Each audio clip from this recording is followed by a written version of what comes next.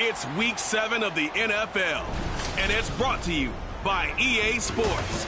It's the Titans and the Saints, and it's all up next.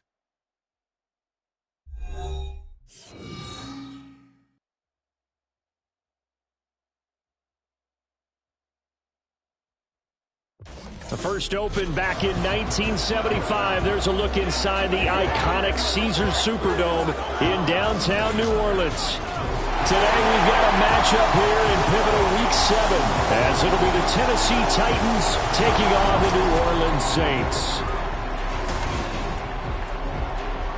With Charles Davis, as always, I'm Brandon Gaudin. Charles, you talk about storylines in this one. I think it begins and ends with our two quarterbacks, certainly two of the best in the business. And nowadays, I don't think you can get by for long periods of time without a top-flight quarterback. The way the game is played, with all the responsibility he has and how the game flows through him, if he's not on the top of his game, your team's not going to benefit at all.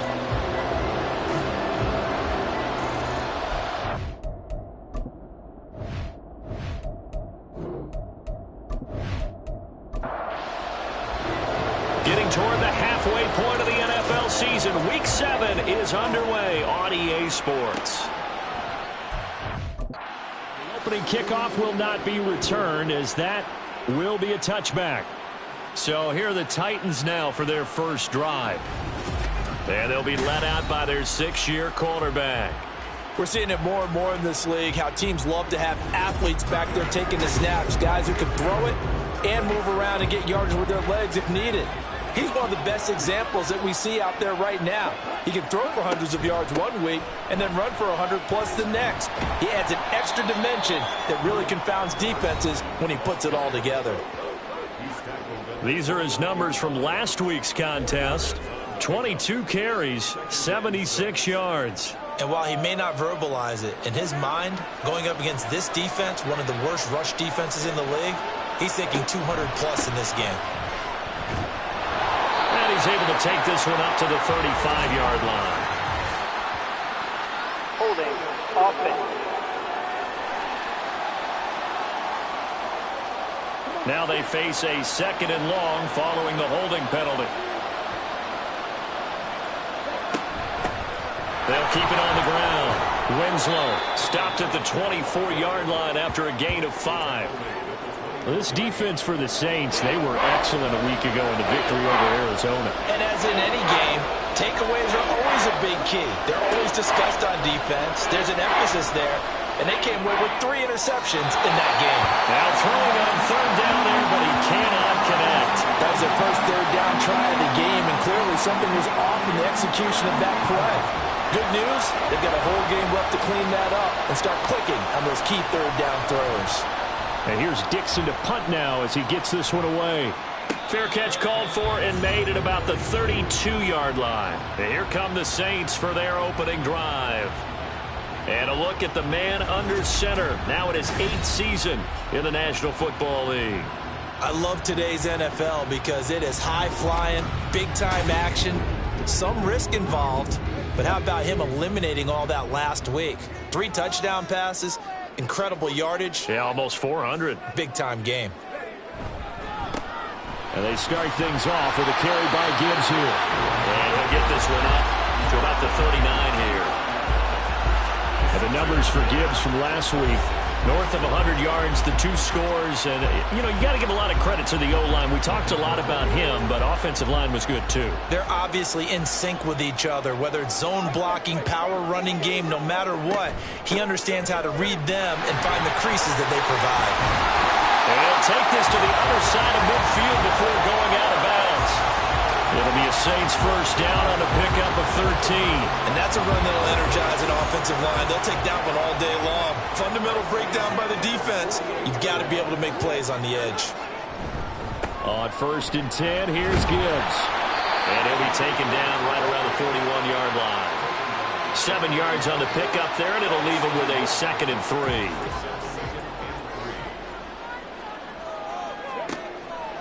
Now they'll switch it up here and look to throw. Now incomplete. It's tanked down. 7 yards there and a first down.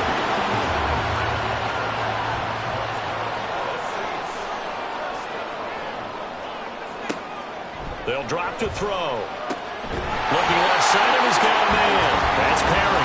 And they'll get this one down to about the 20-yard line. 14 yards is the pickup, first down, New Orleans.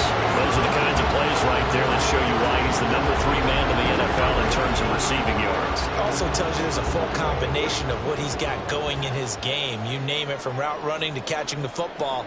That's why he's able to produce those types of numbers. And he's got him. It's caught in the end zone. Touchdown, New Orleans. A.T. Perry with an amazing diving catch. And the Saints will jump on top of the game's first score here this afternoon. Well, these guys have won 3 straight ball games and another good start to this one, out to the 6-0 lead. And I've talked with so many different coaches, as have you, along the way, and they always talk about winning streaks and the mood of a team and how much easier it is to actually prepare during that time. Guys are sharp, guys are focused, everyone's feeling good, and we're seeing it early in this one. Groupie able to add the PAT, and it's now a 7-0 game. The ball upright on the tee, and the Saints kick team booms it away. And he'll elect not to return this one, so they'll bring it out to the 25 on the touchback. The Titans coming back onto the field for their second drive. And they are winners of 2 straight games as they've climbed back to 500 now on the season. And you and I both know this can be a tough team to figure out sometimes, because I remember a few weeks ago you and I having a conversation where we both thought that this was a season they could get away from them pretty quickly. Obviously not. They went 3 and out on their first drive. Things already looking better here. 1st and 10.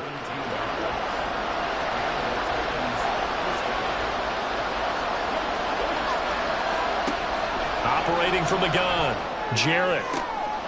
And the reception made by Green.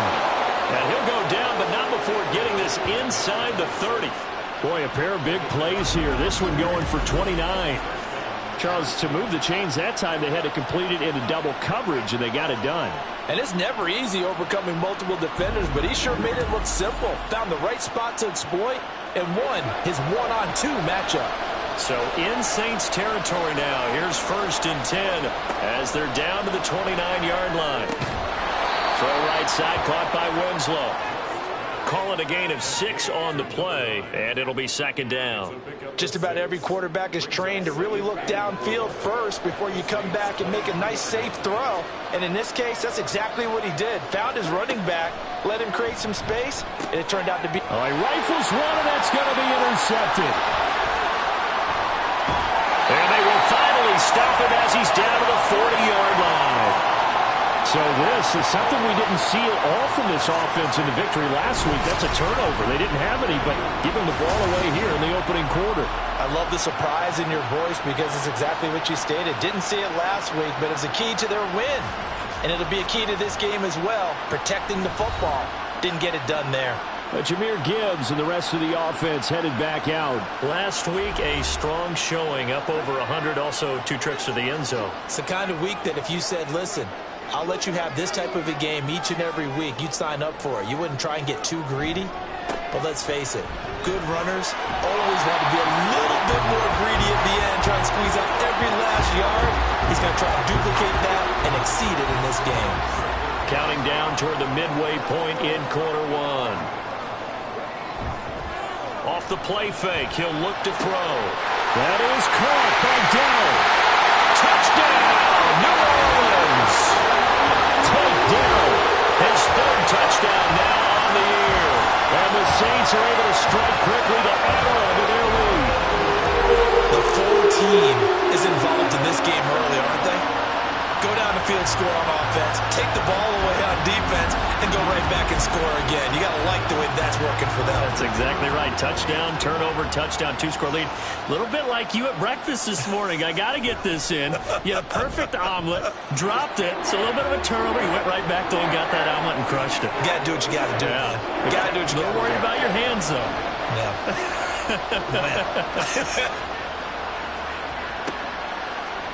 And he won't return this one. He'll go down to a knee, and they'll start at the 25. The Titans set and ready to go on offense. They find themselves in a good-sized hole here, and a good-sized hole early on in this game as they come up on 1st down.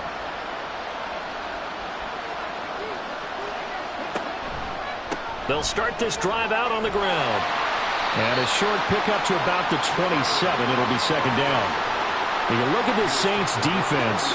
They interplay one from the bottom, number 31 in the league, Charles, against the run. And that's been an Achilles heel for them all season long, being able to play against the run, being able to slow teams down. But it's not just that. When you give up big chunks of yardage in the running game, it also opens up the passing options for the team you're playing as well. So typically, when you don't play the run well, you're getting hit in all phases. Here's 3rd and a few inches.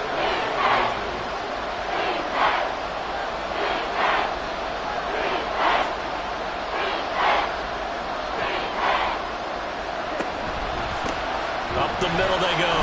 Winslow. And he's going to have the 1st down at about the 38. Only 3 there on the pickup, but that's enough to move the chains. Well, they came into this game saying it was important that they set the tone and show that they can run the football. I believe that they've done that here in the 1st quarter. Right back to him on 1st down. And he is met in his tracks behind the line of scrimmage. 2 yards the loss, 2nd and 12. What do you think, Brandon? I like the intensity this defense is showing right here in these first few drives. They're not just holding the line because they're doing their job, but they're doing more than that, aren't they? They're getting a nice push into the offensive backfield. And a great example right there for the loss on the tackle. 3rd down, now even tougher. 3rd and 13 after that loss of a yard. This defense is a difficult one to prepare for, one of the best in the league. They'll come at you from all angles, and they did a nice job there stopping him for a loss. That is caught. And it's a Titans touchdown. A big play there. 65 yards. And the Titans have got it back to within a score.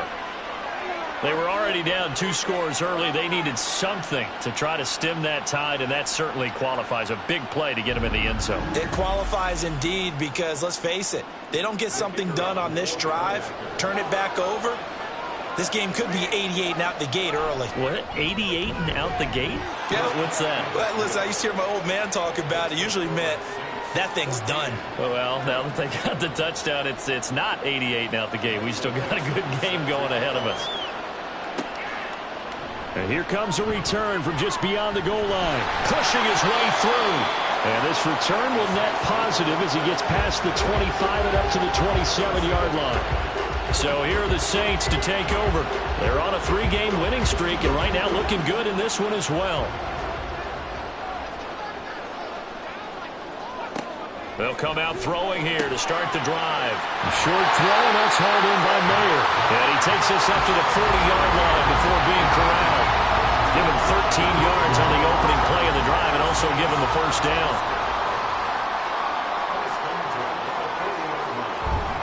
Counter play. Here's Gibbs. Nice little juke. And he gets us to the other side of midfield across the 45 before going out. 47 yards rushing for him now, and he's carried the ball just 5 times. This running game's so important for them, and they know that. It helped lead them to a victory last week when he was over 100 yards. Let's face it, it's their identity, and that's what they want to play to. They want to be that team that runs the ball really well each and every week, and right now we're seeing a pretty good pattern of that happening. Defensively, a solid response after giving up back-to-back first downs. Here's 2nd and 8. Gets it downfield to Mayer. Touchdown, New Orleans. Michael Mayer, 42 yards. And the Saints go up by 2 touchdowns. Well, still in the first quarter, and look out. I mean, they are on pace for over 80 points in this game. I don't know that they'll get there, CD, but this has been impressive to watch so far. That certainly would be history in the making, wouldn't it, partner? But we're here to actually watch and see if it actually happens, although, like you, I have my doubts, but they are firmly in control of this game. A point after, good by Groupie. And it's now 21-7. So that drive, 4 plays. And it was finished off by a Michael Mayer touchdown grab. And no chance to get away as they'll get him down at about the 17-yard line. And the Titans getting set to go. A strong showing their last time out. They scored the touchdown, but Charles, they looked up and they're still down double digits, so you feel like just to keep pace, this drive probably needs to end in the end zone as well. Yeah, and I think the best move for them is to not worry about how far they are down on the scoreboard, but to just remember the last drive and how it ended. Go ahead and try and repeat that. Then you can look at the scoreboard and see where this game is. A gain of 8 there on the play, and that'll bring up a 2nd down in just a couple.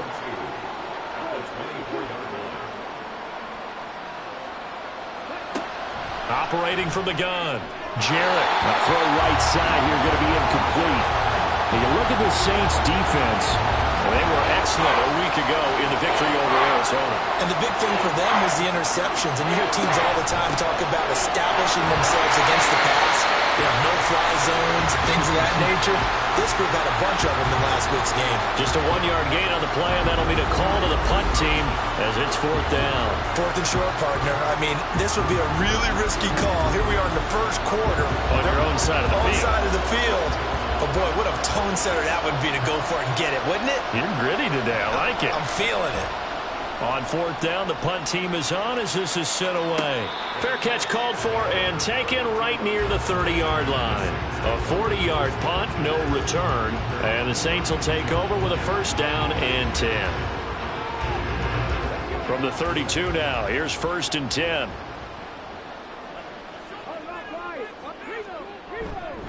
Drive starts with a run from Gibbs. Oh, that's just not fair, and now room to run.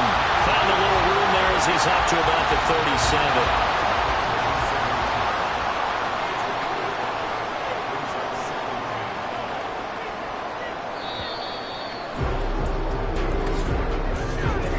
Pretty wild first quarter. 21-7, our score. Ready for the second quarter from New Orleans. It's the Saints in possession. Here's 2nd and 5 now from the 37. As they've got it as we resume action. 2nd down, and they go back to Gibbs. That one a first down pickup of 8.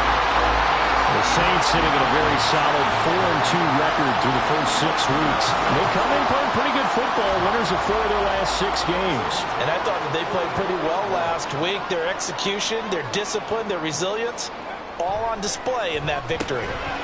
Now this one to his tight end out on the right side. Will go down as a gain of 6, and that's going to bring up 2nd down.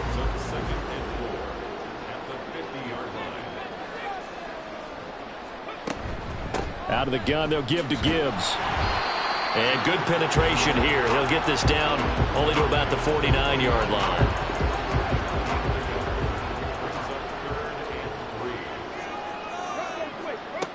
On 3rd and short, they'll try and pick it up through the air. And he'll be taken down, but he does have first down yardage. It goes as a gain of 9, and it moves the chains. Would it be safe to say that as precise as routes are supposed to be run in the NFL, maybe they're not quite as precise in college ball? That's accurate, yeah. And I think we saw a college route in the NFL there. Just find the soft spot, find the dead zone, and find the first down. And that's what he just did. And just 3 yards on the catch there. He couldn't get away. And it's 2nd down.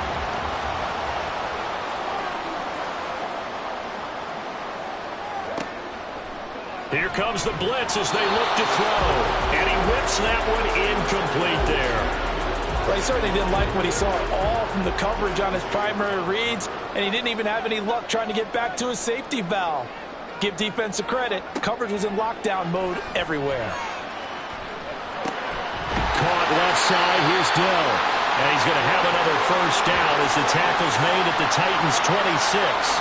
Give him 10 yards there as this offense is on a roll. This drive continues to plunge forward.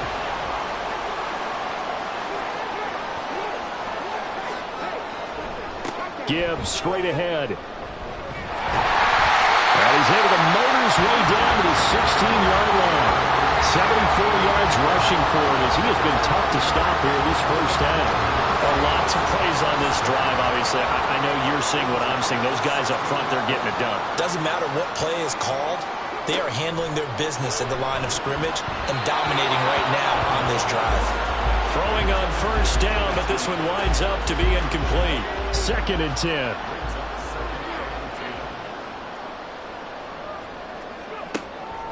He'll look to throw. Touchdown, Saints! A.T. Perry, his 2nd touchdown of the game, giving him 12 on the season. And the Saints take a 3-touchdown lead. In the second quarter, and already his 2nd touchdown reception. Absolutely the definition of a difference maker here in this first half. Clearly one of his quarterback's favorite targets in this game, and I figure he's going to draw a little more attention and coverage moving forward. Here's Groupie for the PAT. He knocks it through. It's 28-7. A pretty long drive that time. 11 plays all told. And it ends with a touchdown for New Orleans. Set now to kick this one away, and off it goes. The return man down to a knee, and this will come out to the 25-yard line. The Titans offense now, they get ready to do battle again here. They're down 3 touchdowns to this point, needing to put something together as they have it 1st and 10. Throwing to start the drive. Jarrett. And this one is going to be off the mark, too far out in front. I think you put just a little bit too much heat on that one. When you throw it to the outside, you do have to be careful because you got to keep it away from the defender, but you also have to give your own guy a chance too. And 2nd and 10, he'll look to throw again. And he drops it incomplete, and their struggles continue here. That's some good closing speed there defensively because that looked open for a minute. But that's great work with the ball in the air. Never gave up, converged on his man, and broke the play up. Now yet another incompletion here as they fail to connect on third. So another incompletion there. He's hitting on fewer than half his pass attempts in this one, and that is not a winning formula. Yeah, so let's make sure we give a little bit of credit to the defense here. They've given him a lot to think about, a lot of different looks, and he seems a little bit confused trying to complete passes. So a change of possession here on the punt. And they will take over 1st and 10. The New Orleans offense set to take over. Everything right now that they touch on this side of the football, it seems to turn to gold. They've scored on 3 straight possessions. That lead continues to grow. And, I mean, if they can get points here, Charles, might almost be an insurmountable comeback for the other side. I think you make a great case for that, so I'm going to flip it over to the other side. Could they make the big comeback? Certainly. Am I expecting it? Not at all. I think if we don't see a drastic change in how they're playing, this blowout's going to get bigger and bigger before the final gun. And he's taken down but able to slip across the 35. He's exceeded his receiving yards from a week ago, and we're still in the first half. It's a first down.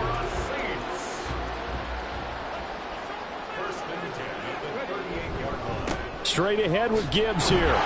And he's going to take this ahead for right around 3 yards, but no more than that. 2nd down.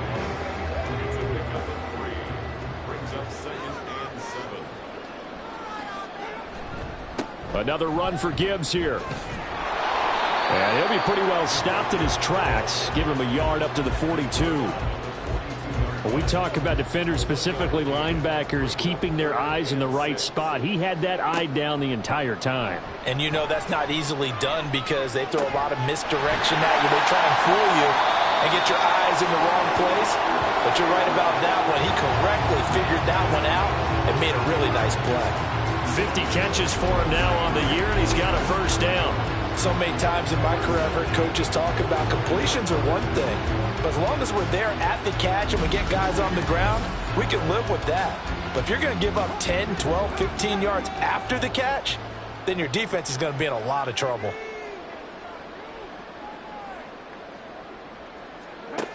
They'll look to throw here on first down. Finds Gibbs on the check down. That's good. The completion there for 7 yards, and it'll be 2nd down. And I like the idea here. Get the ball in his hands, even if it's in the passing game. 3 catches a week ago, and he does a nice job here to pick up yardage. Now a toss left side into the hands of his tight end. Now a timeout here, at least for the moment. Looks like one of the Saints is injured, shaken up on that last play. Well, the medical staff is going to come out here and take a look, and we will take a short break. So they'll come up 1st and 10 now from the 33.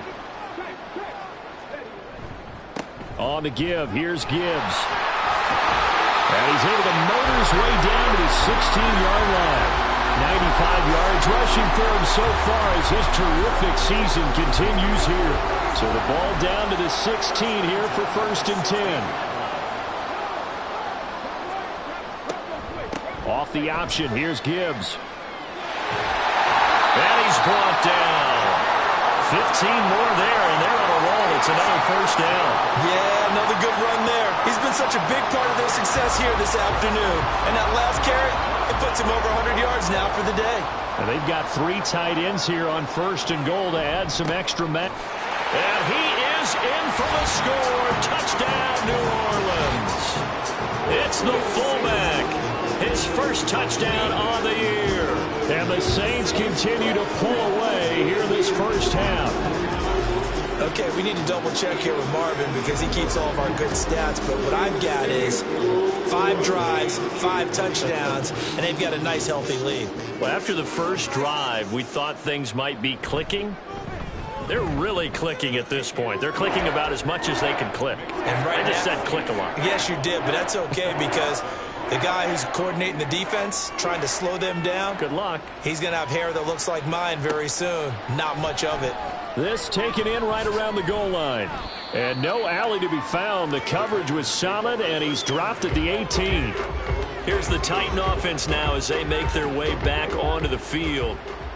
These guys definitely hoping for a better showing than their last appearance. They couldn't really even move the football much beyond the shadows of their own goalpost, Charles. We'll see if they can get a better, more sustained drive going here.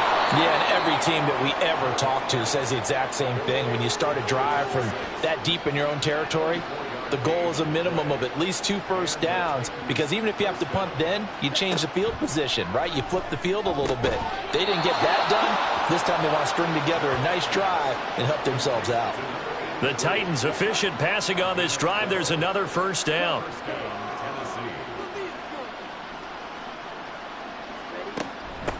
Now a handoff up the middle.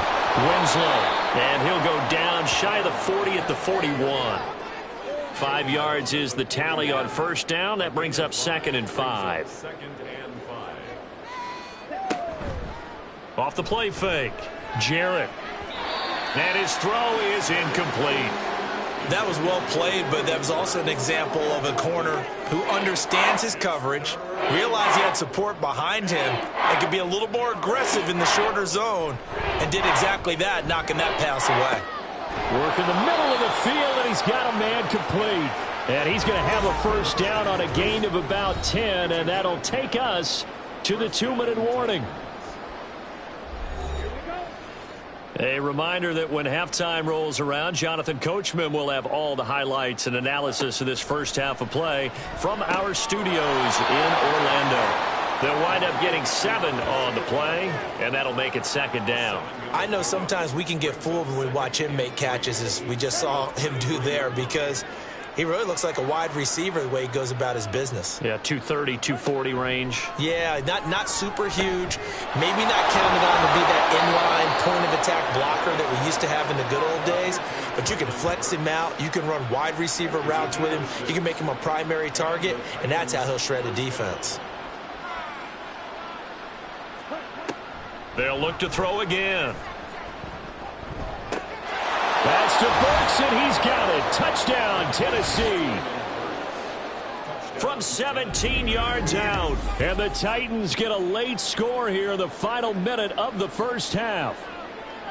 Well, that touchdown certainly helps, but they've got to go ahead and convert, get to the half, and figure out how to keep chopping down this lead in the second, don't they? Yeah, they still need to regroup, and they still need to end the second quarter strong. A little bit of time left. Extra point right down the middle, and that'll cut the lead back down to 21. There's the Titan kick team as they run up and send this one away. Taken at the goal line. Oh, a good return up past the 30. Still going. One man to beat. And he will score. Touchdown, Saints. I know a lot of special teams coaches, they just want to keep it away from him because that's what he can do. And others have egos that their players can't keep up with. And they say, challenge him. Kick it to him. The way he runs as fast as he is, I wouldn't challenge him at all. I'd do everything possible to keep it away. He is just a blur when he gets a full head of steam, and he got a full head of steam there. Groupie able to add the PAT. And the route is on here in this first half. So now the other return teams out there as they'll try to duplicate what they just saw. From a couple yards deep, he'll bring it out of the end zone. And he will be brought out here inside the 20. Good coverage as he's dropped at the 17. The Titans going to go back on offense here late in this first half.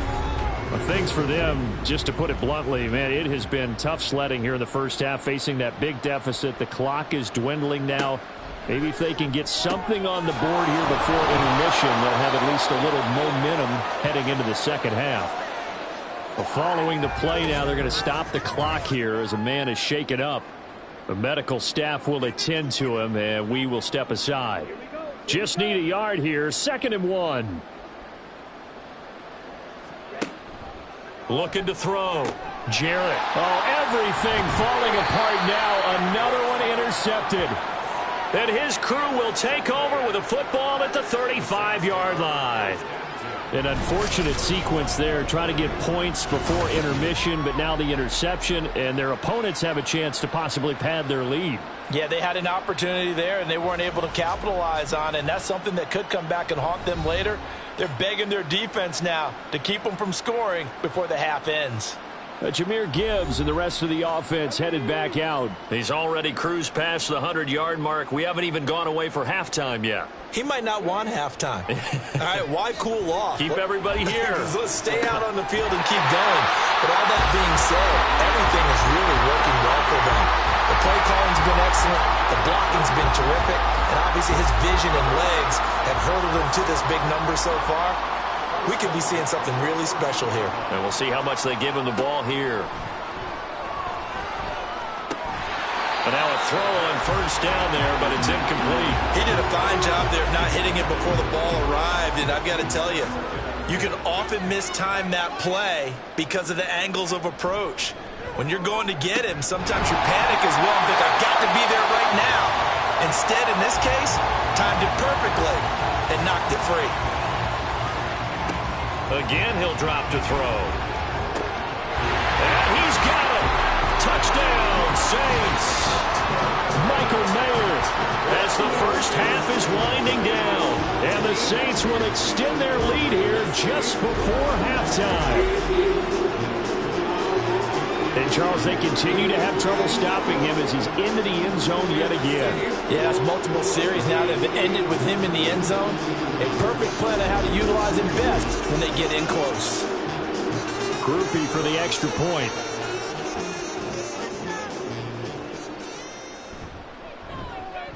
And the route is on here in this first half. Just a 4-play drive that time. And it was finished off by a Michael Mayer touchdown grab. So not much time to speak of remaining in this first half as the kick's away.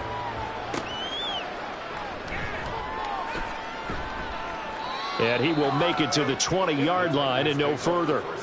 The Titans offense set to begin the drive. And with 8 seconds on the clock, really not a lot of time to try to put anything together.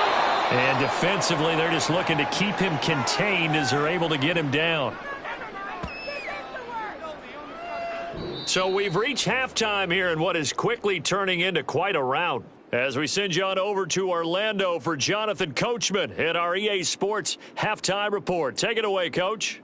Okay, Brandon, thanks very much. A lot to get to here as some of the division races starting to take shape as we look around the NFL here in week number 7. We begin in Charlotte, a good NFC matchup between Seattle and Carolina. And it's the Seahawks who have the lead in that one. The Seahawks trying to hold on and claim victory. From there, we're off to check out another game. And it was the visiting Jacksonville Jaguars that go home with the victory. Trevor Lawrence leading the way with a couple of touchdown passes in the victory. Finally, we finish at MetLife Stadium to see what's going on with the Jets. And that game all tied up as they host the visiting Giants.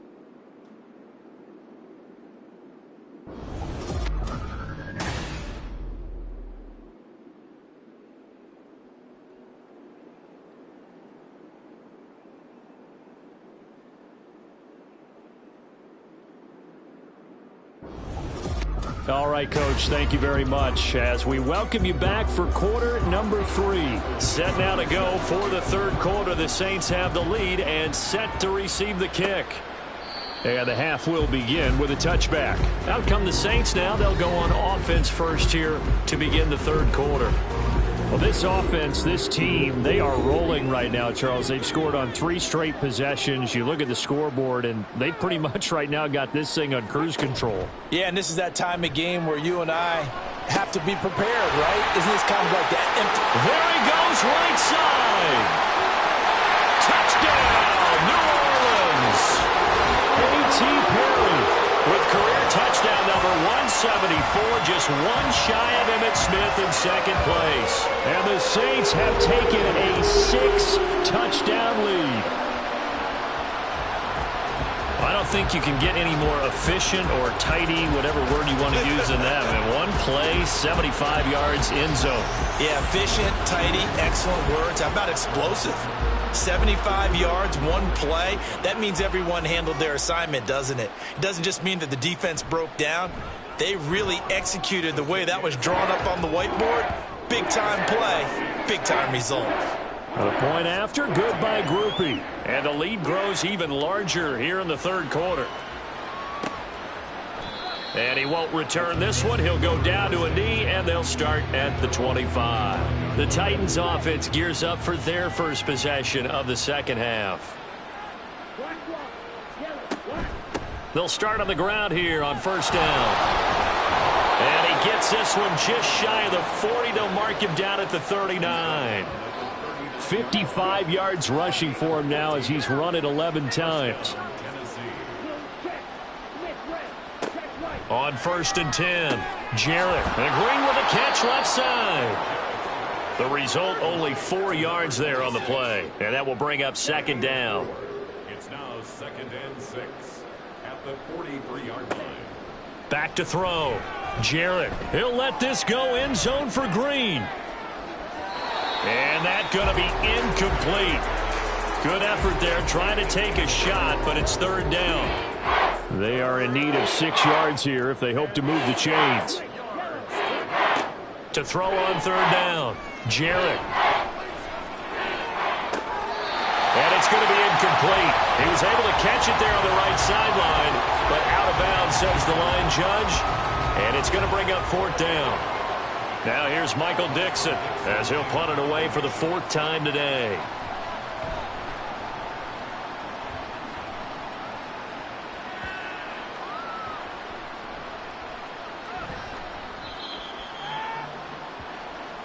Back out onto the field now comes the New Orleans offense. Well, partner, you know, coaches always say that every play is designed to score a touchdown. Sometimes that's not really true, but last drive, that was the case. One play to get into the end zone, and now they'll try to duplicate that success here. And it's rare for those moments to happen. Incredible when they do. And you saw the celebration. Pure, unbridled joy after that one. Here's a 2nd and 8. And off now to Gibbs. Fights off the defender. And a decent move, but brought down quickly just outside of the 5-yard line. It's a 4-yard pickup there, and it leaves him with 3rd and 5.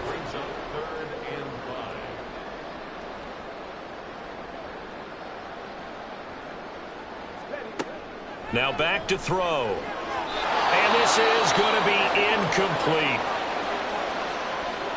Here comes the Saints punter now, as his first punt will come from inside his own end zone. They only punted twice in the win last week as he gets this one away. It's a 46-yard punt, 2 on the return, and it'll be Titan football. Here's Tennessee ready to begin this drive offensively. Well, we're still in the third quarter, so there's some time to kind of clean this up and make it look more respectable now. A win, that's probably gone out the window, Charles, but I don't know. Do you look at this as a time to just improve and maybe start to look towards the future? I think you have to find something to play for, something to grasp onto until the clock runs out. But, Brandon, we've been around this game a long time. This is an outlier. You don't get many blowouts like this no matter how the game looks on paper going in. This one has turned out to be everyone's worst nightmare realized. Throwing on first down, Jarrett. On the out route, he's got Burks. So the completion results there in 9 yards, and it'll bring up a 2nd and short. It's a gain of 9. Brings up 2nd and a yard. Looking to throw. Jarrett, a short throw taken in by Okonkwo. First target, first catch, and a first down. 8-yard pickup. And the Titans first down.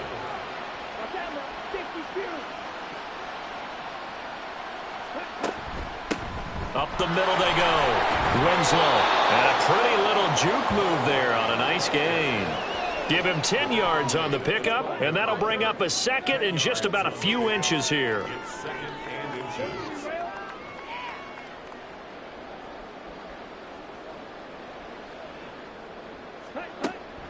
Back to throw.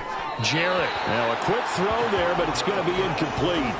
A lot of times it's that first read that you had. Maybe you get it in pre-snap, and he locked in on his target, but he was covered quite well, and that one's incomplete.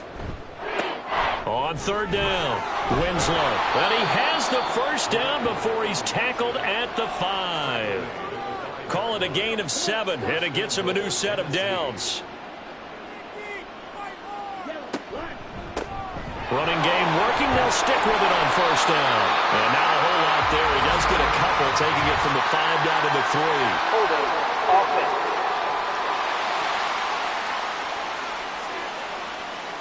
A terrible spot for a holding call as they'll try again, but now from further back on 1st and goal.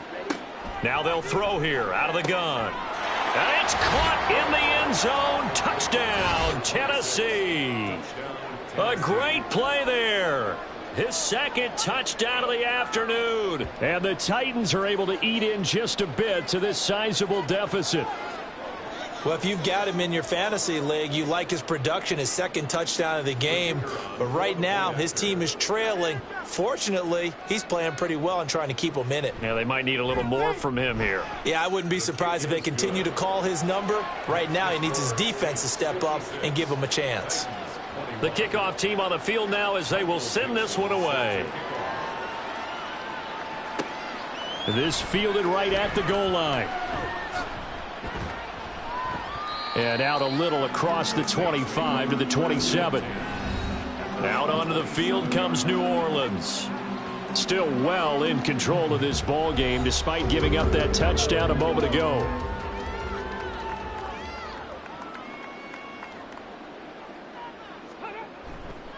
They'll start this drive out on the ground. Up past the 30, second down coming up.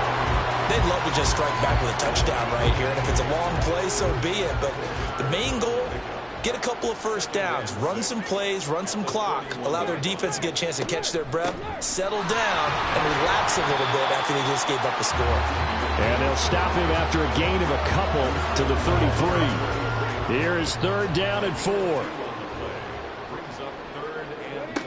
He'll drop to throw. Pass taken in by his big tight end. And he is going to have a Saints first down as they're able to get the third down conversion. Normally on third down and short yardage, you're thinking to throw to your tight end. It's just going to be a simple chain mover. But this time they let him roam down the field, and a nice dart picks up the first down and then some. On first down, he'll drop to throw. Throw left side complete. That's Perry. And he'll go down, but not before getting this inside the 30. Chewing up big yardage. Another nice gain there. This one goes for 20.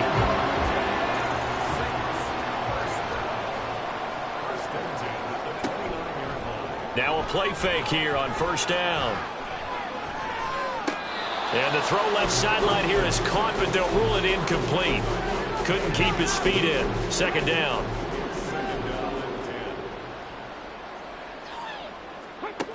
Back to throw again. Got a man, and he hits him in stride. And he's going to have another first down as the tackle's made at the Titans' 18. It's a gain of 11 yards that time, and it produces a new set of downs. They'll stick with the passing game as he looks to throw. And he's got his man in stride, complete. And the Saints are going to be set up with a first and goal coming up as they get him down at the 6-yard line. First and goal at the 6-yard line. They'll run with Gibbs. And he'll take it into the end zone for the Saints touchdown. Jahmyr Gibbs with career touchdown number 163, that moves him past LT and into third place all time. And the Saints are pouring it on. So that's now 10 touchdowns for him on the year. He's into double figures, and we're not even to the halfway point of the season yet. Partner, doesn't this speak to how well he works with this offensive line? And they know he doesn't need a giant alley to run through. He just needs a little seam. And he's so good at being patient, waiting for things to develop, and then accelerating when it does appear. The ball upright on the tee, and the Saints kick team booms it away. From a yard or two deep, here comes a return. And that decision to bring it out ends up not being a good one. Cost him about 5 yards as he's tackled at the 20. Tennessee offense set to go again. And right now, Charles, it just feels like they're trying to keep pace. They did score the touchdown last time out, but they still trail by double digits here. We'll see if this offense is once again up to the task. Yeah, and I think that after the last drive, they've got to be pretty revved up, don't you think? Everything they were doing was working pretty well. They go back out there with the same mindset, play at the same tempo and the same pace. Still a lot of time left to make something happen in this one. On second down now, Winslow. And he's going to get this one across the 30-yard line. 13 yards is the pickup for Tennessee and a first down. A gain of 13 yards. First down, Tennessee. He's going to try and do this himself. And he'll get this one up to about the 39 here. And hold on here, because on that last run, it looks like we have a player who was shaken up. Well, now they're going to come out and take a look at this injury, and we'll be back in a moment. Ball on the 39. Here's a 2nd and 4. Now they'll switch it up here and look to throw. Well, that'll be incomplete. Well, he took a shot as he let that go, and it's going to bring up a 3rd down.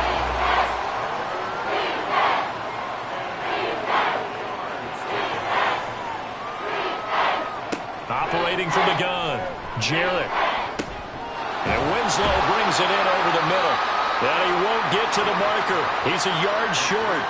A pickup of 3. It leaves him with 4th and 1. How about that strategy there, Brandon? 3rd down. They just said, we've got faith in our tacklers. We'll give you the short stuff, and just decided to protect the sticks. So every time I hear fans telling me tackling's not a part of the game anymore, plays like that, I can clip and save and show them you have to tackle well if you want to be a good defense. It'll be a 39-yard punt, no return. And out will come the offense as they take over.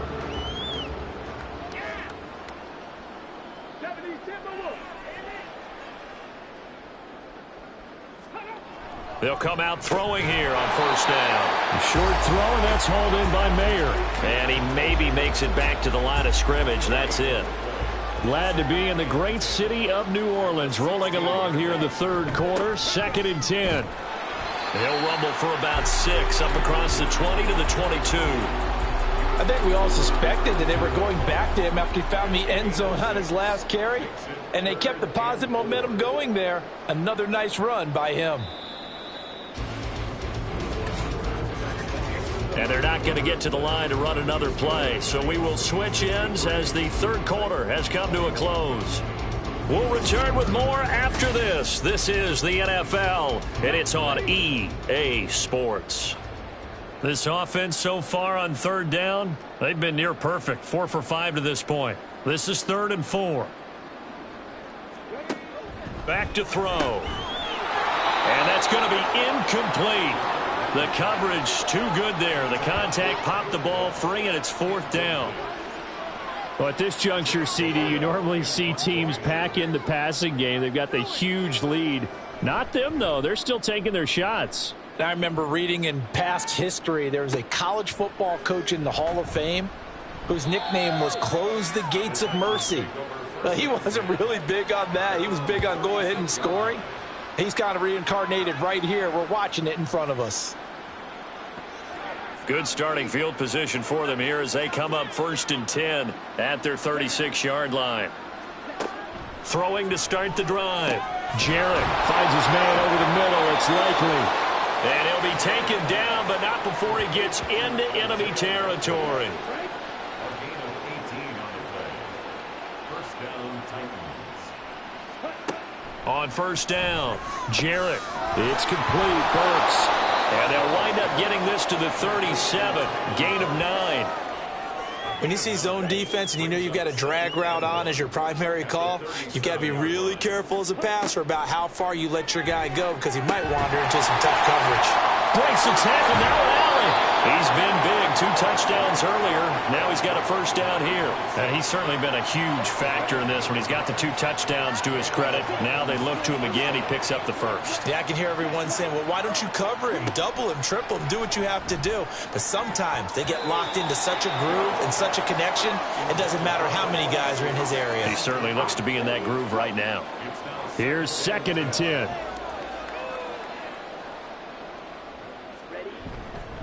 Off play action. Jarrett, pressure applied, and he's going to be taken down. They sack him back at the 33-yard line. Kayvon Thibodeau, the outside linebacker, dropping him for a loss of 6. Now on 3rd and long, they'll look to throw. And that will be incomplete.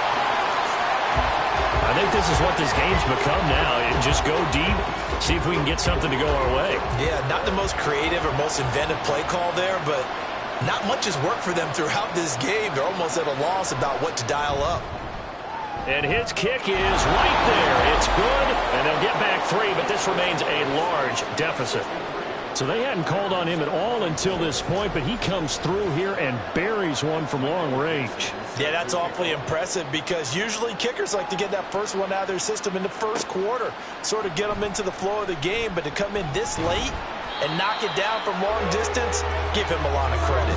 And able to get this across the 20, but not much further as he's dropped at the 23-yard line.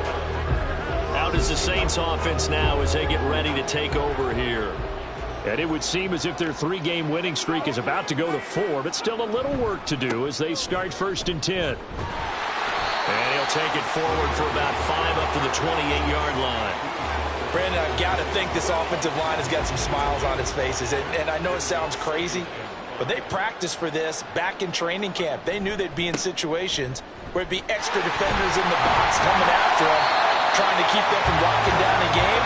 Right now, they want to show the world they're up to the challenge. They picked up 5 yards last time. Now they double it and get 10 here. So from the 39 now, they'll come up on a 1st and 10.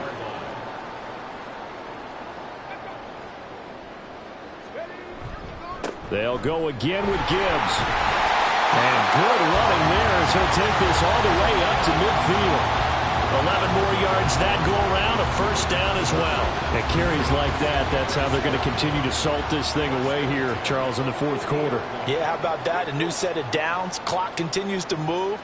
No better way to close out a game than to tap those mastodons you have up front and say, guys, keep pounding them. Let's keep the ball, keep their offense on the sidelines, and let's close this one out.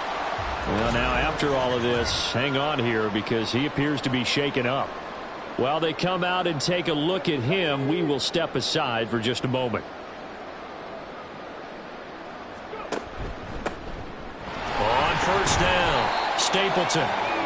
Give him 5 on the carry there, and it'll be 2nd down. This drive is pretty clear. Almost feels like old school fundamentals, doesn't it? Want to impose their will on the defense. What's that, 5 straight runs? Yeah, 5 straight carries to start this drive, and like you said, the way it's working, they may just stick with it. And he is going to be stopped cold behind the line of scrimmage. It'll go down as a 2-yard loss, and it brings up a 3rd down. So 7 yards from the first down here as they come up to the line of scrimmage.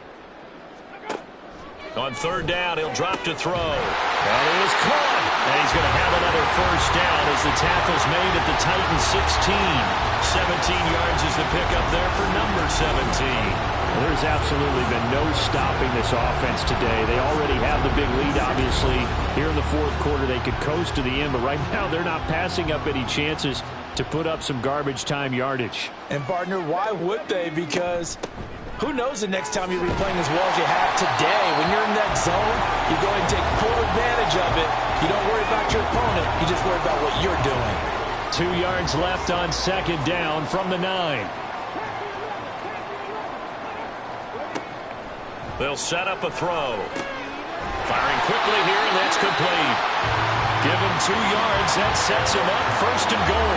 And a good quarterback facing zone coverage, if he has just a little bit of time to survey the scene, that's what's going to happen. No doubt about it. If there's no pressure, he's going to continue to pick them apart because he'll have all that time to find someone open downfield. He can only cover for so long.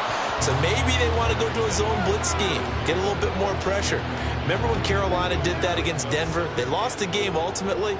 They dropped the defensive end out, and he ended up with an interception in that game in Super Bowl 50.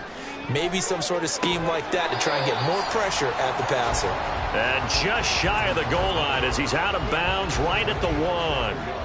3rd and goal as they look to pour some more salt in the wound. And they'll turn to the power game to try to get in. And he takes it across and into the end zone. Touchdown, Saints. A great effort there. His 2nd rushing touchdown on the year. And the Saints add 6 more to their point total, and they're on cruise control right now here in the 4th. And this will not be brought out. It's a touchback. The Titans now just about ready to take over. Their mini 2-game win streak appears it might be going by the wayside unless they can pull a rabbit out of their hat. Throwing to start the drive. Jarrett. And he'll get this one complete to Winslow. And he's going to be dropped following a pickup of 7 past the 30 to the 32. And a really nice play call there to start the drive, especially if you're a team that has a little bit of a reputation for throwing it downfield. You come out and you think maybe you can catch them off guard a little bit, and they did. Little screen pass, backdoored them, and that time worked well for a solid gain. Yeah, he's going to be out of bounds, but not before he takes it inside the 40. A gain there of 30 big ones. So how about that for a chain mover? They're all the way down inside the 40 now for 1st and 10. Looking to throw. Jarrett. This one caught by Winslow. And they're going to be set up down around the 15-yard line. Call that a very strong gain of 24.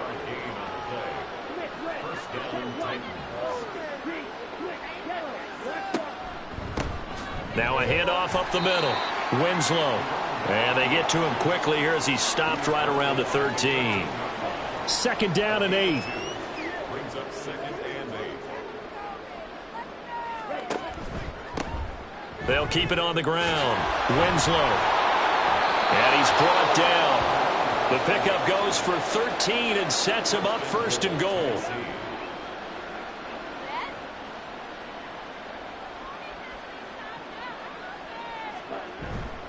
Off the play fake. Jarrett. And they're going to get to him. A sack.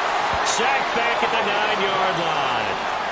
It'll go as a loss of 8 and a tough result there on 1st and goal. We all know he's one of the better quarterbacks in the league, but definitely not today. His team trailing by multiple touchdowns and a late sack. Just a parting gift from the defense for him to take back to the locker room with him. Now from the 9, here's 2nd and goal. Back to throw. Jarrett. And he is going to lose yardage here. 3rd and goal, trying to make that scoreboard at least a little more respectable. Looking to throw. Jarrett. And that is incomplete. That incompletion is not a surprise with the way that this one has gone, and the frustration, the body language is evident everywhere. This team, they've really been put through the ringer in this one.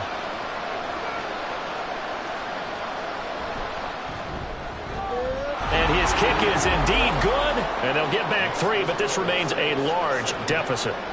Well, in the grand scheme of things, those 3 points likely not going to matter much, but I guess they get a little closer, a little more respectability. Yeah, you're exactly right. They've been outplayed all game long, but like my mom used to tell me all the time before I went out, dress up a little bit, son. Make yourself respectable. And that's what they're doing here. They're just dressing up the final score. Now that should give him a spark. He's across the 40 to the 43. The New Orleans offense set to take over. Now they are really in the driver's seat here, enjoying this lead late in the 4th quarter. The defense does have all 3 timeouts, but at this point, doesn't look like it's going to matter much.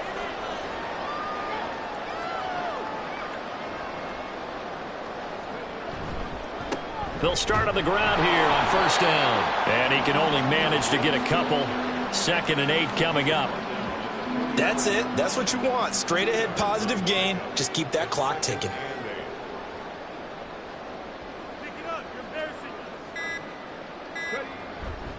Second down, and they go back to Gibbs. And a minimal gain here as he's up to about the 47-yard line.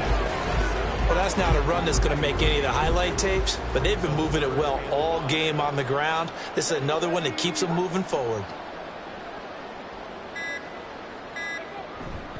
On third down, here's Gibbs. No gain there on the play, and that's going to leave him with a fourth down.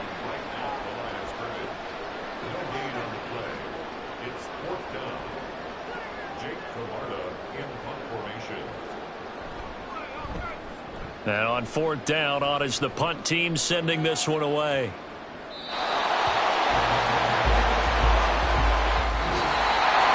A higher scoring game, Charles, than we typically see in the National Football League, but fun to watch these offenses. They were really clicking. It seemed like everything that they dialed up worked. Yeah, it certainly was fun to watch from our perspective. How'd you like to be those defensive coaches, though? That wasn't a blast for them at all. And let's face it, they all game plan, they all scout, they all think they're prepared. But executing and stopping teams, that's another matter entirely. So for New Orleans, the win moves them up to 5-2 now on the year. And they'll get to stay home again next week. Meanwhile, for Tennessee, they fall a game under the 500 mark at 3-4 through 7 games. And they'll look to regroup next week as they head to Houston to take on the Texans. So for our entire crew, alongside Charles Davis, I'm Brandon Gaudin. Thanks for watching, everybody. We'll see you next time.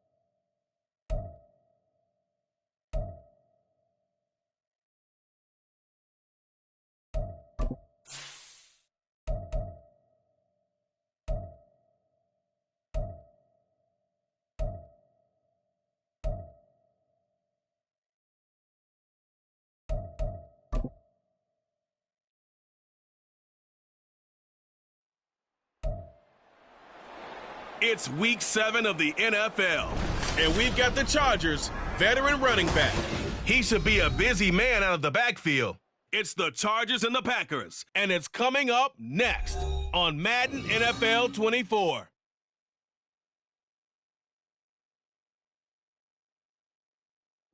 It was once just an idea until breaking ground in November of 2016, and now here it is in all its glory. Spectacular SoFi Stadium.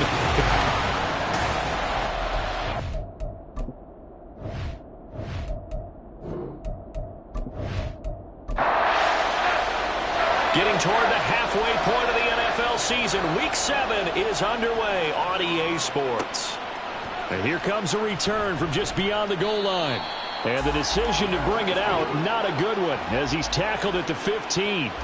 So here comes the Packers offense now onto the field. They'll be led out by the former number 3 overall pick back in 2021. It's Trey Lance. In recent years, we've seen a lot of love for North Dakota State in the NFL draft. And Trey Lance, he's a great example of what the Bison are sending to the league each and every year. This guy looks like a franchise quarterback. He wants his opportunity to prove to the league. And that closed up quickly there as he gets it up only to about the 17. They work now on 2nd and 9. They fake the handoff. Now Lance. Well, it's a shuffle pass, and it's complete. And he works it across the 25 before being tackled. 11 yards and a Green Bay Packer first down. Now a play fake. Lance. A short gain here, maybe a yard to the 29. I think the defense surprised him there with that blitz on first down, but give him credit.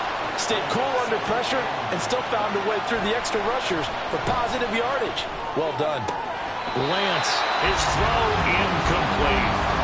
When you talk about the defense for these Chargers, they were terrific last week in the victory over Kansas City. And what I saw on film was nearly an unstoppable pass rush. They had 5 sacks last week, plenty of hurries. So now do you just max protect on offense, keep everyone in, and run? This is caught inside the 15. They're able to convert on 3rd down, and that sets up a 1st and goal. Pretty good timing. He waited just enough for that post play to develop and laid it right in there. And you know what a lot of teams do when they decide to throw a post route? Because it's a little bit longer developing play. They max protect. Bring everyone in, keep the tight end in, an extra back to make sure the quarterback has time to deliver the football. 1st and goal, a chance for an early statement here on the road. To throw, it's Lance. To the goal line, but it's incomplete. Chance is good. He's going to be a very busy guy. 2 catches already in this opening drive, and they were looking his way for a 3rd. I think they put this defense on notice that could be a really, really frequent combination. And it's intercepted at the goal line.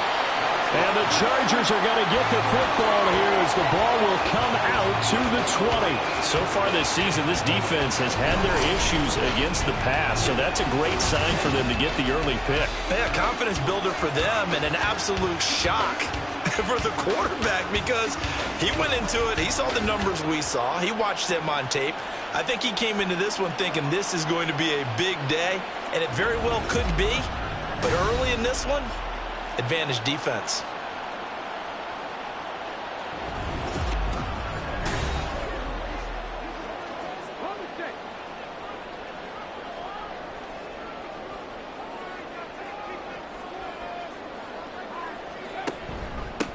They'll start this drive out on the ground. And he is met in his tracks behind the line of scrimmage. 2 yards the loss, 2nd and 12. That was well played there defensively. 2 tight ends in the formation, which essentially gave them 7 blockers up front.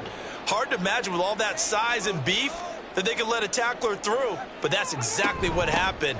A loss resulted. And no luck at all to start this drive as they're going to drop him behind the line for a 2nd straight play. 3rd down, now even tougher. 3rd and 13 after that loss of a yard. And not an easy spot here. They'll be in search of 13 yards to try to pick up the 1st. Now throwing on 3rd down there, but he cannot connect.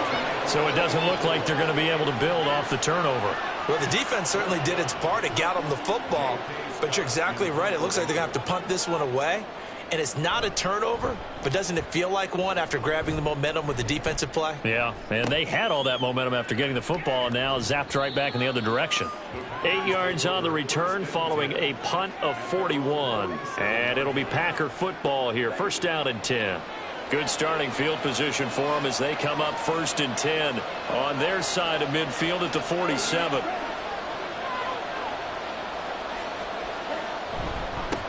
They'll start this drive out on the ground. And the reinforcements come in as they're going to stop him behind the line. That's going to wind up a loss of a full 3 yards on first down. A 3-yard loss to start the drive. They'll look to make that up and then some on 2nd and 13. Play action. Now it's Lance. And that falls to the ground, incomplete. A nice job of bodying him up defensively. And now it brings up 3rd down.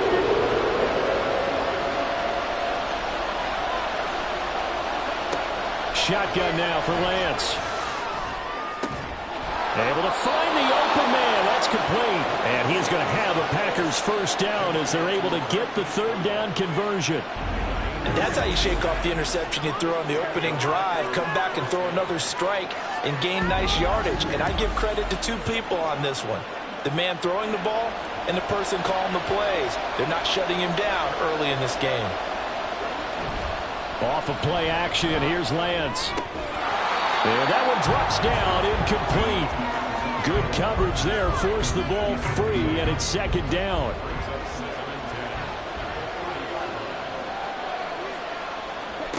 Here's Lance.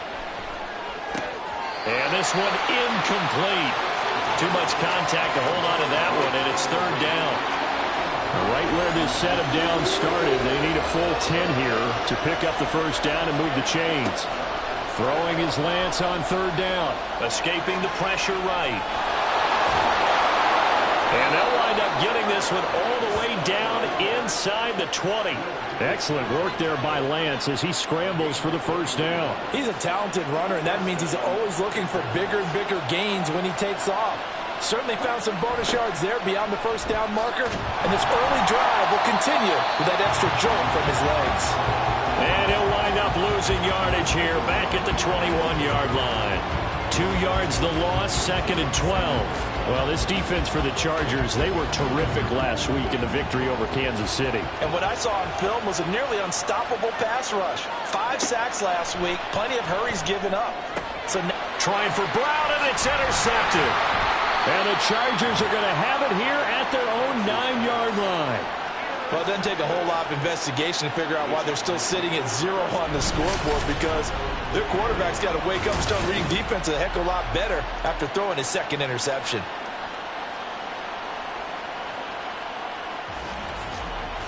The Chargers get set to go here for their 2nd drive.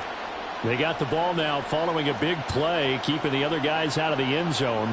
Now they'll start deep in their own territory, 1st and 10.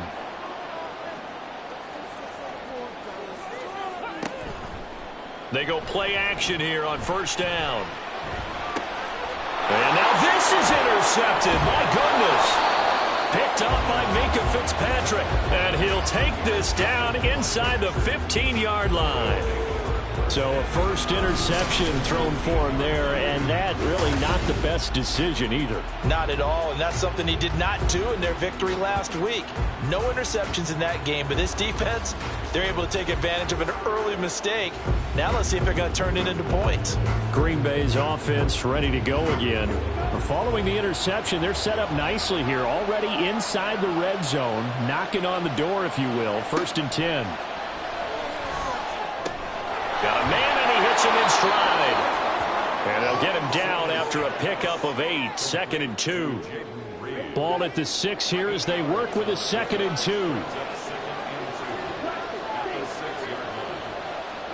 2. Lance looking to throw it. To the end zone, but it's incomplete. Well, we keep stats on everything, don't we? This is one that you don't want to have. That's a 2nd drop right here in the 1st quarter. I was going to say only in the 1st quarter. Certainly a ship that he wants to right quickly. He's got his running back out of the backfield. And the Packers are going to have 1st and goal coming up as they're able to convert there on 3rd and 2. I'm not sure that was necessarily a safety valve or a check down throw on 3rd down. Sometimes just try and find the open guy and get him the ball. He did exactly that. And he'll take this one in for a Packer touchdown. A great play there. His 3rd rushing touchdown on the year. And the Packers take the early turnover and convert it into an opening touchdown. Well, solid blocking up front from the guys on the offensive line allowed him to get in for the touchdown. Yeah, some might say that the guys on the offensive line were in concert. I used to have a coach who called it marrying up, meaning when you get on a guy, you just stay right there, and each guy has his own assignment. That allowed the runner to make the big move towards the end zone. So the Packer kickoff team set to go as they will kick this one away. From a couple yards deep, he'll bring it out of the end zone. And they'll get him down right around the 25, actually the 26 officially, so a net gain of 1 there. The offense for Los Angeles returns to the field. And for this offense, Charles, you got to think kind of crucial here to put something together on this drive, because remember last time out, they threw the interception on the very first play.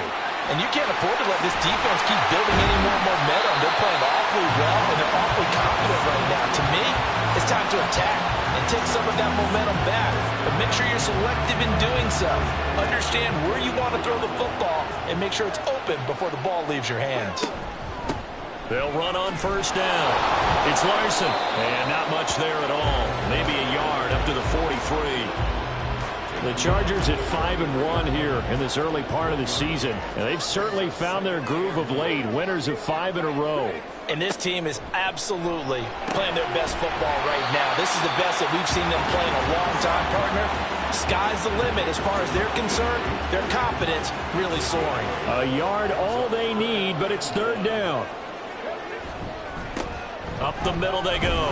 Larson. And that one going nowhere from the start as he's met in the backfield and goes backwards. A loss of a yard, and it brings up 4th. Just a simple run play there on 3rd and 1, but this D was up to the challenge and stopped them, bringing up 4th down. On 4th down, J.K. Scott ready to punt it away.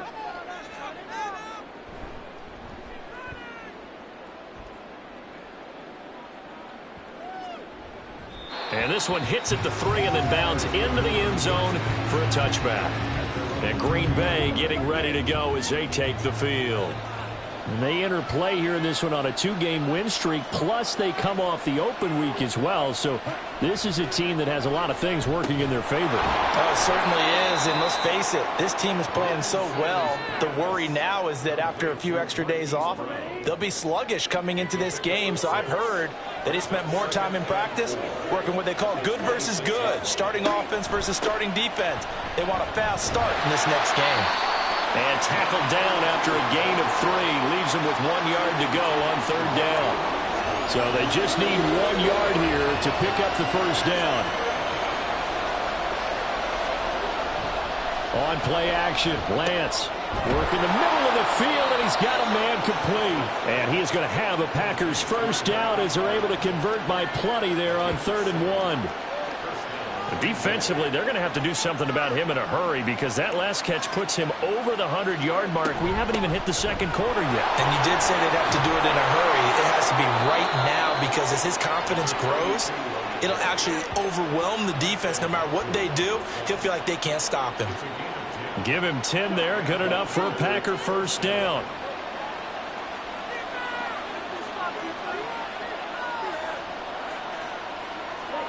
Here's Lance to throw it. And this throw a bit late as he couldn't reach back for it. When you talk about the defense for these Chargers, they were terrific last week in the victory over Kansas City. And the big difference in the game, their ability to force turnovers. Multiple, in fact. Being able to take the ball away, give it back to their offense, the big difference in the game. It was impressive. Now the question, can they duplicate it? 9 yards, not quite enough, and they'll be left now with 3rd and 1. The Lance going to throw. And this is going to be incomplete. Well, it certainly appears that they're going to try and keep getting him the football. It's the third time they've looked in his direction. Unfortunately, haven't completed one yet, but I'm not sure they're going to shy away from him. They feel like they've got something there, and they want to capitalize on it. I think you're right. We're only in the first quarter, so a lot of opportunities ahead. The Charger drive about to get going. Defense got the better of them last series, forcing a punt. See if they make a few changes in the game plan here and try to get points out of this drive. 1st and 10. It'll be a 9-yard gain that time, and it'll also be the final play of this first quarter. After 1, 7-0 on EA Sports. Charger football to start quarter number 2. 2nd down and a yard. As they've got it as we resume action. 2nd and 1. And he fires one incomplete. They're giving him some different looks here defensively in the early going. He's only hit 2 of his first 5 passes. With a big 3rd down coming up, he's hoping he's got a play dialed up that can take advantage of whatever the defense throws at him. On 3rd and short, they'll try and pick it up through the air. He's going to float this one deep right side. It's caught inside the 25. A big play there for L.A.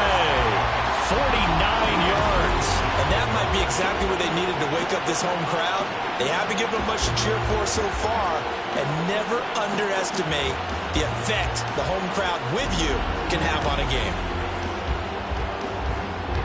So the big play gets them all the way down to the outskirts of the red zone here for 1st and 10. Now a handoff up the middle. Larson, and the running lane's non-existent in this first half as they'll stop him behind the line. Looking at a 2nd and 11 now after the loss. They'll keep it on the ground. It's Larson, and he's going to get this one down inside the 15. 8 yards there on the carry, and now they're left with a much more manageable 3rd and 3.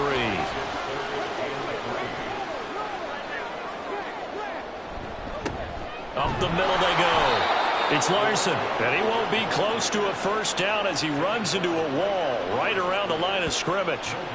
Call it no gain there, and it leads to a 4th down. I apologize in advance, partner, but the beefeaters on the interior of this D-line, you just know they were licking their chops on 3rd and short.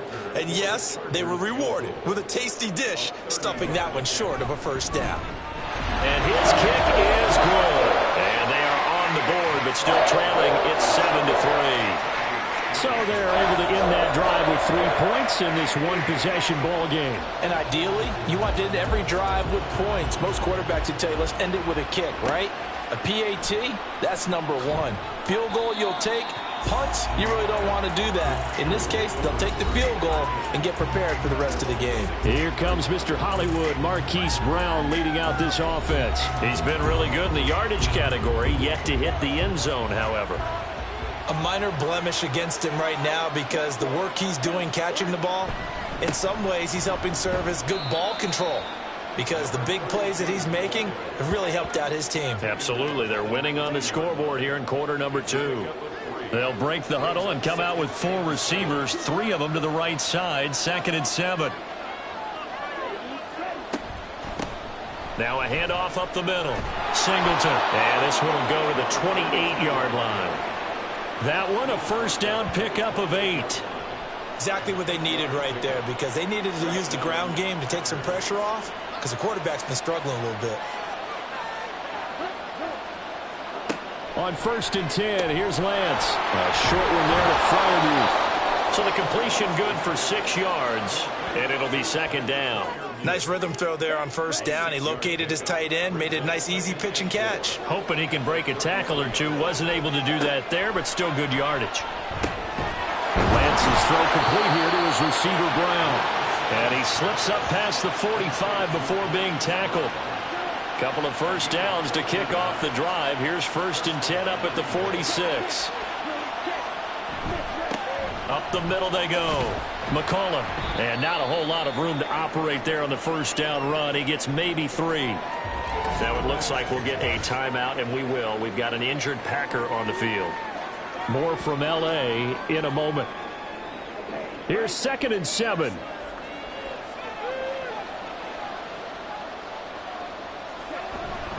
Now Lance on the bootleg. Open man, that's the tight end Freiermuth. And they go backwards here, losing yardage back at the 48-yard line. Now it looks like we'll get a timeout, and we will. We've got an injured Packer on the field. More from L.A. in a moment. The Packers on 3rd down. They have been superb. 5 for 6 to this point. This is 3rd and 8. He's got his target. That's complete. And he's brought to the ground with another first down at the Chargers' 34-yard line. Give them 18 on that play, and Green Bay has the first as well. And defensively, they were in zone coverage there. Do you have to be a little careful? You're losing, playing against a good quarterback like he is, to not play too much zone? Yeah, you have to be careful about how much time you're giving up. I think it's a good point you just brought up. So maybe if you still want to play zone, you go to a zone blitz scheme, and you can drop anyone out of your defensive front, defensive end, defensive tackle. It doesn't matter. You just exchange someone to bring more pressure towards the quarterback and still try and cover downfield. Running their plays over and over during the week can often get robotic for an offense, but on game day they can often flow smoothly, as that one just did. 2 big plays in succession. Not sure this D knows what hit him, but now they got to get ready. It's 1st and goal. Throwing now is Lance. And they're going to get to him. A sack. Sack back at the 9-yard line. Tui Pelotu in there to get him, and that is sack number 6 now for him on the year. Now from the 9, here's 2nd and goal. Working from the gun, Lance.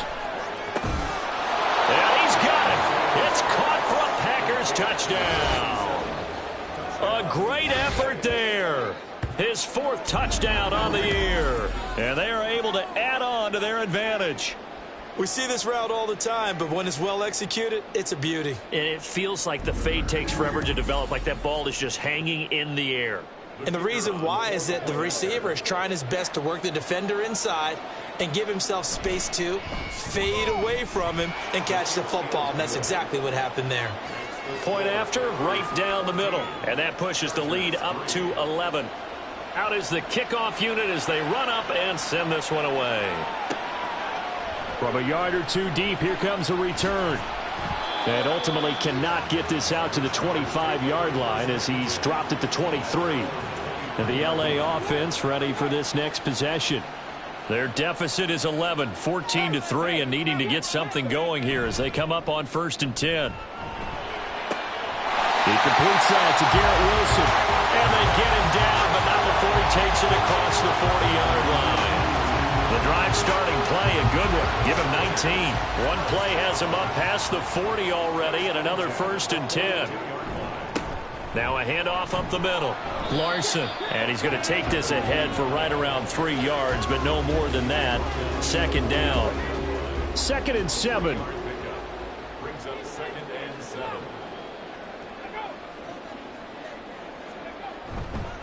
They'll keep it on the ground. It's Larson, and he'll be brought down at the 48-yard line. 7 yards there and a 1st down. And that's a nice pickup of a 1st down on that 2nd down run. And at that yardage gained, they can run that play on any down. On 1st down, Larson. A good space to operate there as he takes this down inside the 45-yard line. 1st down, Los Angeles there with a pickup of 14 yards.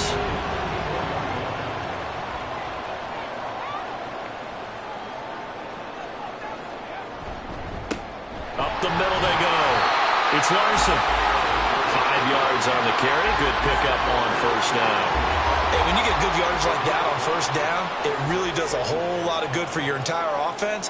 But I love the way he's finishing those runs. At the end of things, he's making sure he gets just a little bit extra.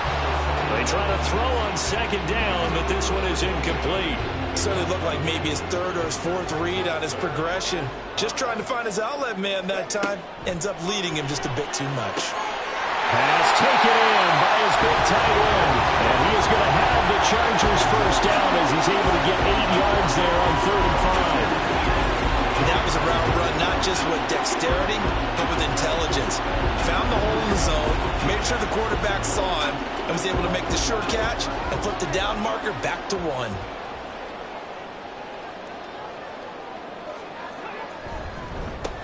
On 1st and 10 is Spiller. And he'll maneuver his way forward for about 4. 2nd and 6. Can we just take that run and turn it into a kind of a clip and save? Because that tells you everything you need to know about this drive. They've been moving the ball awfully well. And a quick throw here, that's complete. And able to get this down inside the 15, either the 13 or 14 before he's out of bounds.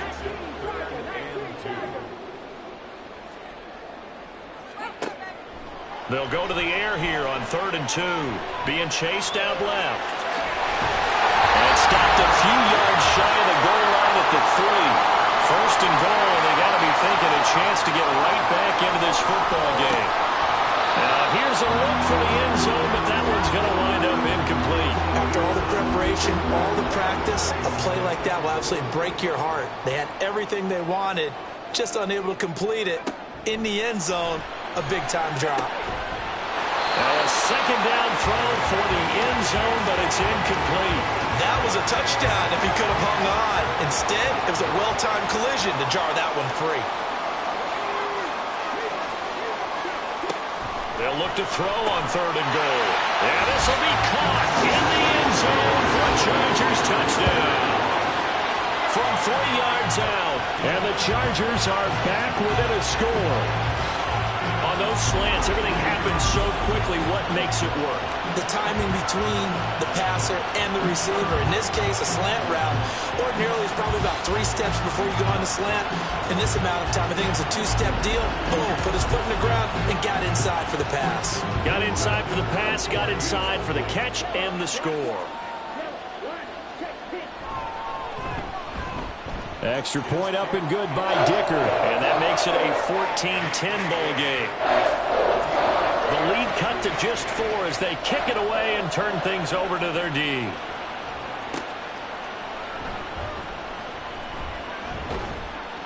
And he takes this near the 25. Just a little pass there. Call it to 26. Trey Lance leading his offense out for this next drive. Last series, the ball never hit the ground. 6 of 6, touchdown pass. So whatever he did then, do it again, right? Yeah, it reminds me a lot of when I watched the best quarterbacks throw 7-on-7 or even routes versus air. Oh, and his early struggles continue. Here's another one intercepted. That's interference. Defense. Trying to defend the out route there, got the PI call. And you know what's difficult about that one is sometimes you want to make the undercut move and go for the football, and other times just want to hang on the upfield shoulder and make the tackle. I think he got caught in between and created a foul. Now a throw to the end zone on 1st down, but it winds up incomplete. Now a 2nd and 10.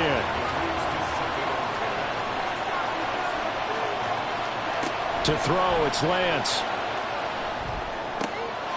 And for the 3rd time here in this half, it's intercepted. It's Marte Mapu. A nightmare of a first half for him. That's now 3 interceptions. But Charles, with his talent, if anyone can shake this off and right the ship, it's him. I agree, because you don't get to be one of the best quarterbacks in the league without developing some major mental toughness. So I expect him to go to the locker room at halftime, hit the reset button, and come out a new guy in half number 2. Here's the Los Angeles offense as they get set to take possession. And now they start in plus territory following that turnover as they'll try to get some points here before halftime. Oh, and his early struggles continue. Here's another one intercepted. Picked up by Micah Fitzpatrick. And the Packers are going to take over once again at their own 37-yard line. Count them now, 6 interceptions between last week and this week. Now, the 3 picks last week helped them to a win. They're in the driver's seat once more. And they're the ones that are doing all the leading, aren't they? Right? The 3 interceptions last week, that led to a victory. 3 interceptions so far in this game, that has them out in front. We often think of the offense driving things. In this case, it's the defense, not just holding teams, but creating big plays for themselves. Trying to shake off the interception. He'll look to throw. A short one there to Freiermuth. And he slips up past the 45 before being tackled. A gain of 11 to kick off the drive, and it's a quick first down. The Packers going to use one of their timeouts as they'll get a chance to talk it over after picking up the first down.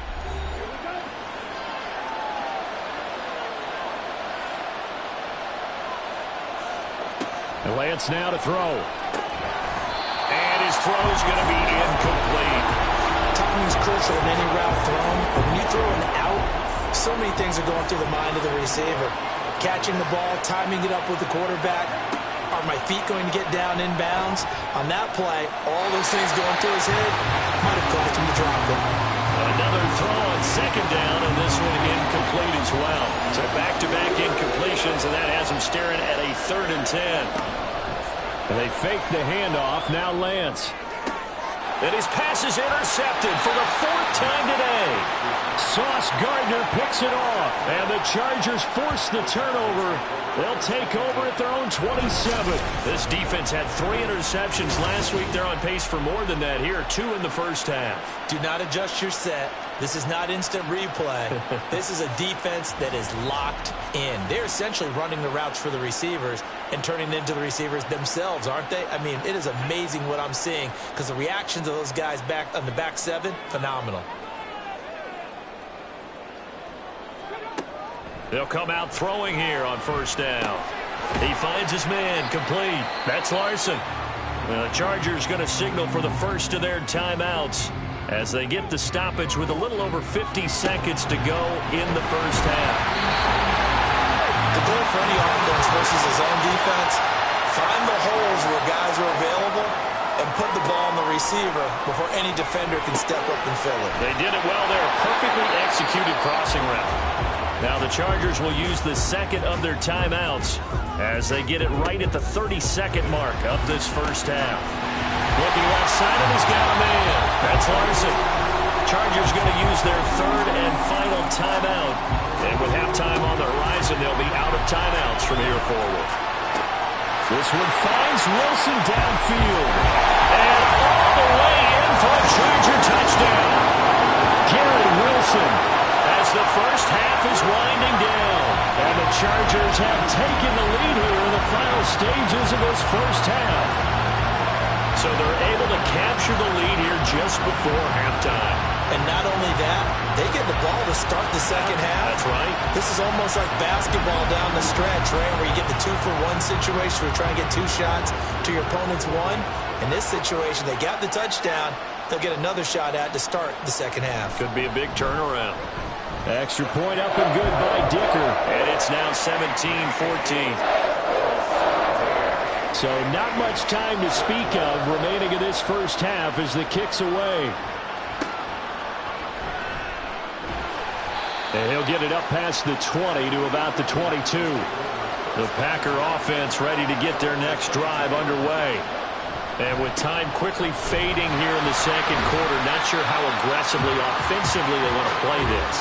I think we'll find out just how much they trust their guys in this situation if they decide to take a shot. So we've hit halftime, just a field goal separating these two teams at the break. As we send you cross-country to Orlando, Jonathan Coachman is there and has our EA Sports halftime report. Okay, Brandon, thanks very much. A lot to get to here as some of the division races starting to take shape as we look around the NFL here in week number 7. We begin out in Sin City, a good one in the AFC between Indianapolis and Las Vegas. And it's the Colts who have the lead in the second quarter. Jonathan Taylor with a touchdown run. From there, we head east to check out the Jets at home at MetLife Stadium. And they were winners in that one over the visiting New York Giants. DeAndre Swift, a touchdown run in the victory. Finally, we head to the shores of Lake Erie, see what's going on with the Cleveland Browns. And they were losers in that one to the visiting Pittsburgh Steelers. 20-14, the final score.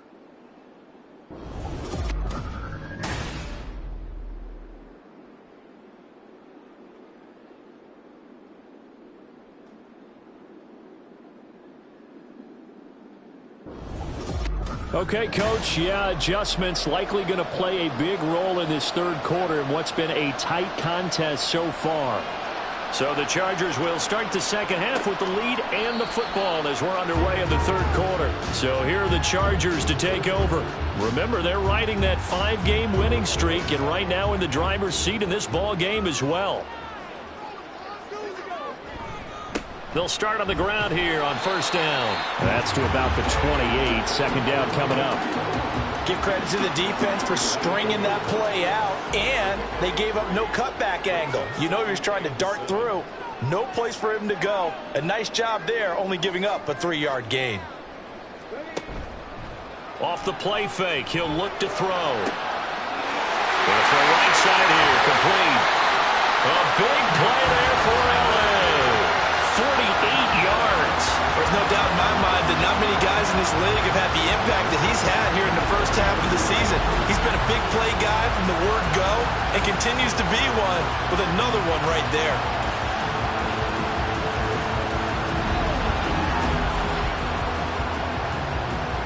So the big play gets him all the way down to the outskirts of the red zone here for 1st and 10.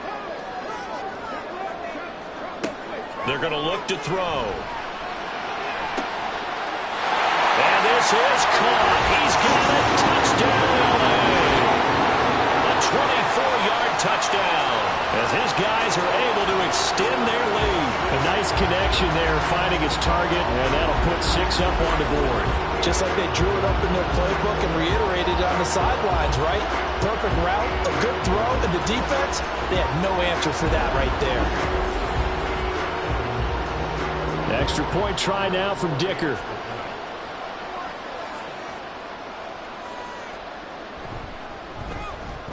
And his guys will take a 10-point lead. So a 75-yard scoring drive on just 3 plays. And it ends with the Chargers getting into the end zone.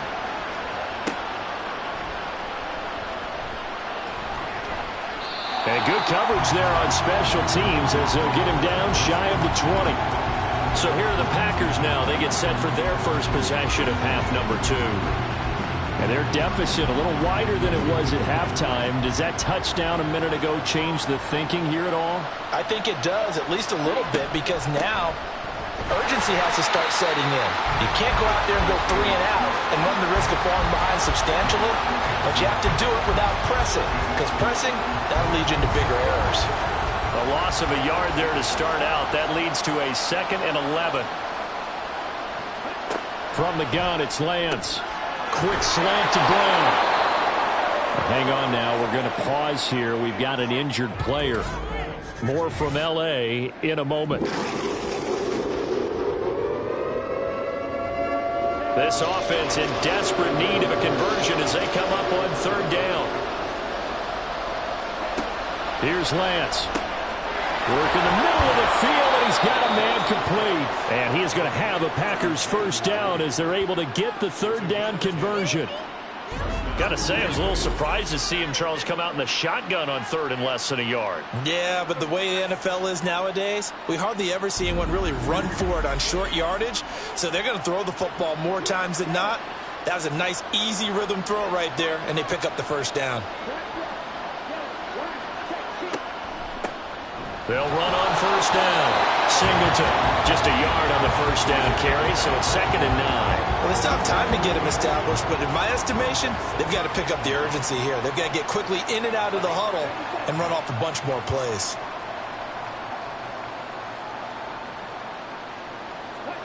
Now Lance throwing on 2nd down.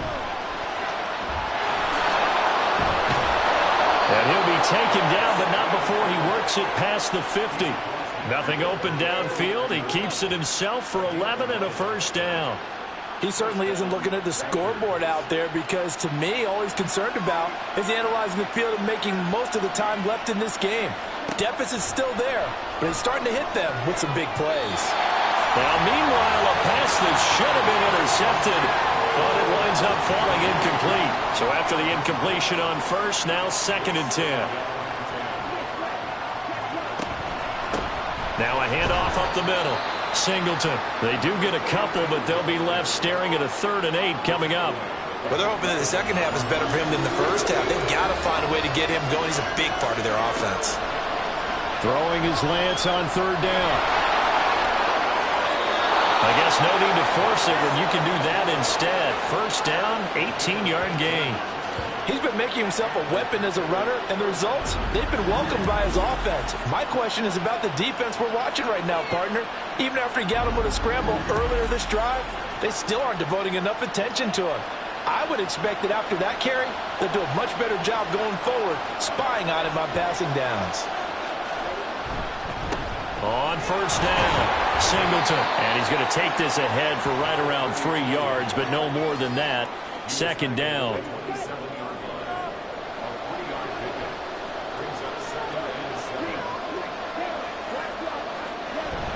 Off of play action, here's Lance. That's complete to his tight end, Freiermuth. Down he goes at the 23, a pickup of 4. And there's a completion to the tight end. And look at the size of these players nowadays. At that spot, 6'4", 6'5", and up. A lot of guys used to be basketball players, somehow came back to football. That's really good for the game of football. You're getting better athleticism, great hand-eye coordination, guys who know how to control their bodies when they run their routes. So from the 17 now, here's a 1st and 10. On play action, Lance. Got a man over the middle, it's Williams. And that's good for a gain of 6, and that'll bring up second down. Well, this has certainly been a nice drive with the way they've spread the football around. Here, they even get the fullback involved in the passing game.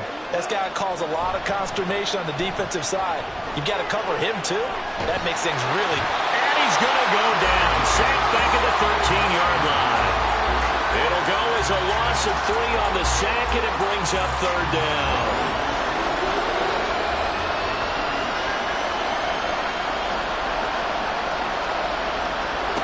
Lance looking to throw it. Dancing to his left. And he's going to go down again. Tui Pelotu picks up his second sack of the afternoon. We've seen him escape similar situations earlier in the game and get away from pretty good yardage, and that time they get him down. Yeah, they've had enough evidence that he can get away and run for good yardage, haven't they? That time it felt like, okay, enough of this. Let's play it the right way and get him on the ground before he does any damage. So the response to that touchdown on the other side to begin the third quarter. Look, just 3 points, but still a response nonetheless. You're exactly right about that, because I think you needed to answer back with something, even though it's not 6. Just enough to send a message that says, hey, we're not going away. L.A. set to take over again on offense. This drive here beginning probably with a pair of motivated groups. Remember, the offense scored a touchdown on their last time out. Looking to repeat that in Charles's defense. They were very frustrated after giving up 6 the last time on the field. And frankly, it's just a battle of wills in a lot of ways, because you know they're both motivated. They both game plan for this drive, and they both have specific outcomes in mind. To me, it just comes down to who can execute better and which side can step up and assert its will over the other. On second down, it's Larson, and he'll be brought down here at the 28. 52 yards rushing for him now to this point.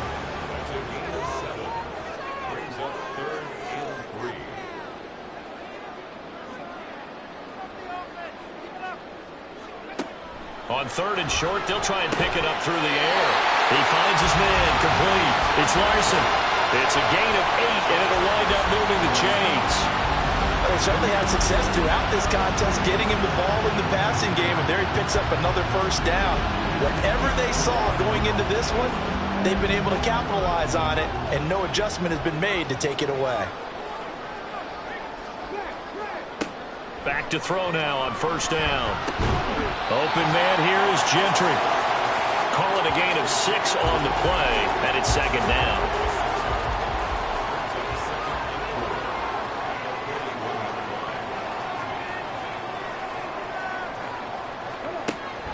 He'll look to throw. Throwing middle, and it's complete. Well, that'll get him the first down as they get 9 yards out of that quick slant. Back to throw again. Over the middle and complete to Wilson. It'll go as a gain of 4, and it'll be second down. 4 yards on the pickup. Second and 6. They'll stick with the passing game as he looks to throw. Wilson's got it on the crossing route. And it appears we have a Charger shaken up on that last play. More from L.A. in a moment. The 8th play of the drive coming up. It's 3rd and 3. Again, he'll drop to throw. Pass taken in by his big tight end. And he is going to have the Chargers first down as they're able to get the 3rd down conversion. As an unbiased observer, I think it would have been interesting to see what they would have done if they hadn't gotten the first down there. But since they did, I guess the point is moot. And they're right there in that middle ground, field goal range, punt, go for it. But as you said, they picked it up. They'll look to throw again. And he's got his man in stride, complete. And he's tackled a yard short of the marker. Good gain of 9 on first down. Second down and a little more than a yard here. They'll try the left side. Larson. And he's able to get it to the edge of the red zone at the 20-yard line. A gain of 5, good enough for the first down.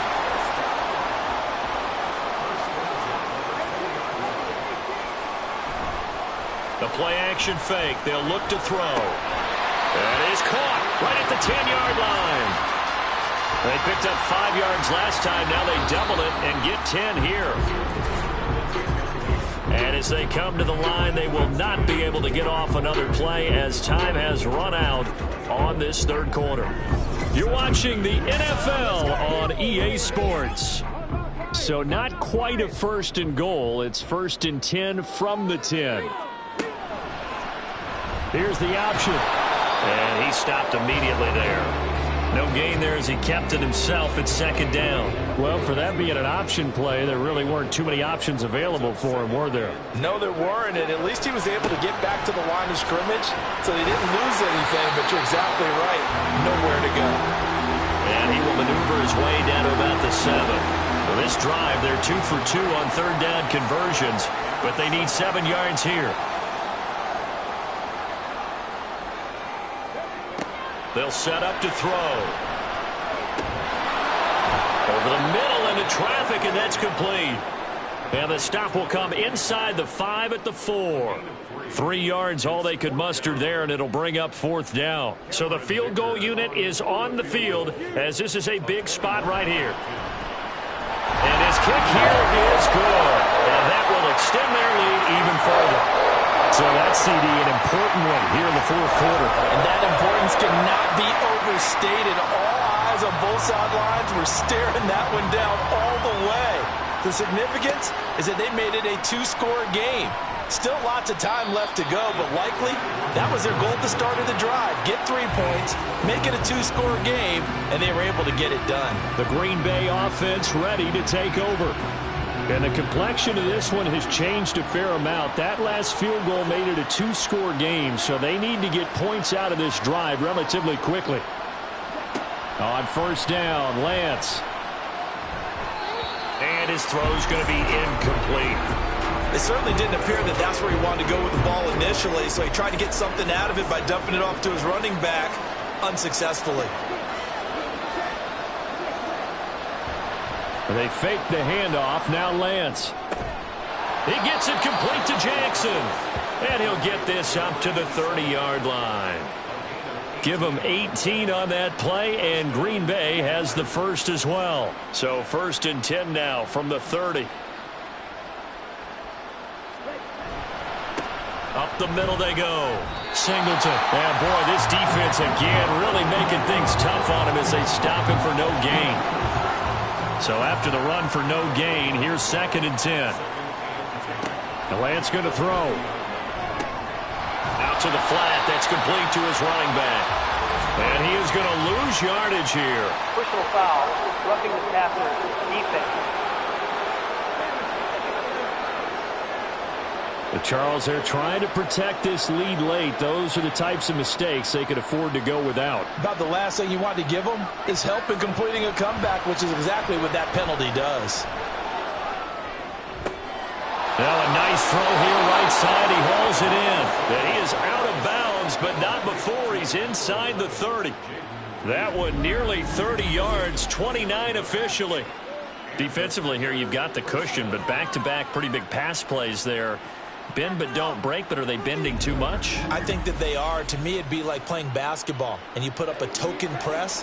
Make sure you get up there and make them eat up some time. Make it a little bit of resistance so they can't just run it right down your throat.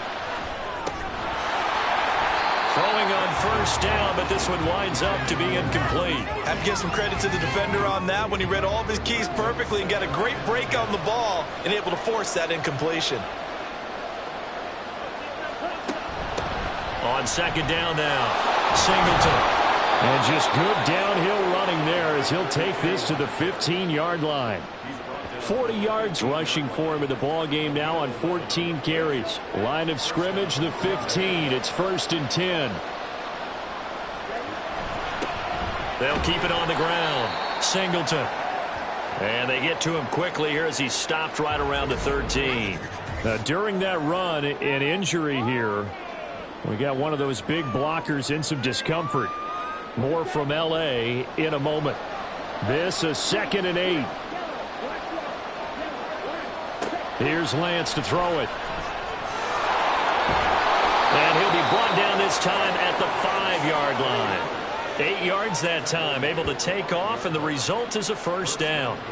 It hasn't been the cleanest game for him, but there was a sign of improvement as he looks towards the next one. Nice bit of scrambling to move the sticks, and even more importantly, he didn't risk adding another interception to his ledger. And now they'll throw with Lance. And they're going to get to him, a sack. Sack back at the 9-yard line. It's a loss of 5 there on the sack to bring up 2nd and goal.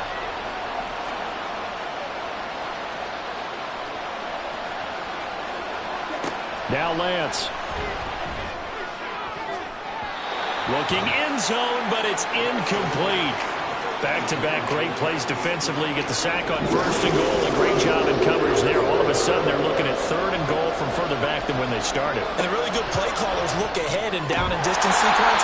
Now he's got to backtrack a little bit and go maybe off his play sheet to try and dial something up here. But plain and simple, that's the 2nd time today that he's dropped a pass. And that one, I think, maybe even a little easier than the earlier one that he dropped. Surprising. Was this game announced as a night game prior to, and maybe his rhythm was just off? He's got thrown off. He's got to wake up, enjoy the sunshine, and go play. All right, so they needed 2 scores to get back in the game. The field goal there, maybe not exactly what they wanted, but the necessary first step. There's still time remaining, and there's enough time to get it done. They've got to get at the least a 3-and-out here to get the ball back, preferably a takeaway. And he returns this to the 22. And now out on the field, here comes Los Angeles. Their lead back down to 1 score after the field goal a moment ago, so they'll be looking to string together a few first downs, likely on the ground as they begin 1st and 10. They'll start this drive out on the ground, and he'll get about 6 up to the 27-yard line. If you can keep getting gains like that, Charles, with the lead here in the 4th quarter, I mean, keep running it, right? No doubt about it, but what the offense coordinator has to do is understand they're going to continue to stack the line of scrimmage. What runs do you have in your arsenal that'll work against a stacked box and continue to move the ball? Call that a loss of a yard, and things get a little more difficult here, 3rd and 5. They'll drop to throw. He had a man open, but he missed him, and it's incomplete. Critical play in this football game, because if they pick up the first there, that clock keeps rolling. Has to be a little frustrating for them because they know that if they pick up a first down there and continue to eat away at the clock, really increases their chances of closing this one out. Now they're likely going to have to give the football up and sweat it out on the sideline. 43 yards on the punt, 7-yard return, and it will be 1st and 10 as they take over. The Green Bay offense now about ready to take possession here.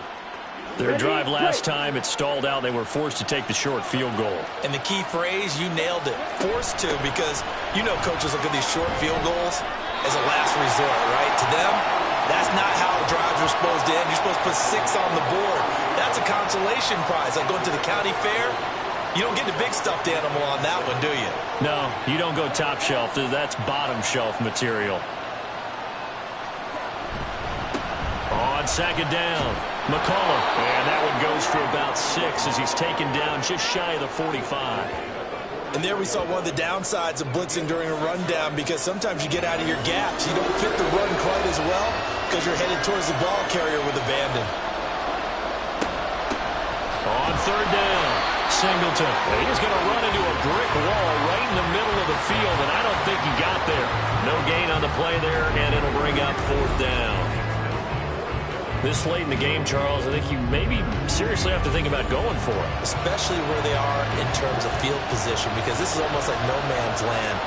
Might hurt your punter because there might not be enough space, maybe too far for your field goal kicker. I'm like the old rule. Possession is 9/10 of the law. Possession is not. And nothing but green grass here, middle of the field. And a good run here as he'll rumble all the way down to the 40-yard line. How about them biting off 15 yards there on the fourth down attempt and keeping the drive alive?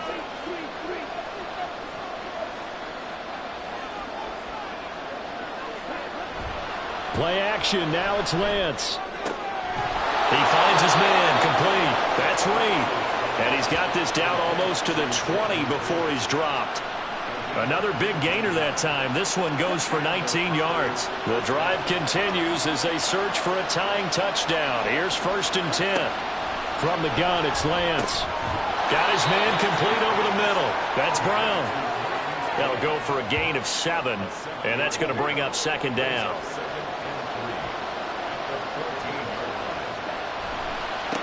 They'll try the left side. Singleton. And he's brought down just outside of the 10 at the 11. It's nice every now and then in this game not to see people overthink it. Just hand it to the old reliable guy. Let him pick up the first down. Throwing now is Lance. And the throw left sideline here is caught, but they'll rule it incomplete. Couldn't keep his feet in. 2nd down.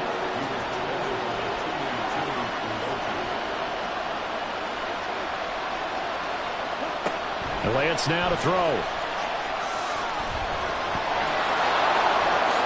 And he's going to take it in. Touchdown, Packers. Trey Lance with his 14th touchdown of the year, 2nd of the game. And the Packers are an extra point away from tying this game here in the final minutes.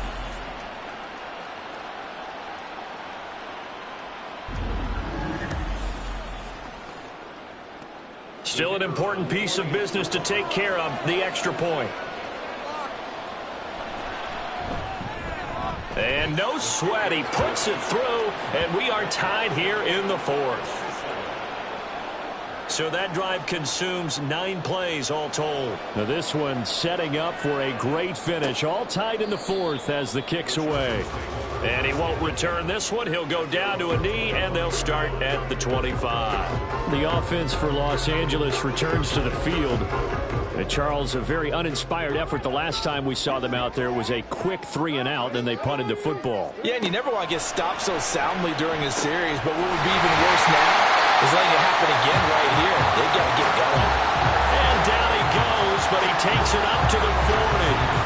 But they picked up a little bit of yardage there, and now, in this situation, should be in no hurry to run a play really fast. Let the clock wind down.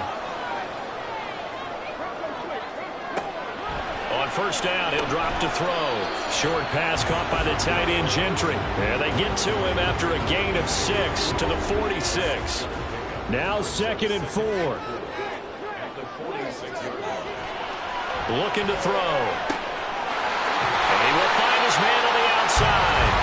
And he's able to take it across midfield before going out of bounds. All 3 timeouts still at their disposal. Here's 1st and 10 now. Now a handoff up the middle.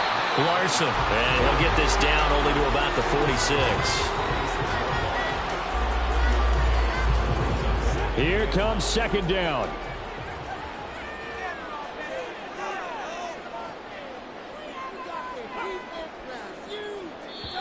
The Chargers going to signal for the first of their timeouts, as it'll come with 36 seconds to go in half number 2. Clock at 36 seconds. Here's second down. They'll keep it on the ground. Larson. Now the Chargers will use the second of their timeouts. That'll leave them with just one remaining in this fourth quarter of play. On third down, it's Larson. Pretty good burst right there as he'll take this down to the 33. You got to like what they're doing right there. Little by little, they're getting closer. Another good pickup.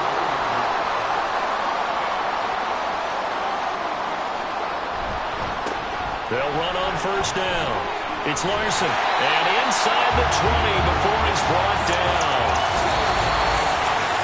And we've got free football. 4 quarters done, and we're dead even. We'll have overtime after this timeout. It's a little teaching moment here. Overtime rules. Remind us how this goes, partner. Okay, so in the past, we had sudden death. First team to score wins, but no longer. Now, if the team receives the ball, scores a touchdown, they win the game. If they kick a field goal, though, or don't score, the other team gets a possession. And after both teams get a possession, then we're into sudden death. First team to score wins the game.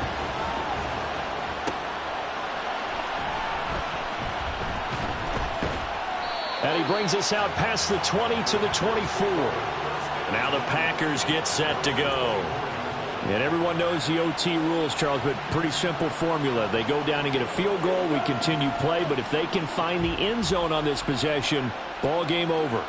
And as meticulously as all teams plan for a game, I don't doubt for a second on that offense coordinator's play sheet, he's got some overtime plays that he wants to run. I know it sounds crazy, but they plan for everything. 1st and 10 all the way throughout the game, 2nd and 7, whatever. Right now, he's looking at that play sheet saying, if we get to overtime, what can we break out that they haven't seen? 59 yards rushing for him now as he is just trying to will his guys to an overtime victory. That's a good, nice, crisp run for a first down. I wonder if the defense might have been loosened up a little bit, maybe anticipating a pass instead of the run that they got. Lance with a first throw in overtime. He finds his man complete. That's Reed. And he's going to get a solid gain of 9 before being brought down. 2nd and right at a yard. We'll play only the one overtime here. If time runs out, it'll be a tie as they come up on 2nd down. Meanwhile, Lance's throw taken in here by Jackson. And he's brought to the ground with another first down at the Chargers 36. A gain there of 21 yards. Part of the reason we're in overtime, all the interceptions he's thrown in this game, but that was a good throw right there. Hey, he's really not daunted, is he, partner? I mean, it's been interception palooza for him, and he's still pushing it downfield, trying to make a play, and he was successful on that throw. On first down, Singleton takes this to the 32, maybe the 31, defensively rallying to the ball after the nice move. From the 31, here's a 2nd and 5. Lance looking to throw it. He's going to leave this for his running back. It's complete. Call it a gain of 3 on the play. And now 2 yards to go on 3rd down.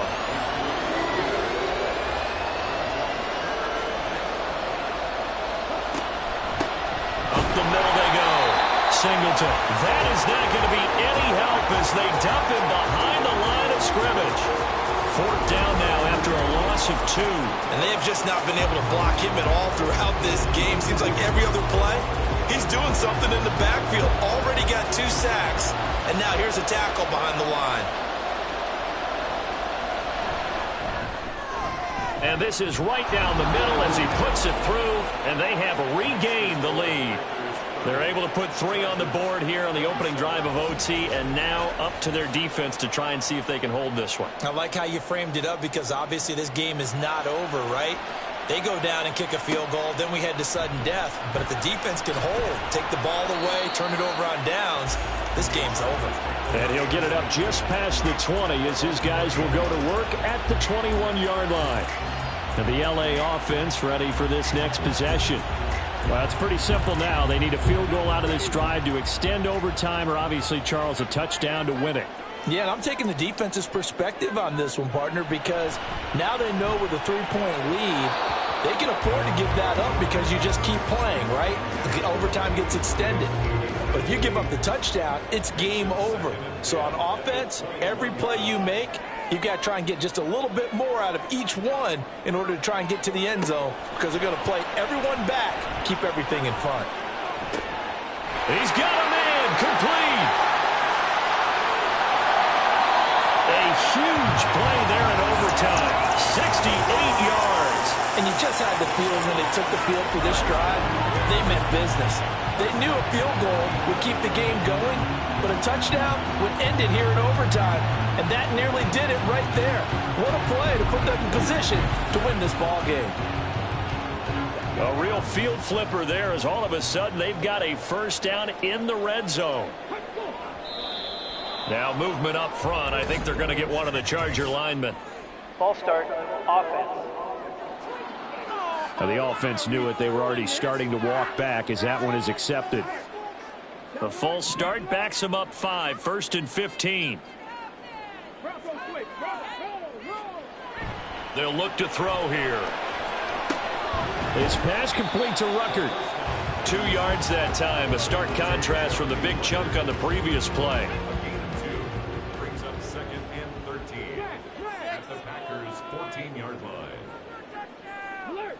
Alert! Hey! Check! Panther! Unlock line! 2nd and 13.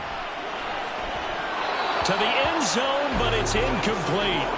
They don't get the hook up there, but you really have to marvel at how precise he's been throwing the football these last couple weeks. Oh, that's the perfect word for it, precise, because if you're at 70% or better 2 weeks in a row, you have a job as long as you want one in this league, won't you? I mean, let's face it, it's not just West Coast offense either. He's putting the ball downfield as well.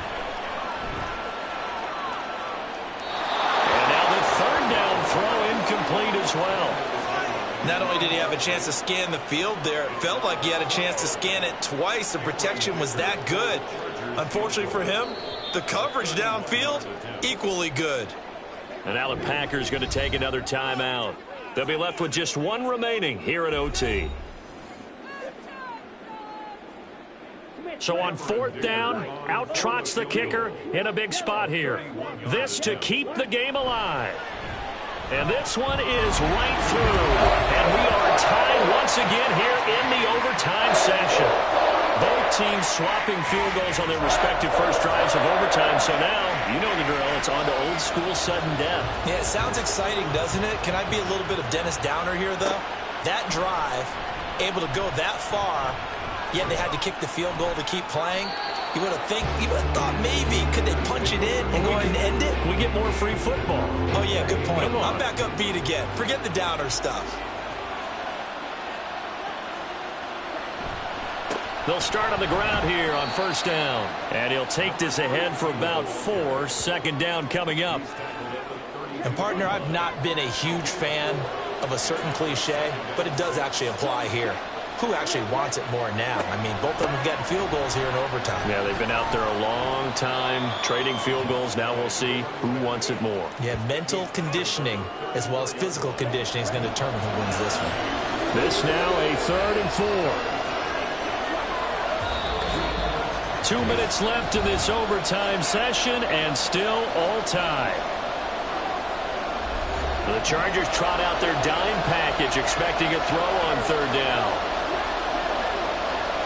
To throw, it's Lance. And that is incomplete. Charles, any chance they go for it here? I think that there's a chance. They have to consider it because of the way they played offense in this game. I mean, look at the scoreboard. Look at the points that they've put up. They feel confident that they can keep it going. But the risk is, and the downside is, you don't get it here, you've set up your opponent in really good field position. 43-yard punt, but they get 9 back on the return. And it'll be Charger football here as they take over.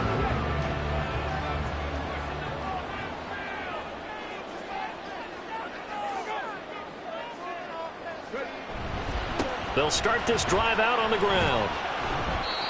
And that last carry puts him right at 100 yards for the game. So how has he done it? Because he's been patient, followed his blocks, let everything develop, and then burst through for big gains. 2nd and 4. And he's got his man on the out route.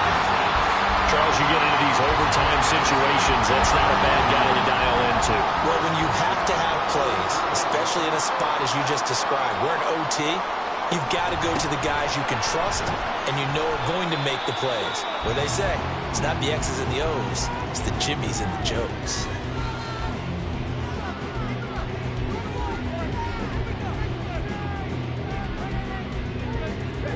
Second and 6. For Kenner here, it's complete.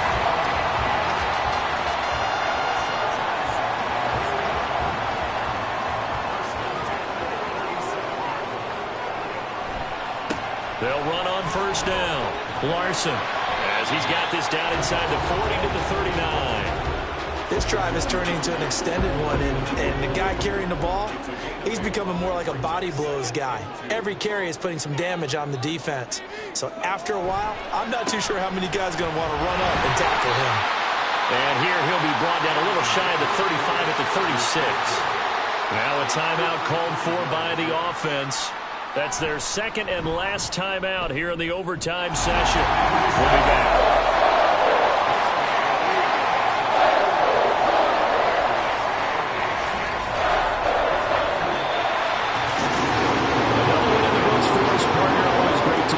Side, and look, both offenses, both defenses had some moments in this one, but I think you would agree these coaching staffs are also going to have some stuff to clean up on film. Absolutely, partner, and let's face it, any game we get to watch from up here, it's going to be a blast. Do we want to get a real job? Absolutely not. Let's keep watching the NFL all season long. So for L.A., they remain one of the hottest teams out there as the win moves them to 6-1. So that'll do it for us. For my partner, Charles Davis, and all the hard-working men and women on our crew, I'm Brandon Gaudin. You've been watching the NFL right here on EA Sports. With that, we say so long from Southern California.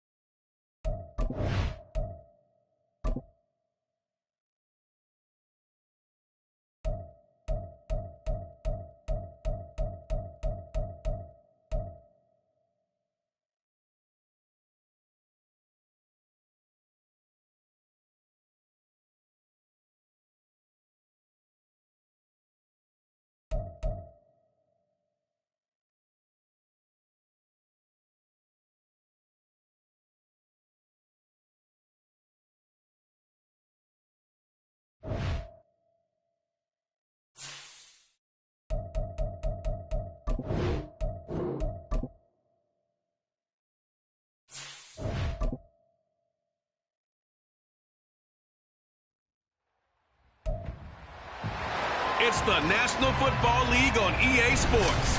And we'll get a look here at Josh Allen. He's coming off a nice week throwing the ball. 4 touchdown throws. It's the Eagles and the Commanders, all that and more, coming up next on EA Sports. This building holds just north of 80,000, and they have come out in very good numbers today at FedEx Field in Landover, Maryland. Today we've got a matchup here in pivotal Week 7, as it'll be the Philadelphia Eagles taking on the Washington Commanders. Alongside Charles Davis, I'm Brandon Gaudin. And Charles, you talk about this Commanders team coming into play here today. They come in losers of 2 straight, so they're trying to right the ship here a little bit. They're teetering a little bit, aren't they? And now things could really go south if they lose this game, so they understand the importance of playing well and stopping this streak. Meanwhile, for our visitors, the Eagles, they're in a real groove of late. Winners of 5 of their last 6 games. And the offense, my goodness, over 50 points in the win last weekend. When you do that, you're not going to lose very many games, maybe not any games. Getting toward the halfway point of the NFL season, Week 7 is underway on EA Sports. And they will elect to not bring this one out, as our first drive will begin at the 25. So now here comes the Eagles offense as they get ready to take over. They'll be led out by the 7th overall pick in 2018 from Wyoming. It's Josh Allen. And they are in rhythm on offense because of him. I mean,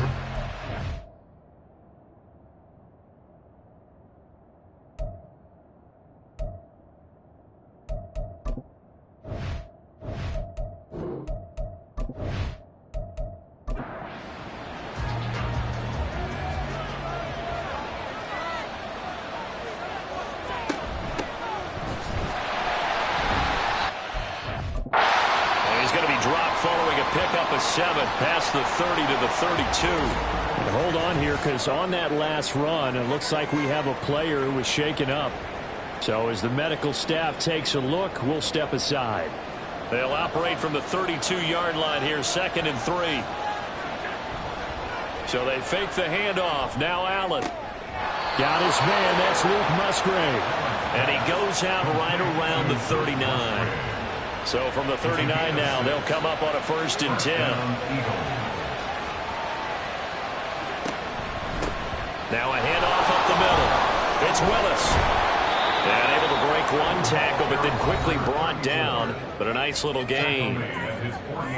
The numbers for him from a week ago: 20 carries, 108 for the yardage, and the score, too. Just an excellent performance from them on the ground last week, and that speaks to an offense that is operating at a high level on all fronts. Of course, that man running the ball, he's just seeing the field so well. But don't forget about his offensive line. They've really asserted their will out there and are confident they can repeat it again this week. From Commanders territory now, it's 1st and 10 at the 46. They'll try the left side. Willis. This will be stopped about 2 yards shy of the marker. 8-yard gain, 2nd and 2. 8 yards on the pickup. Brings up 2nd and 2. They'll keep it on the ground. It's Willis. And he gets it down to the 32. 6 yards the pickup, and that's a 1st down. The Eagles at 5-1 here in this early part of the season. They're in a real groove of late. Winners of 5 of their last 6. And let's remember the last week of this offense, they played about as well as they possibly could play. Touchdown after touchdown. They were absolutely unstoppable in that game. They'll be hard-pressed to do it again, repeat that type of performance. But, boy, were they sensational just a week ago. At the Commanders' 31-yard line. Got Edwards now on the slant. And they're going to have another first down here as the tackle's made at Washington's 19. First down, Eagles. It's Edwards again. It'll go down as a gain of 6, and it's second down. But yet another completion here on this opening drive, and he's now perfect 4 of 4 to start. Pretty solid execution here. And how about how everyone's handled their nerves? Because you know what it's like to start a ball game. You're so amped up and ready to go that sometimes the execution isn't there. They've been flawless so far. Well drilled, well prepared, and excited to start this game. Now Allen off the bootleg. Work in the middle of the field, and he's got a man complete. And the Eagles are going to have first and goal as they try to finish off this drive with 6 points. That's a big conversion there on third down, and this has been a great opening drive. You know, at this point, they'd hate to settle for 3, but they've created a fresh set of downs and a first and goal. They'll try to run this one in, and he's in. Touchdown, Eagles. A great play there with his 4th rushing touchdown on the year. And the Eagles are on the board first here this afternoon. And that caps off what was really a balanced opening drive for them, Charles. They work in the rushing game and the aerial attack, and they end it with a touchdown. Strong in so many ways, wasn't it, partner? Their ability to throw it and run it and accomplish their goal, they've got to like the way that they started this ball game. Elliott good with a PAT, and that makes the score 7-0.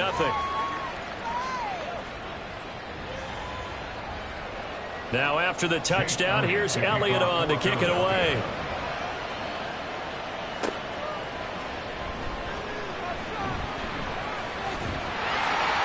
And a good effort on the return there. Gets him across the 30, up to the 33. Here are the Commanders for their first drive of the game. And leading the charge, we get a look at their 6-year quarterback. And no excitement unless you're on the defensive team of last week in his numbers. Because the only excitement he really generated was the 1 interception he threw. Yeah, no touchdown passes. Yeah, and his team wasn't real thrilled about that. And they lost the game.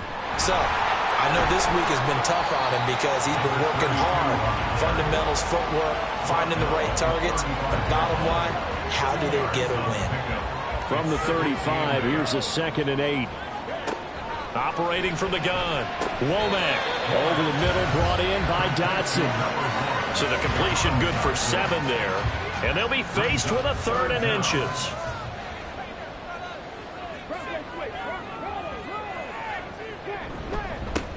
One back in the backfield, he'll get the carry. Well, they hit him in the backfield, and he will not escape. And that is not going to get it done. He lost 2, and it brings up 4th. It's a tough one right there. He ran right into the teeth of the blitz as the linebacker was freed up in order to stuff that one for a loss.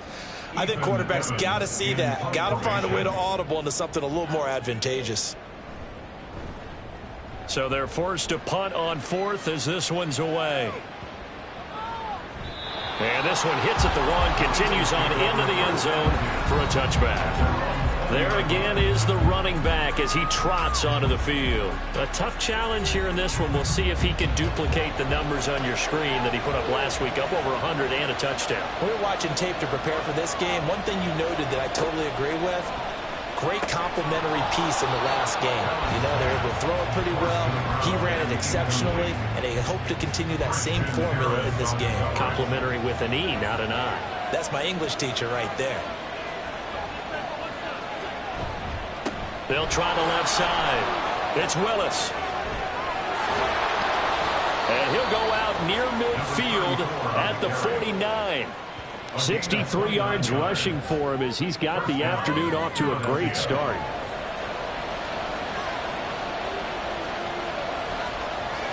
First down, and they're going to throw with Allen. Oh, this one incomplete. The pressure got to him as he released it. And it's 2nd down. It leads to 2nd and 10.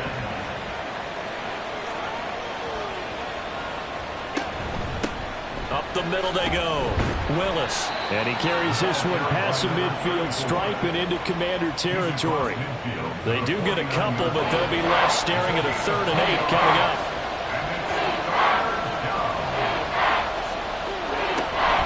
On play action, Allen. Opted to run for it. The decision a good one. Picking up the first, getting 14 yards on the scramble. He really looked comfortable there, scanning the situation, analyzing things, feeling the pressure, and then stepping up right through the middle and sprinting for a first down.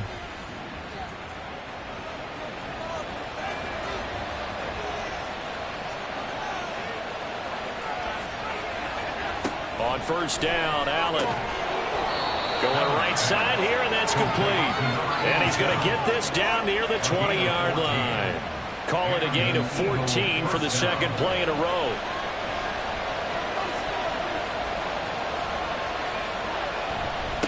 On first down, it's Willis. And he's going to get a solid gain of 9 before being brought down. 2nd and right at a yard. Holding offense.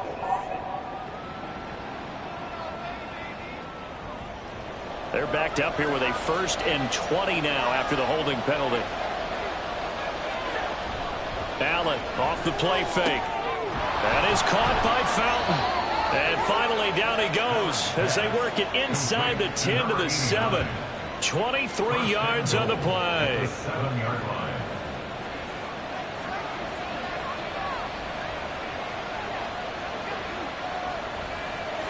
Here's Allen to throw it. Firing quickly here, and that's complete. 3 yards is the gain that time. 2nd and goal. A gain of 3 brings up 2nd and goal at the 4-yard line. Play action. Now it's Allen. And that's going to be caught for an Eagles touchdown. Luke Musgrave. His first touchdown on the year. And the Eagles have taken a 13-0 first quarter lead. This is where, as a tight end, you've got to really sell that this is a run. They're going to fake the give, hope the linebackers bite, and here they do just enough. That split second, that's all it takes for that tight end to leak out into the end zone. Touchdown. Elliott good on the extra point, and it's now 14-0. A good drive that time as they go 9 plays in all. And it was capped off by an Eagles touchdown. And he's up past the 20 to the 22-yard line. The Commanders going to retake the field for drive number 2. And they have the game here followed by the open date on their calendar next weekend. And Charles, this is a crew that you have to think really is relishing the opportunity to be on the couch for a few days. Yeah, they certainly are, but let's face it, partner. They can't get caught looking ahead to that couch time while they're playing this one. They've got to take care of business first. So quickly all the way up at the 40-yard line. 1st and 10 at the 40-yard line. Back to throw. Womack. Oh, he tries to force it in, and it's intercepted. And he'll get this back to the 32-yard line. So more problems here in this first quarter. Already 2 scores down, and here they give away the football. And if I'm the head coach, I think it's time to start lighting a fire under some of these guys. Now, you have to do it within your personality. They can't perceive it as fake. But I'd go get after some guys because they don't look ready to play to me. They look flat, uninspired. It's time to get moving. Eagles set and ready for their next offensive drive. And they'll have good field position here following the interception and a chance to build on their lead as they start with a 1st and 10. So after the INT, it's Allen. And his throw here's incomplete. You talk about this Washington defense. And they've been excellent against the pass, the number 6 unit in the NFL. Yeah, defending the pass hasn't been an issue for them. It's been stopping the run. And if they don't stop the run, they can't get back to their strength, which is guarding against the air attack. Had a nice move, but can't break away. Down just inside the 30. 4 yards the gain, and it'll bring up a 3rd down.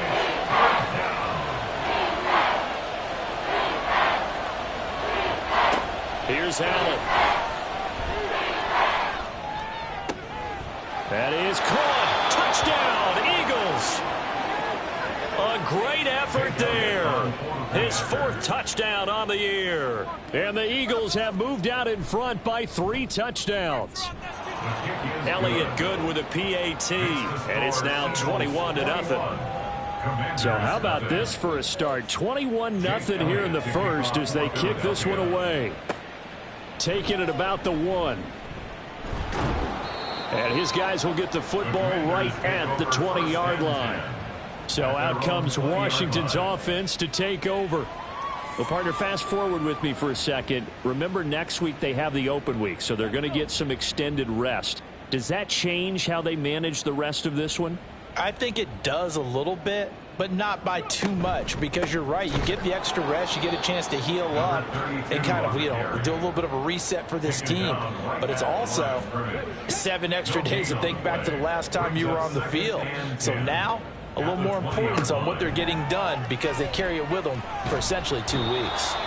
Pressure comes, and down he goes. The Eagles get there for the sack. That's Gregory Rousseau getting in there to bring him down. 21-0 our score after 1.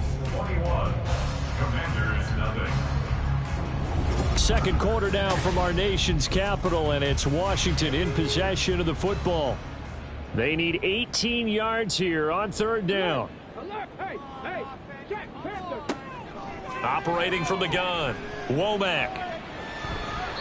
And this is going to be incomplete. The passing game not in sync here early, and now it's 4th down. Well, based on what we've seen so far, I don't think you can even call this an off day anymore, partner, because this group we're watching, they are totally out of rhythm trying to get their game plan up and running. That 0 on the scoreboard is glaring down at them with every incompletion. Good coverage there. An even 50-yard punt leads to a return of 5. And the Eagles will have it, taking over 1st and 10. Getting set to go again as we look at the back, heading onto the field again. And he's well on his way to a 100-yard game. He's already more than halfway there. We're only in the 2nd quarter.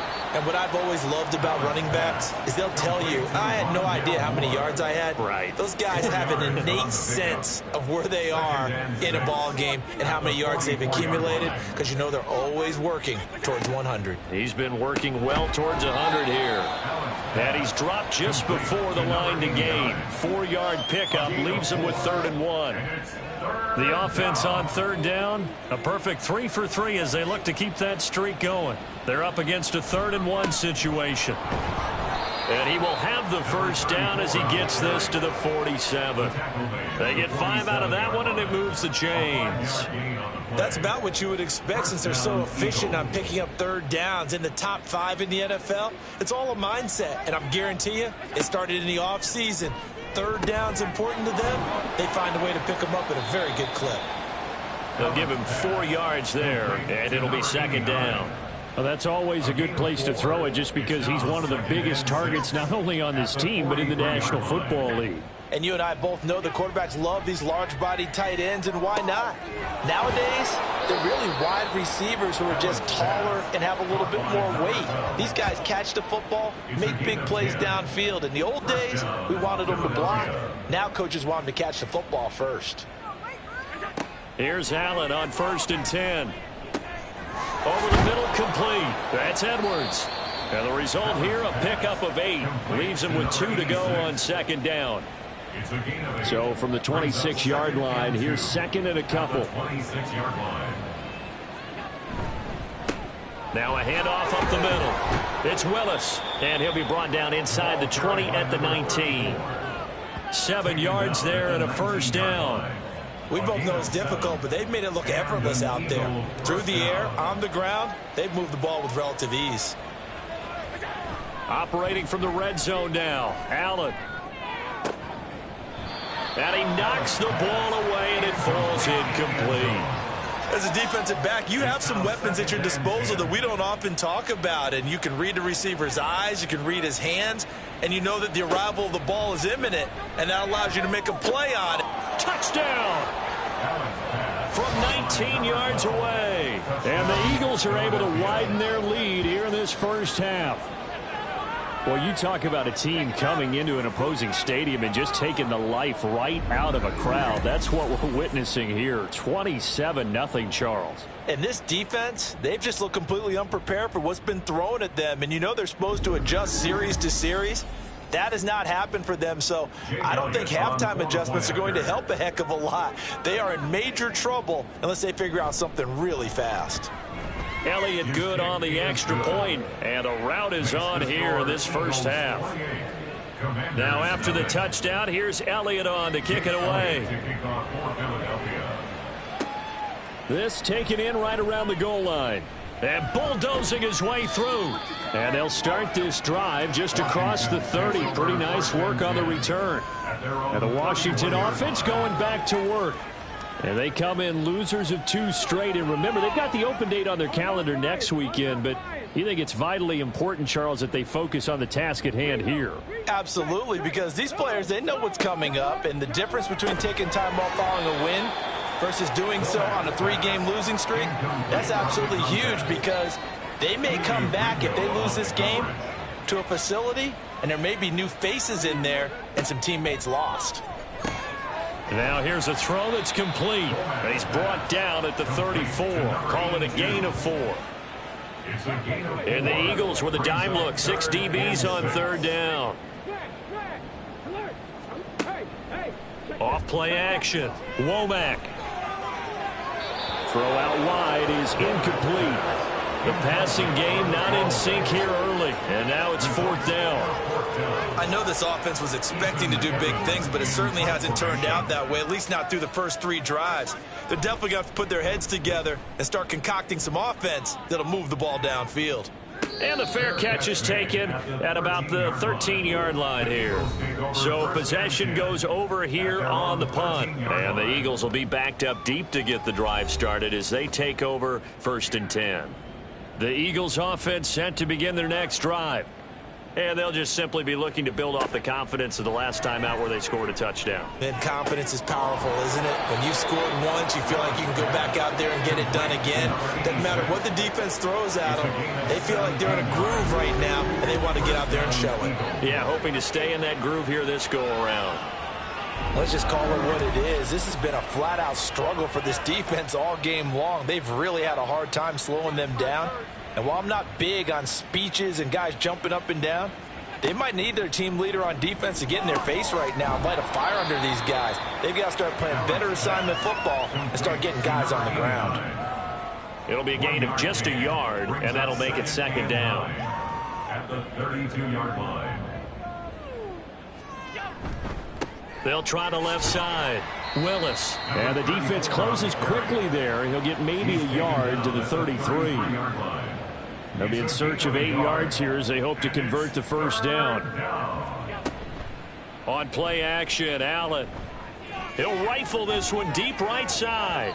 And that will be incomplete. Well, they weren't scared to let it fly, but it falls to the ground and brings up 4th down. On 4th down, punt coming from Braden Mann. He was only asked to punt once in the victory last week as he sends this one away. It's a 45-yard punt, but a decent return there of 9 yards. And the Commanders will take over with a 1st and 10. Another drive coming up for this Washington offense. And 3 and out on the last drive. No points on the scoreboard.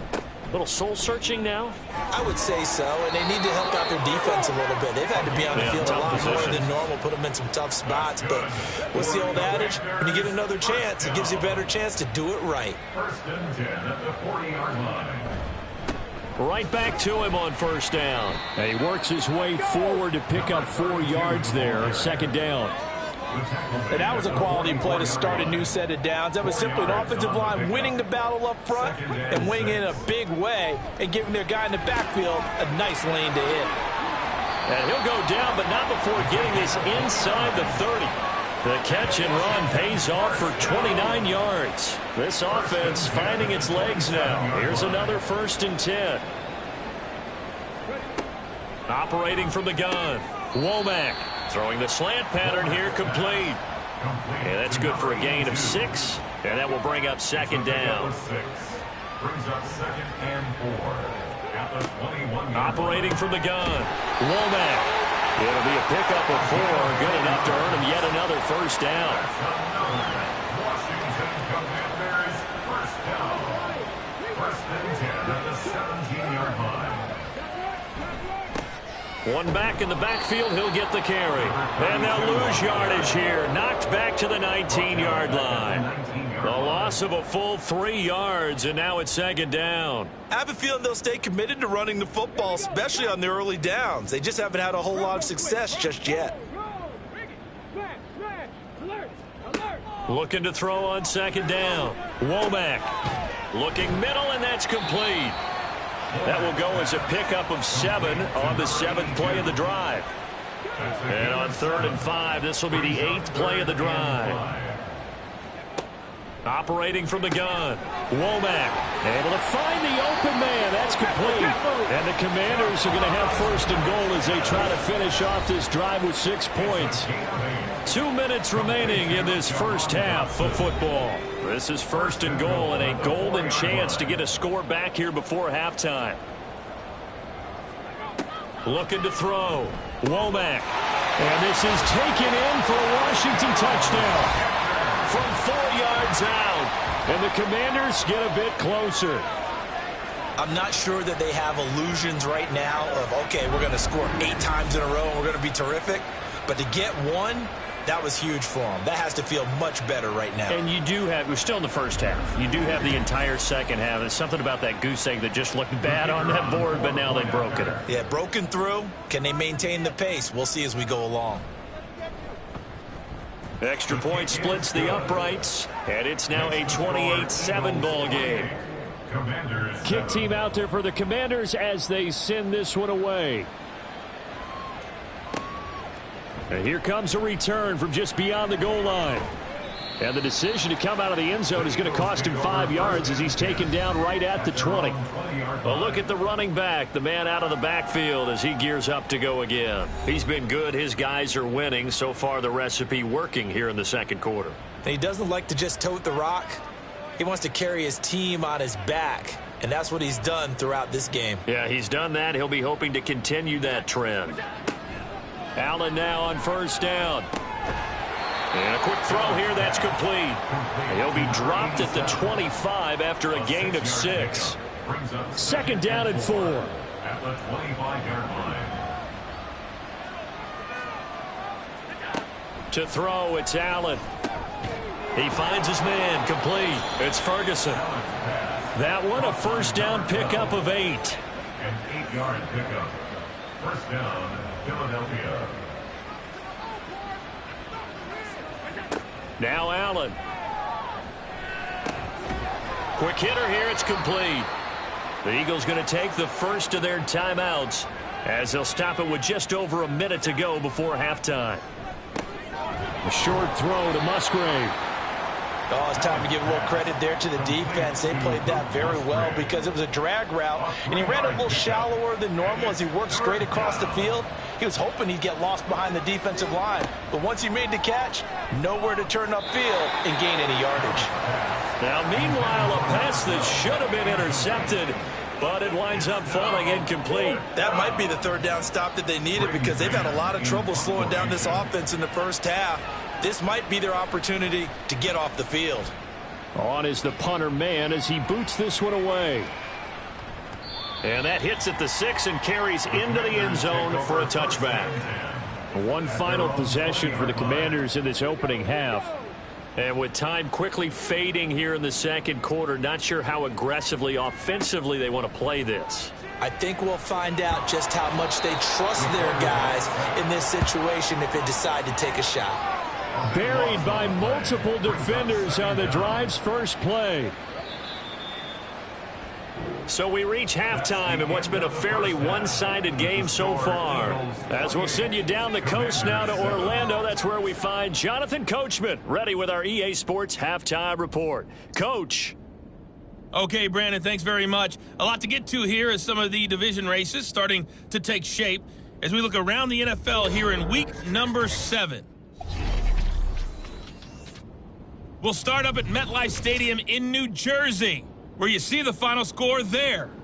DeAndre Swift, a touchdown run in the victory. From there, let's head west to see what's going on with the Raiders at home in Las Vegas. And you can see there it's the visiting Colts who have the lead in that one. Jonathan Taylor with a touchdown run. Finally, we head to the shores of Lake Erie, see what's going on with the Cleveland Browns. And they were losers in that one to the visiting Pittsburgh Steelers. 20-14, the final score.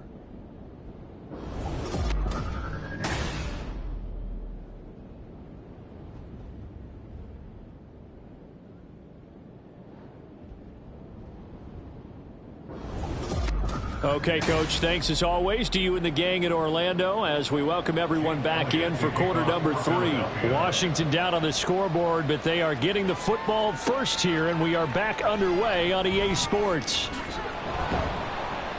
And he'll be tackled just shy of the 25. The Washington offense ready to go to begin the third quarter. They look up at the scoreboard facing that deficit. A 3-score game, Charles, but look, there's plenty of time to go here. The old football cliche that comes to my mind is you can't get it all back at once. They probably need something, though, out of this drive, at least 3 points. Are you trying to say that there's no 3-score drive on that play sheet for any of those coordinators? They just don't have it, right? You're trying to get it all back. You know you can't get it back in one drive. But maybe cut into it a little bit as you just suggested. Try and create a little bit of momentum, a little bit of a spark, and then maybe that'll carry over. 4 yards the gain, and it'll bring up a third down. Brings up 3rd and 6.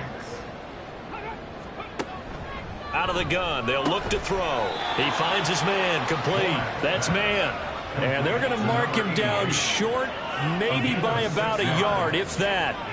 Well, it looks like they got what they wanted. They got the completion, but they weren't able to break any tackles or gain nearly enough yardage to pick up the first down. Now to be 4th and short. On 4th down, the punt team is on as this is set away. Fair catch taken right at the 10-yard line. Officially, that'll go as a 52-yard punt. Not too shabby. And the offense will come back out deep in their own territory.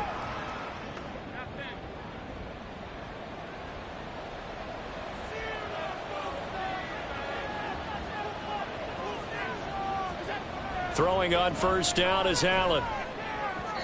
And his throw is incomplete.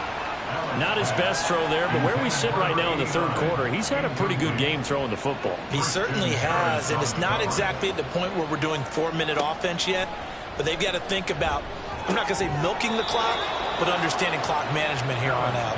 And brought down, but not before reaching the 25. They call his number again. It's his 6th catch and a first down. This is just more of the same. This defense has had no answer on a lot of these throws. They've let these receivers run wild, and here's another completion for good yardage. Allen. He's got this one complete to Fountain. Now, whistles and a stoppage here. Looks like one of the Eagles is in some discomfort out there. Hopefully, obviously nothing serious here. Medical staff, though, going to take a peek, and we'll take a break. The last play got just a yard. Here's 2nd and 9 from the 26.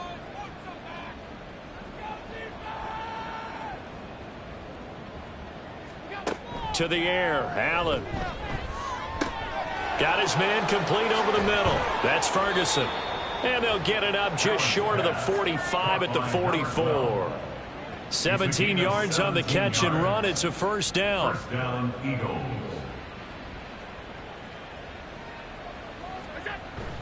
So they fake the handoff. Now Allen.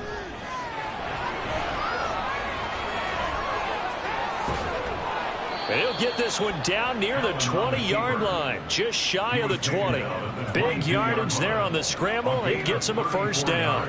I am willing to bet that he got a monster grin on his face when he saw what was happening.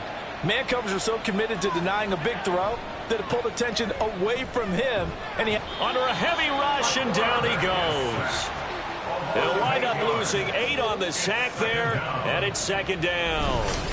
I know there'll be a little bit of criticism there because they went right back to the air after the huge pickup and ended up getting sacked. That's often a play that you make. You feel like you've got momentum on your side. Unfortunately, the O-line failed to hold up to try to keep that momentum going.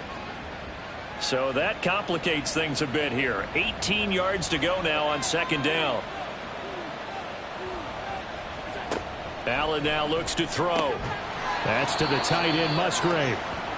So they'll get nothing out of that play. And they're going to face an uphill battle here on 3rd and long. Brings up 3rd down. Throwing now is Allen. It fights him off. He's got his target. That's complete. And they will eventually get him down, but he's inside the 5 all the way to the 3.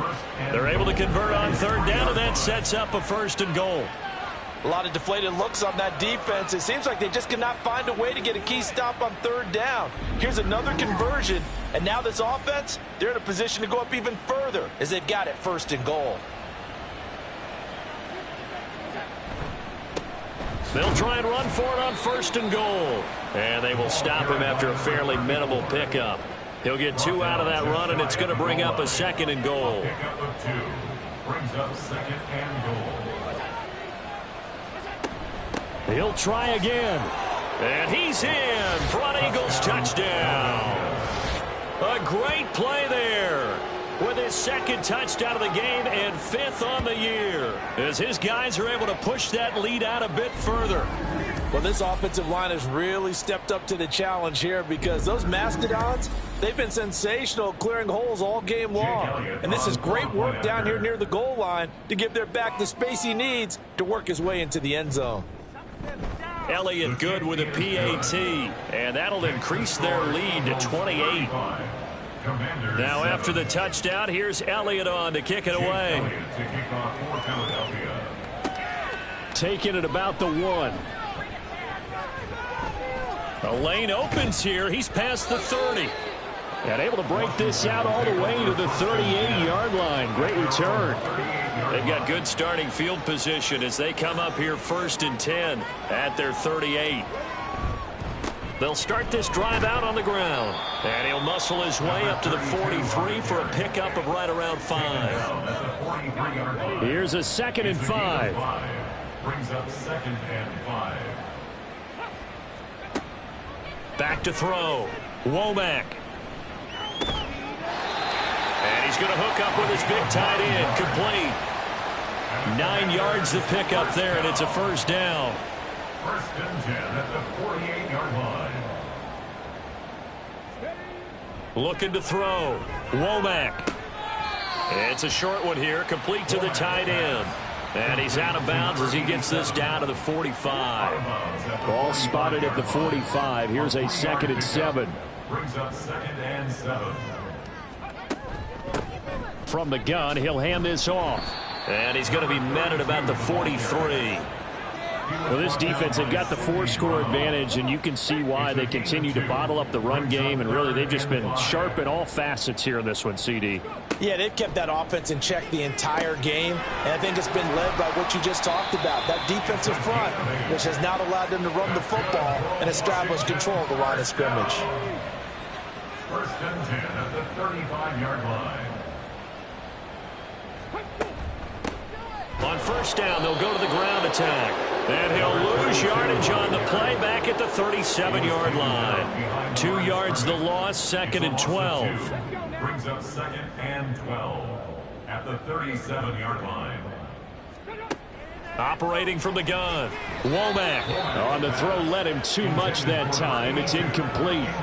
And those two just haven't been in sync thus far. They've done a nice job against him, but still, with his talent, you would expect them to have more completions to him in this game.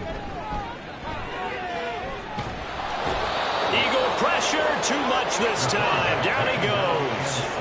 Aiden Hutchinson In there to get him, and that is sack number 6 now for him on the year. Okay, I'm not sure you could actually draw up a better pass rush than that one right there. Nowhere to go outside. He had to keep backing up and backing up and backing up. Eventually dropped for a huge loss. Washington going to send out their punter.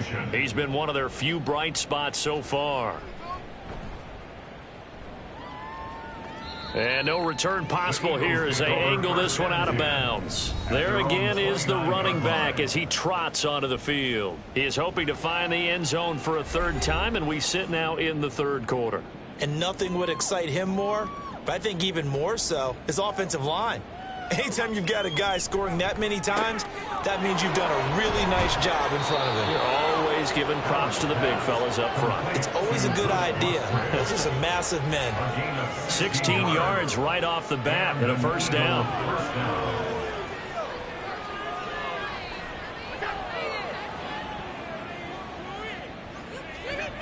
Allen going to throw. Over the middle, it's complete. The result, only 4 yards there on the play, and it'll be second down. A gain of 4.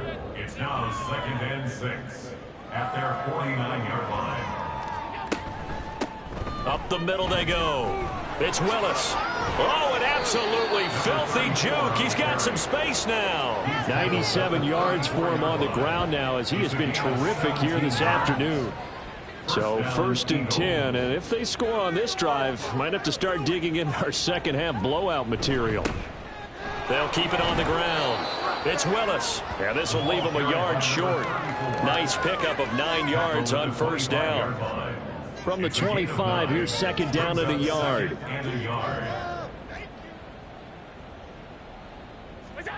Now Allen. Oh, he's got a man wide open, complete. And he's brought down after a very nice gain.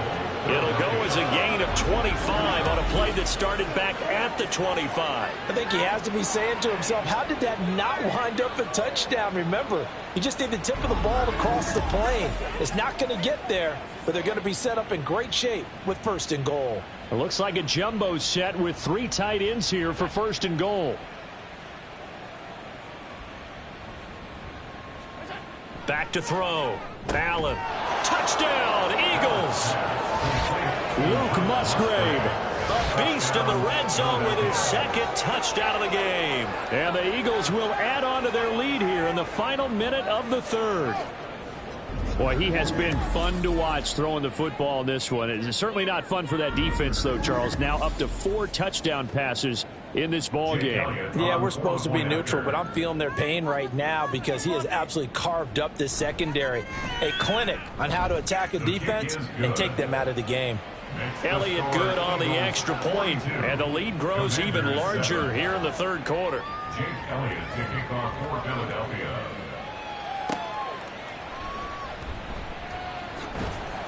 And he'll take it a yard or so past the 20, call it the 21.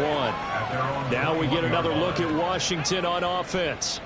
See if they can put this drive in the end zone, Charles, because it's been a little bit of a rough go at times. They've had to punt the football a ton in this ball game because of stalled-out drives. So are you saying that you're kind of tired of seeing the punter run out there and do his thing during this game? Is that what you're trying to say?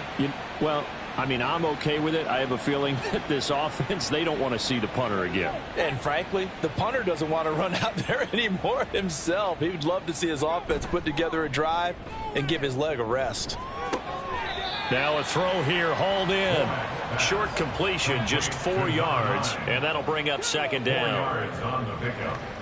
2nd and 6 at the 38-yard line. Off the play fake, Womack. Out left to Dotson. And he'll go down, and that will do it for the 3rd quarter of action. 3 quarters in the books. We'll return with more after this. You're watching the NFL on EA Sports. Back now at FedEx Field. And this is a blowout so far as we get set for the 4th quarter. A very one-sided affair. On 1st and 10, Womack. And he's going to be sacked.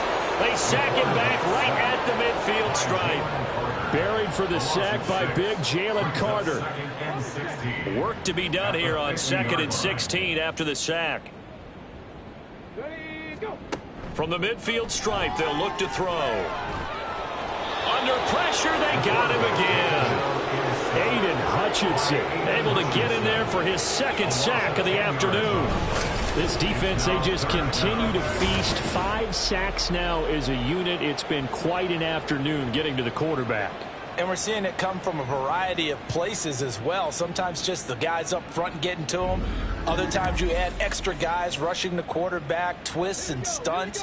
It's been a variety, and they've had no way of blocking them. Now on 3rd and long, they'll look to throw. And that is incomplete. They lead big, and a major part of that has been how they've taken their play to a whole new level this second half. No points allowed since the break, and you can add another incompletion to the total number that they forced in this runaway contest. And he's brought down. Can't do anything with a football. It's a sack and a turnover on downs.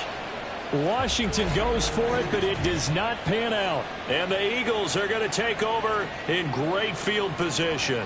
Now, you know I don't often have sympathy for quarterbacks, but in this situation, I don't know what else he could do. 4th down, so he can't just throw the ball away. He's got to find a way to try and make a play, but the pressure ended up getting to him. Pressure got to him. Really big sack and a turnover here on downs. They'll run on 1st down. Willis. And he'll get what he can up the middle, 3 yards. That'll bring up 2nd down. And hold on here, because on that last run, it looks like we have a player who was shaken up. Now, the medical staff is going to come out here and take a look, and we will take a short break.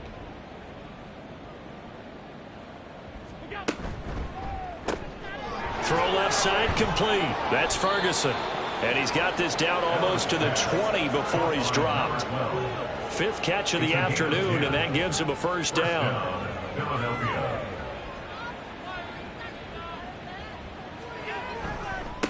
Now a handoff up the middle. It's Willis. He'll work his way up the middle for a gain of about 4. 2nd down. 2nd and 6. It's now 2nd and 6.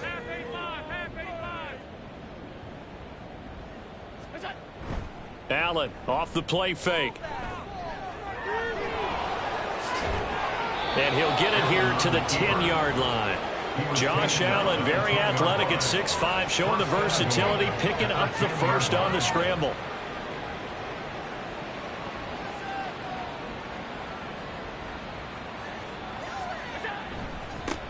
Now a handoff running through the middle. And he'll be brought down here at the 3-yard line. 120 yards rushing for him now, as he has been tremendous all day long. So the ball position now at the 3. Here's 2nd and goal. And now they'll throw with Allen. And he fends him off. And this is caught. Touchdown, Philadelphia.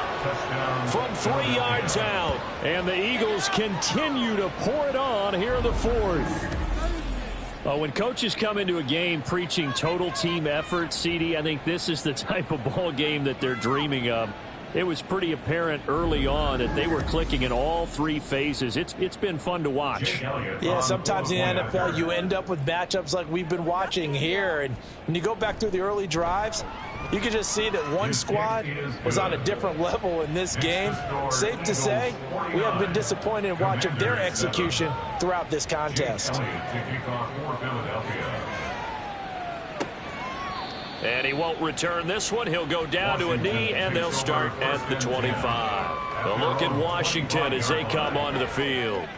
And just looking ahead, it would appear that that bye week is coming at the right time. They'll have 2 weeks to chew on this one, though probably not one that they want to chew on. A poor performance from start to finish. And now a throw on 1st down there, but it's incomplete. An incomplete pass leads to 2nd and 10 from the 25. Looking to throw. Womack. And it's knocked away and incomplete. Even with such a big lead late, the effort hasn't lapsed one bit.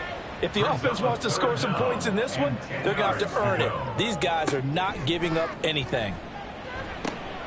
Able to connect with Dotson. And past the 40 before he's out of bounds. And now the red flag out on the field. We'll have a challenge forthcoming. Play is under review. Did he keep those feet in bounds? That's the question they've got to decide. And I got to say, watching it in real time, it was awfully close. Yeah, it certainly looked like a heck of a catch because he didn't appear to bobble it, which could complicate things. But even with the benefit of replay, that's pretty tight. Well, here's the call. So the challenge there does not go their way. This will indeed remain a completed pass. Pressure comes, and down he goes. The Eagles get there for the sack. Aiden Hutchinson getting him once again, his third sack of the afternoon. Partner, my vocabulary isn't that great, but to me, there's only one word that fits this front seven today, and that's dominant. 4 and 5 sacks is already rare in one game. Getting to more than 6 in one contest while winning by this many points, an absolutely astounding effort by every player involved. To throw on second down, Womack. He's going to find his running back. It's complete. And he'll be brought down shy of the 40 at the 38-yard line. And this offense on third down today, they've converted a third of their opportunities, 3 for 9. This is going to be 3rd and 13. Pressure comes, and down he goes. They dial up the corner blitz that time, and it delivers to the tune of a 9-yard loss.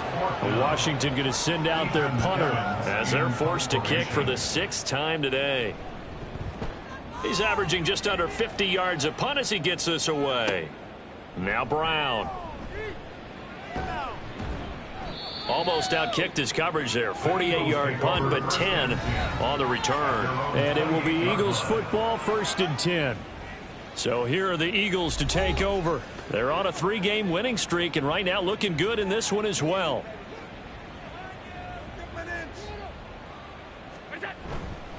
They'll start on the ground here on 1st down. A short gain here, maybe a yard to the 29. So 4th quarter, a nice run there to start this drive. Charles, what do you think the split will be here between run and pass? Well, partner, I think it'll lean towards the run, but this is also not a time where you just totally do that. You still have to possess the ball, move the sticks, and keep the clock moving as well. So they'll run their offense, but yeah, when they have a chance to run it, they'll do that a little bit more. On 3rd down, it's Willis. And he'll slip his way up across the 30 to the 32. Just a gain of 2 there, and it's going to bring up a 4th down. So where'd all that running room that he had in the first half go? Because it looks like it's drying up a little bit here. Someone made some adjustments, it appears, at least on this drive. The Eagles send out their punter now as he'll come on to kick this one away.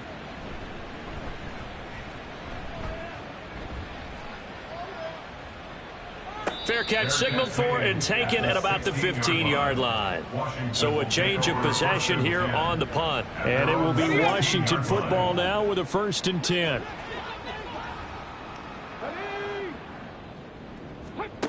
Throwing to start the drive. Womack. He finds his man. Complete. It's man. And he's got it past the 30 before he's hit and dropped. So they'll come up 1st and 10 now from the 33. 1st and 10 at the 33-yard line. Back to throw. Womack. And that nearly intercepted. Well, the free safety roaming into position almost had it, but it's 2nd down.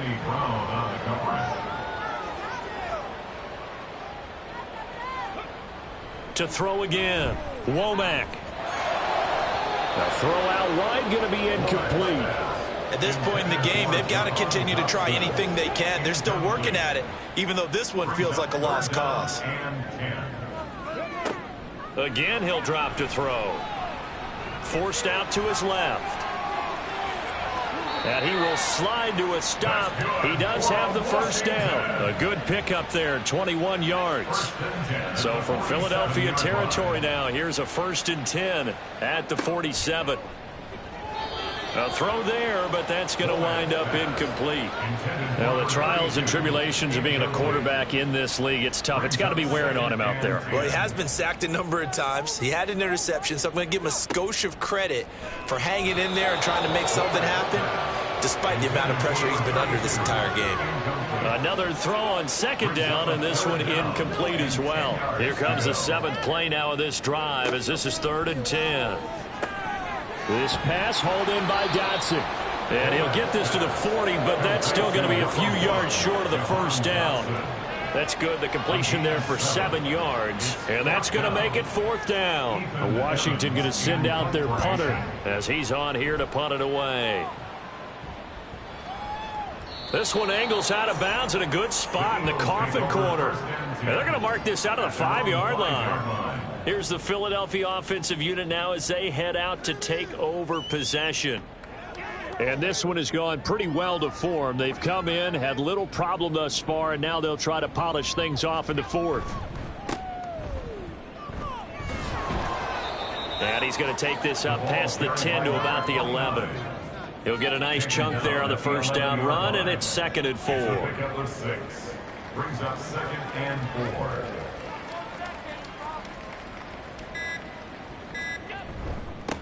Up the middle they go. Willis. And able to get it across the 20 before they get to him.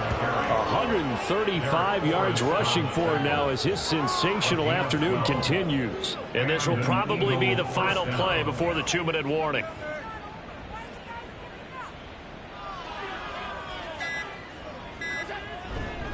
Running game working. They'll stick with it on first down. And he's going to take this ahead for right around 3 yards, but no more than that.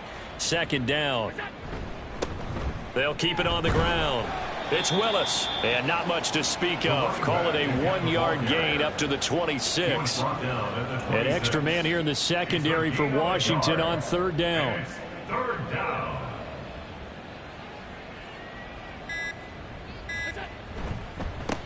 Now a handoff up the middle.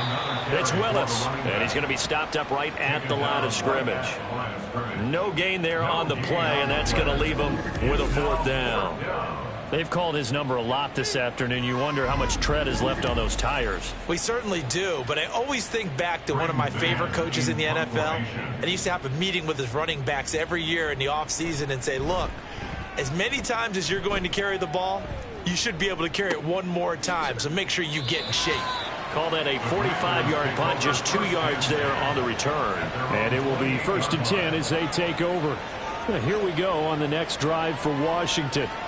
Well, I think that the folks here had hoped that maybe this home atmosphere would carry their guys to a surprise victory, but it does not appear that that's going to be the case. There's too much to handle on the other side in this one. And they get him down, but not before he takes it across the 40-yard line. It'll go as a pickup of 14 and a Washington 1st down. 1st and 10 at the 43-yard line. Now a shotgun snap as they'll look to throw. He's going to let it fly. That is incomplete. Similar to a shooter in basketball, just connected on the previous shot. They run another set for him on the next play. Now we had a guy who made the catch. They tried to get the big one downfield, but came up empty. Eagle pressure, too much this time. Down he goes. Well, this game, it was well in hand early, never really in doubt. Charles, you and I do so many games together. There's so much parity in the NFL, a lot of close battles. This was not one. Tip your cap to them for a really impressive effort. Yeah, and you know, as the game went on, I think the defense kind of got together and said, you see our guys on offense, they're just putting up point after point. We need to leave our mark somehow, too, and they did it, pitching a second-half shutout. So for Philadelphia, they remain one of the hottest teams out there as the win moves them to 6-1. And they'll get another road test next week as they head to Arizona to take on the Cardinals. Meanwhile, for Washington, they dipped to 2-5 now with the loss. And they'll get an extra week to think about it as the midseason bye might be coming at just the right time. I'm Brandon Gaudin. Certainly have to thank Charles Davis, my broadcast partner, and our entire crew. We'll catch you next time right here. It's the NFL on EA Sports.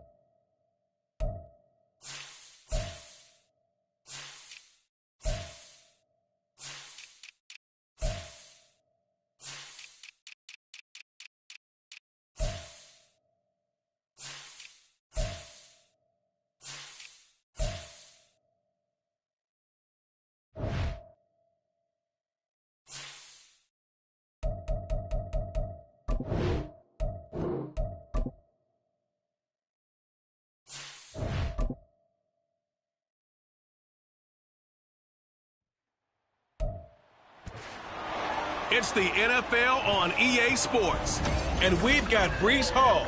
He's coming off an incredible effort with over 200 yards rushing a week ago. It's the Ravens and the Patriots under the lights on Monday night.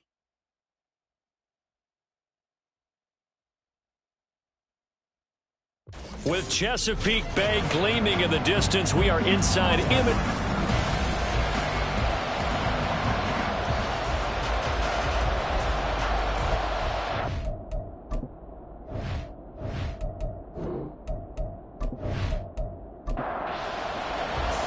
Getting toward the halfway point of the NFL season, Week 7 is underway on EA Sports.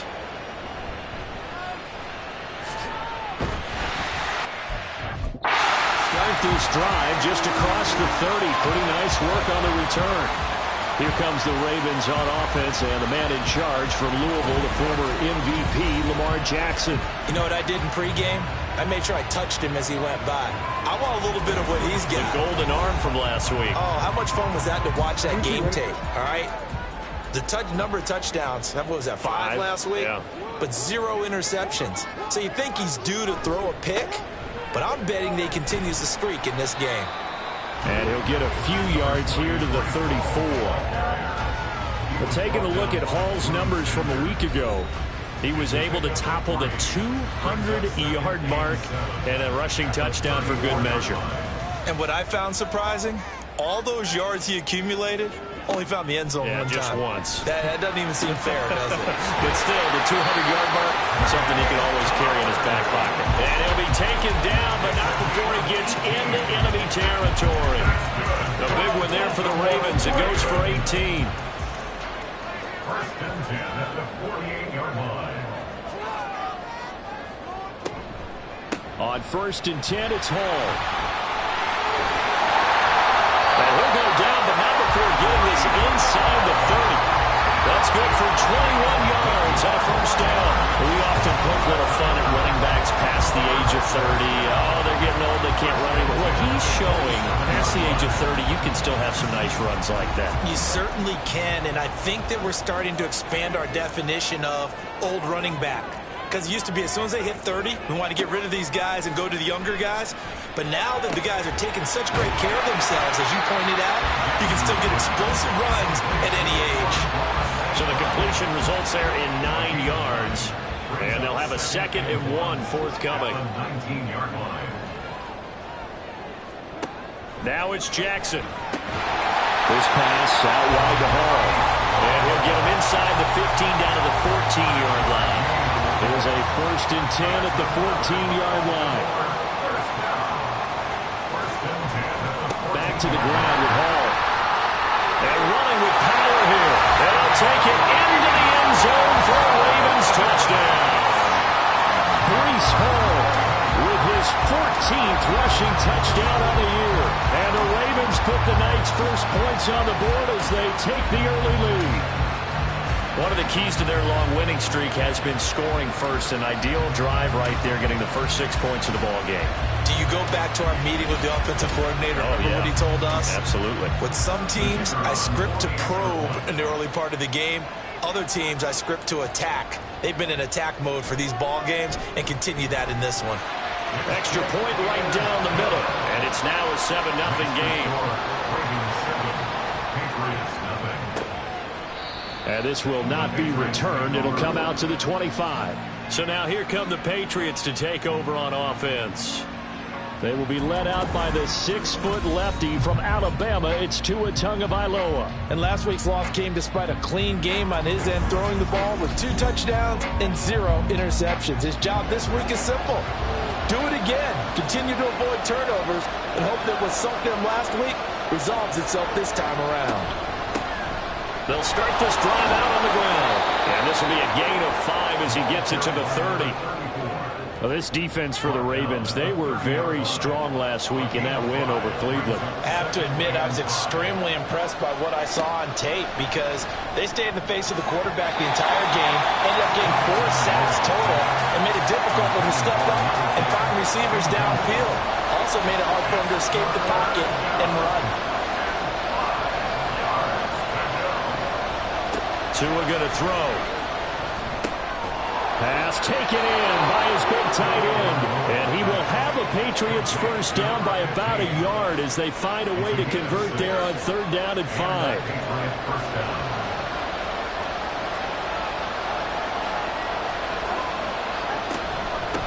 Up the middle they go. It's Baker. And able to get this one across the 45 before he's brought down. That'll be a New England first down, a gain of 12.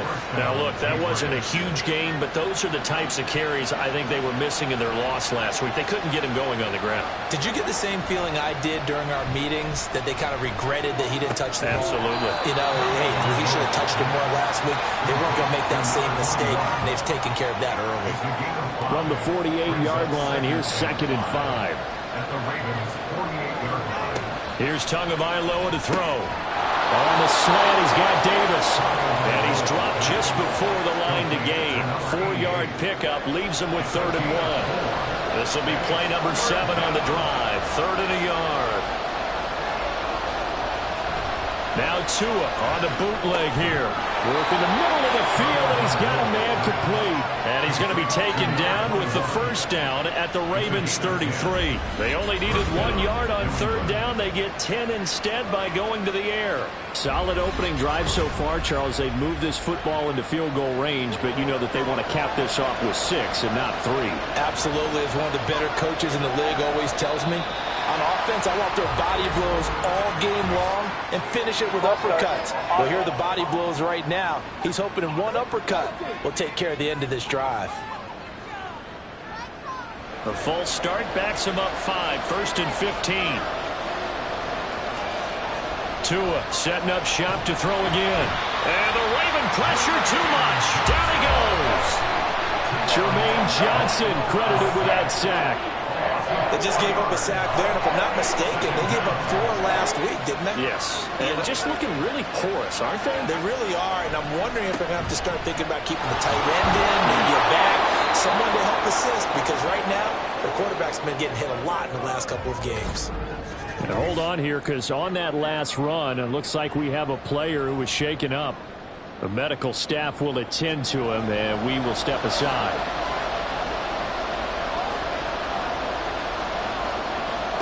On 3rd and long, it's Tagovailoa. All right, rifles one, and that's going to be intercepted. Picked up by Brandon Stevens. And the Ravens are going to get this back to their own 34-yard line. So it's 3rd and long, and you know this is going to be a pass. So defensively, they're bringing an extra defensive back and just blanket the field. And this is an ill-advised throw right here as it winds up being picked off easily.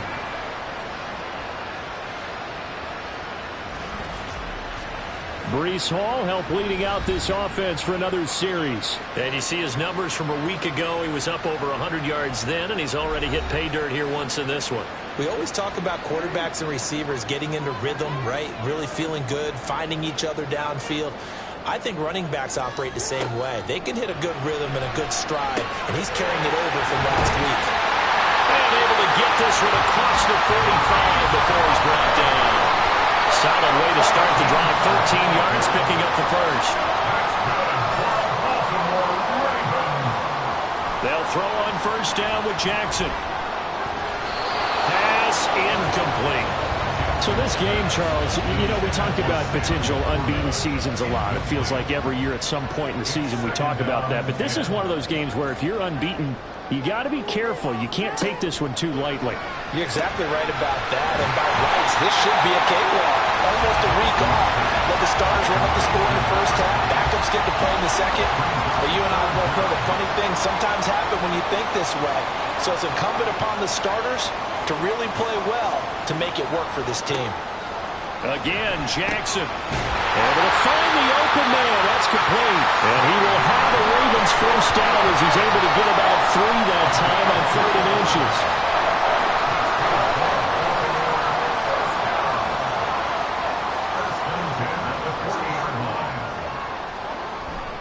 Paul on a give up the middle.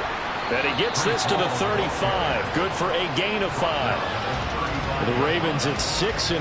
What a start to the season for them. And they have certainly got it rolling as of late. Winners of 6 in a row. And I think this is where, as a head coach, you show your team some trust. Instead of just talking about winning, the very next game, you point out to them, we're on a nice run here. And if we keep doing this, we'll be playing at home in the postseason. And we know that that could run us all the way to the Super Bowl if we get that done. What a run there. You got speed, elusiveness, escapability, all rolled into one. And we all know that quarterbacks are coached to get the ball to the guys who can do all the things you just described.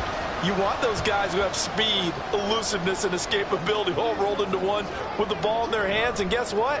It's him. So there's no sense in throwing it or handing it off when you can do all of that yourself.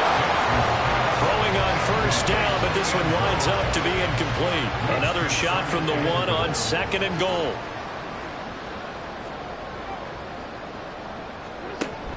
They'll look to run with Hall. And he'll get in. Touchdown, Baltimore. Breece Hall with his 2nd touchdown in this opening quarter. And the Ravens are off to a 13-0 first quarter lead. So 2 drives, 2 touchdowns here in this first quarter, and he's got both of them. Well, he's certainly setting himself up for a big game here, and I think if the play caller doesn't get in his own way, they should keep riding him the entire way of this game. Until the defense proves they can stop him, that's what I would call. Point after, right down the middle. And that'll make the score 14-0. So that drive goes 8 plays. And it was capped off by a Breece Hall touchdown run. The kickoff unit is out on the field, and they will send this one away. This taken in at the goal line. And some good special teams coverage as they bring him down just outside of the 15. So back onto the field come the Pats for their second drive. And they're in an early hole. The first drive, they threw the interception. That led to a touchdown. So decent-sized deficit early on. It is, but I think you hit the key words, early on. So they have to decide, do we even need to change game plan? Or do we just need to execute better and try and get back in this game? And he'll get this up to the 30-yard line. First play of the drive going for 14 and a first down. You can almost hear the sigh of relief coming from their sideline and from their point on the field, because this has been a tough start for them thus far. A much-needed first down there. They needed something good to happen. Plays like that will continue to help them dig out of this hole. And he'll be taken down, but not before they reach the 50. That burst good for 20 and a first down. His first carry of their second drive, pretty solid. And, of course, remember back to their first drive, really strong throughout that one. Not only is he getting good blocking up front, but how about his vision to find the holes? And he's seeing things before they even open and hurdling through them. From midfield, here's Tua. Nowhere to go here. He lost the football. And it's picked up by the Ravens. And his crew will take over with the football at the 35-yard line. The start of this game has me doing flashbacks and remembering when I was playing and seeing a similar start and seeing the head coach actually take a timeout and gather the whole team around him and tell him everybody to get it together. Let's get some focus going here, because maybe he just sensed that maybe the whole team wasn't ready to play. Yeah, well, they've gone interception, now fumble.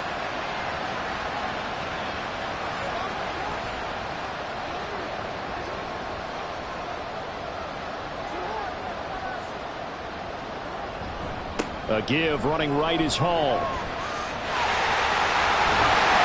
And he gets this one inside the 15, just a yard or two shy of the 10.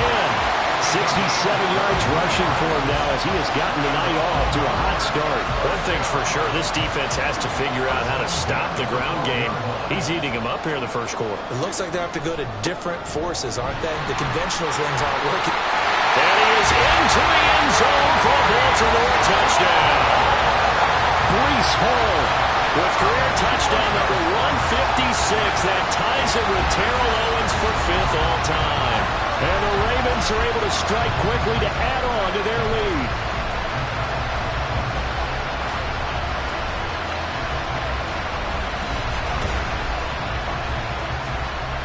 Now the extra point.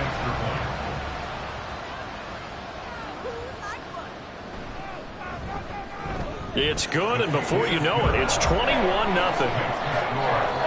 They had the short field, and they made quick work of it. Just 2 plays to get into the end zone. So how about this for a start? 21-0 here in the first as they kick this one away.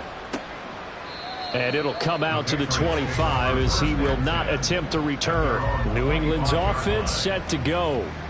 And job one here, Charles, just keep possession of the football. 2 drives, 2 turnovers to this point. You're exactly right, Doctor. Hippocratic oath. First, do no harm. And right now, they're harming themselves on offense. I like that. No one is mistaking me for a doctor, though. But thank you, Dr. Davis. And they work this well upfield across the 45. 23 yards, the final tally. Gain of 23 yards. First down, New England.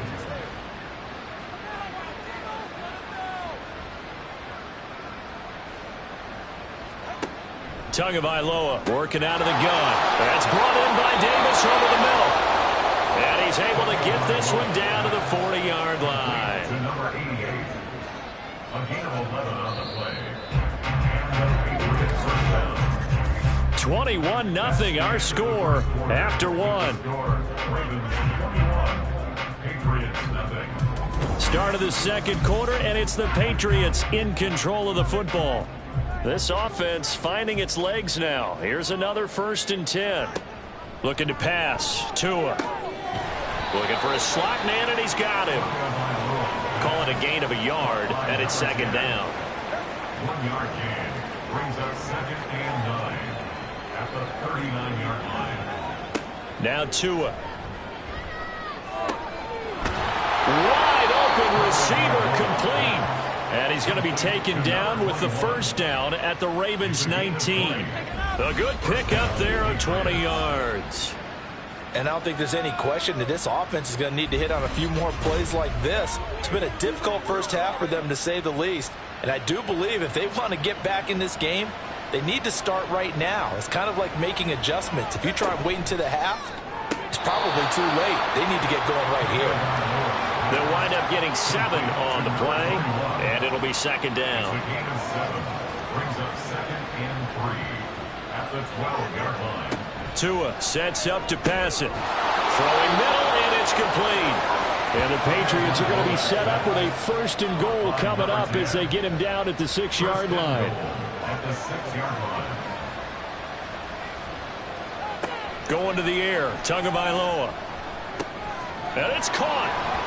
Nice job defensively to hold him to 4, and now it's 2nd and goal. By number 10. A 4-yard gain brings up 2nd and goal at the Ravens 2-yard line.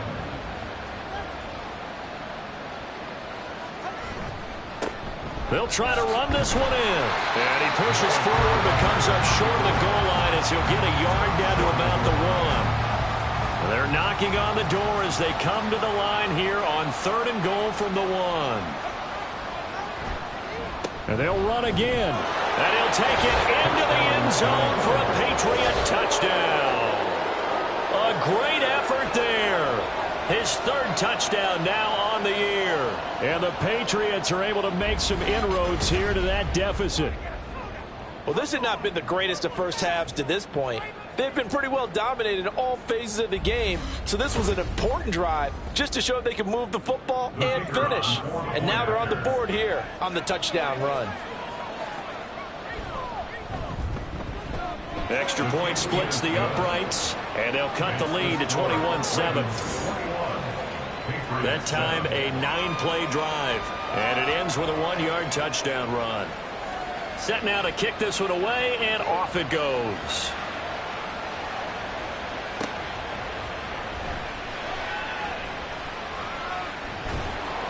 And he'll take it up past the 25 to the 26-yard line. Maurice Hall helped leading out this offense for another series. You look at the numbers on the year, up over 1,100 yards now, and the last drive had a touchdown as well. Everybody offensively just seems to be in cohesion, don't they? They do, and when you look at this rushing total, and you know at the end of the year, that means gifts for the big guys up front. Offensive line, tight ends, they're going to get a nice little bonus from their big-time runner. When did that become a thing, by the way, that the quarterback or running back gets gifts for the offensive line? I don't know. I can't go back and pinpoint it, but it's a great tradition, and it rewards those guys because they don't really... Well, this is taken in. It's complete. And he gets us to the other side of midfield across the 45 before going out. Give him 32 on the play. This offense is looking very comfortable here in this first half. Very relaxed, very smooth, very efficient. No wasted motions. Things are definitely going their way, and they continue to move the ball downfield. So the big play gets him across midfield now for 1st and 10. Out of the gun, they run it with Hall. And he's got it to about the 40. I feel like I could see what he was thinking on that carry. Wanted to follow that big tackle through the hole. Ended up only getting 4 yards on the carry. I think he had designs on that one being bigger. And a very determined run there as he'll take this all the way down to the 27. Good effort. 95 yards for him on the ground so far tonight as he has been terrific in this first half.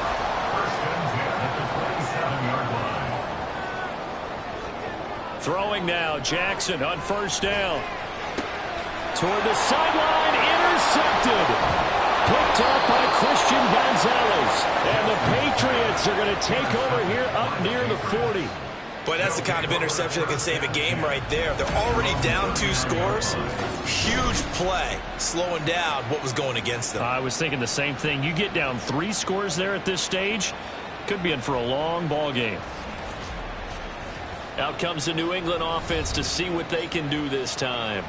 They come in off a touchdown drive the last time they had the ball. That cut down the lead. Now the defense does their part, got them the football back. So now maybe with the touchdown they scored previously, plus their defense making that stand up and getting them the ball right back, momentum may be shifting in their favor. To his throw, going to be caught by Davis.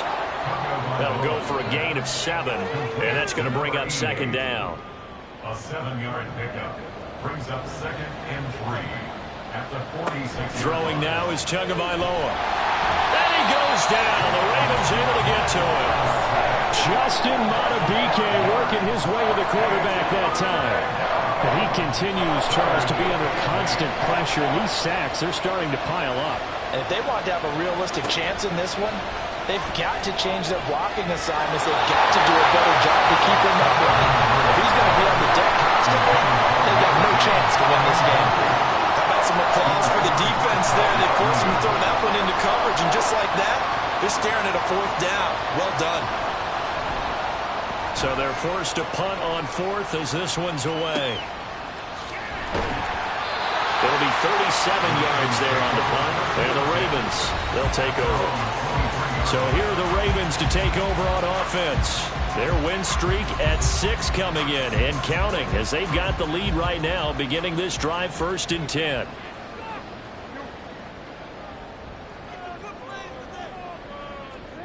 They go back to the air here after the INT on the last drive. So just 3 yards on the completion there. And it's 2nd down. Not a big window to throw. Coverage wasn't too bad there. Yeah, they had him under wraps pretty well, but somehow able to muscle his way open and catch the ball. Jackson. And he gets this one just shy of the 40, down at the 39. Lamar Jackson, such a threat with those legs, able to improvise and get the first. Evident there that he learned his lesson from the last drive. No way he was going to force a throw that time. When nothing broke open, kept it, and ended up running for a 1st down himself. Jackson on 1st down. Throwing the out route incomplete. That's Wallace. A good cover defensively as they get to him just beyond the 45 after the juke. So they'll get 8 out of that completion, and that'll bring up a 2nd down and just a couple.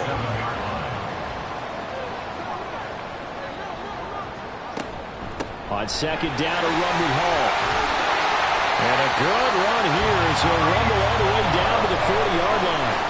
12 yards the pickup there. Good for a Raven first. Well, that last run makes this a 100-yard night. I've loved the way he's hit the holes. He's been quick, he's been decisive, and he's been a whole lot of fun to watch.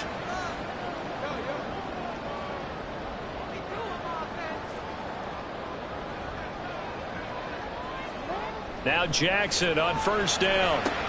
He'll get this to Flowers, left side. And he'll go out of bounds after taking it a little further down inside the 40. Ball on the 36 now. Here's 2nd down and 5. A gain of 5 brings up 2nd and 5. Straight ahead is Hall.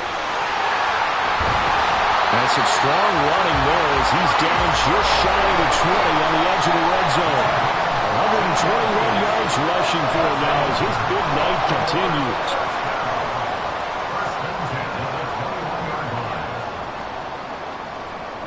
Throwing on 1st down, it's Jackson. Over the middle and taken in by Laporta. And in for the Ravens touchdown. Sam Laporta from 21 yards away. And the Ravens take a 3-touchdown lead. And there's a situation where as a tight end, once he gets that end zone in his sights, he's not going to back down from anyone. He doesn't worry about running the daylight. He doesn't mind running through contact. That's totally fine by him. Extra point attempt here still to come.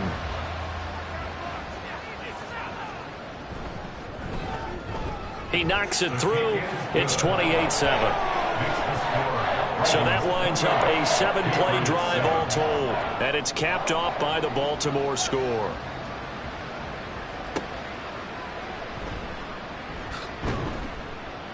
And he won't get this to the 20-yard line as he's down at the 19.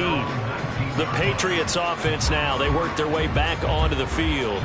They're down 3 touchdowns to this point, needing to put something together as they have it 1st and 10. From the gun, it's Tua. It's a short one here, complete to his tight end. Call it a gain of 6 on the play, and it'll be 2nd down. And we've hit the 2-minute mark in this first half of action. A reminder coming up just a few minutes from now. We'll send you to Jonathan Coachman and our crew in Orlando. Coach will have a look back at some of the stats and scores from yesterday's action. Tagovailoa to throw on 2nd down here. And the Raven pressure too much. Down he goes. Now the Ravens going to use one of their timeouts. It's just their first, so they'll have 2 remaining here before we get to halftime. The Ravens going to use the 2nd of their timeouts, so that means they're down to 1 remaining here as we head toward halftime. Fair catch taken just inside the 40-yard line. He threw the touchdown pass on that last drive, his 20th on the year, and he'll start again here, 1st down. Baltimore with good starting field position as they come up 1st and 10 at their 38. Jackson. That'll be caught. Wallace hauls it in. And he'll have it past midfield almost to the 40 before being taken down.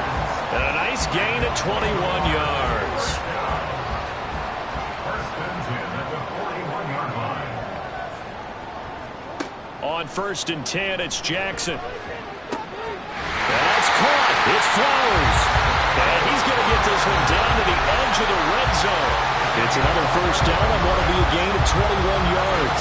Good strong throw and catch right there. And so far in this game, the alleys have been open for them to get completions, and they're taking advantage of it. Back-to-back good plays have them on the move on 1st down.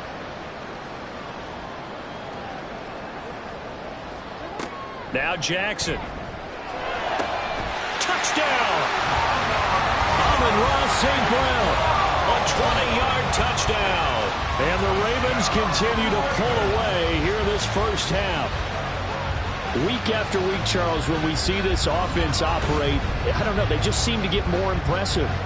They certainly do, and let's face it, it's no surprise they're the best in the NFL in scoring. This team designs things well and executes even better. And here, it only takes a few snaps before they're in the end zone. That's how they demoralize teams. That's how they put them on notice. Extra point right down the middle. And the route is on here in this first half. The kickoff team on the field now as they will send this one away. And this will be a touchback, so they'll bring it out to the 25. The Patriots with the football here late in this first half. Things for them, just to put it bluntly, man, it has been tough sledding here in the first half, facing that big deficit. The clock is dwindling now. Maybe if they can get something on the board here before intermission, they'll have at least a little momentum heading into the second half. Justin Madubuike, his 2nd sack of the night. But Charles, this has been something to watch so far. This is where you really feel for a quarterback. He's been running for his life in this first half. Brandon, that's 5 sacks already, so you know he's got to be saying, can we get some more guys in here to block, please? Because if we don't, we're going to need another quarterback.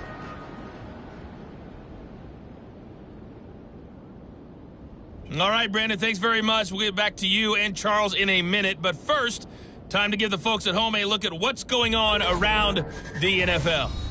We'll start up at MetLife Stadium in New Jersey, where it was definitely a game with some intrigue, as you can see by the scoreline. DeAndre Swift, a touchdown run in the victory. From there, let's head west to see what's going on with the Raiders at home in Las Vegas. And they fall in that one to the visiting Indianapolis Colts. Jonathan Taylor, a touchdown run in the victory. Finally, let's get down to Houston. Check on the Texans at home at NRG Stadium. And it was the visiting Jacksonville Jaguars that go home with the victory. Trevor Lawrence leading the way with a couple of touchdown passes in the victory. We were treated to a solid first half out of the running back, Breece Hall. He's up over 100 yards rushing for the game already, and he scored 3 times as well, as they went to him early and often, and with good reason. All right, Coach, thank you, and we welcome everyone back for quarter number 3. The Patriots trailing here, but they will have the football first as the third quarter is underway. And this will not be returned, so the second half begins with a touchback. Now the Patriots going to take over here to start quarter number 3. CD, they certainly know the hole that they face as they begin the second half. They have to do what precious few teams have done in NFL history. That's try to come back from a 4-possession deficit. And, partner, you know, as that team gathers, they're saying to each other, you never say never, right? Because if you're on an NFL roster, that's how you have to think. You can always come back and win a ball game. And let's face it, we saw a certain Super Bowl, a 25-point lead late, that wasn't enough to put someone away. But that being said, this task is near impossible. Let's face it. And bottom line is, it officially becomes impossible if this possession is an empty one. Now throwing on third down there, but he cannot connect. Just more frustration here offensively, and you can see it in their play and now in their body language. You know they were hoping to put a drive together to begin this third quarter, but it's just not clicking right now, and it's going to be a quick call to the punt team. A call for a fair catch, and it's made at about the 23-yard line. It'll be a 39-yard punt, no return, and they will take over 1st and 10.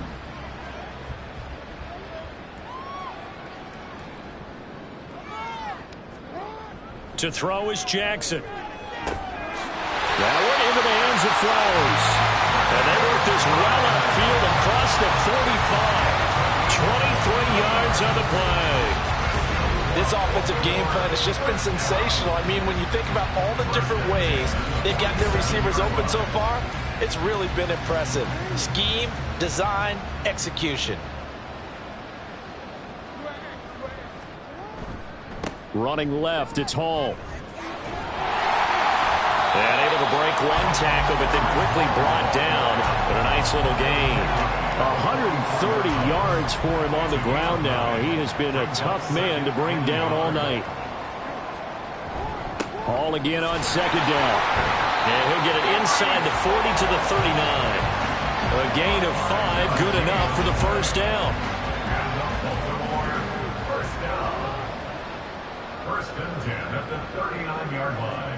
Jackson now. To the right side, into the hands of Flowers. And that's good for a pickup of 10 yards. And that'll leave him with a second and just a few inches left. Even against double coverage, he found enough of an opening for a noticeable gain. 2 guys on him, yet he finds a way to uncover downfield for the completion. The throw over the middle, taken in. Not following the completion, we're going to get a stoppage here for an injury. Well, now they're going to come out and take a look at this injury, and we'll be back in a moment. So 1st and 10, and if they score on this drive, might have to start digging in our second half blowout material. There's a throw over the middle. It's taken in by his tight end. And down inside the 15, shy of the 10. And now a pause. It looks like we have a Patriot injured on the play. While they come out and take a look at him, we will step aside for just a moment.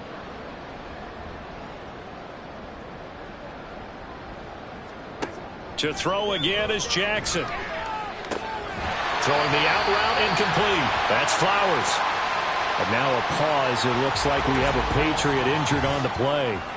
So as the medical staff takes a look, we'll step aside. Now 2nd and 5. Snap will come from the 6. Now it's Jackson. Toward the end zone, but that's going to wind up incomplete. I would describe the way that he's played today as mature. He's already moved on mentally from that incompletion, and he's more than ready to throw his next pass downfield. From the gun on third down, Jackson. Oh, he tried to fit it in on the slant, and it's intercepted.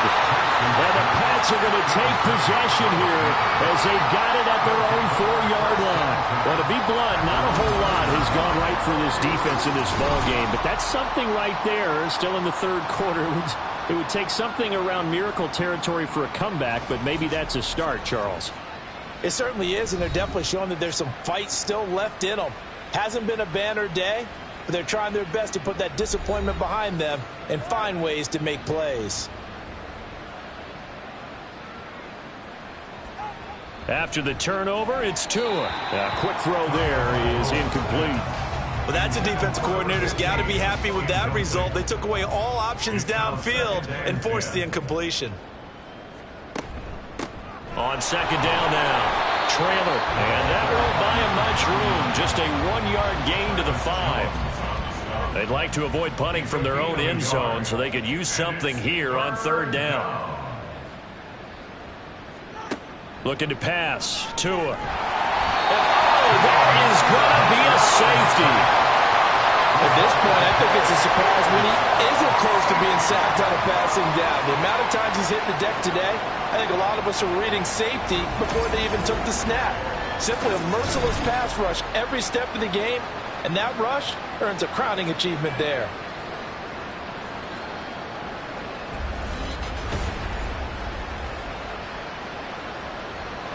So a free kick situation forthcoming from the 20 as they'll punt this one away. Fielded just inside the 30. Shifts by him. And Baltimore's offense set for this next possession. And the last time out, they had the good drive going. You get in the red zone, they throw the interception. Not their first pick of the game either, so we'll see if they're more careful, more cautious here on this drive. Yeah, nothing worse than repeat mistakes, right? You end up coughing the ball up, you end up throwing a pick, everything goes awry. And now, points don't go up on the board. I just heard a fan scream out, I thought the idea was to score points. Yeah, they're getting a little restless too.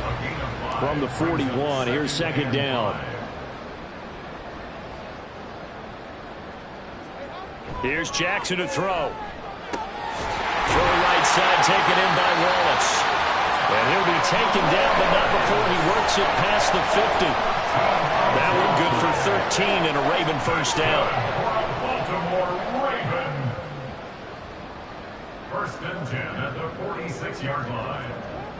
Now it's Jackson. And that'll be incomplete. Had an open man that time, but ended up putting a little too much heat on it, don't you think, partner? Absolutely. Just needed a touch more air under it. Instead, he fired an absolute bullet. Again on second and 10, it's Jackson.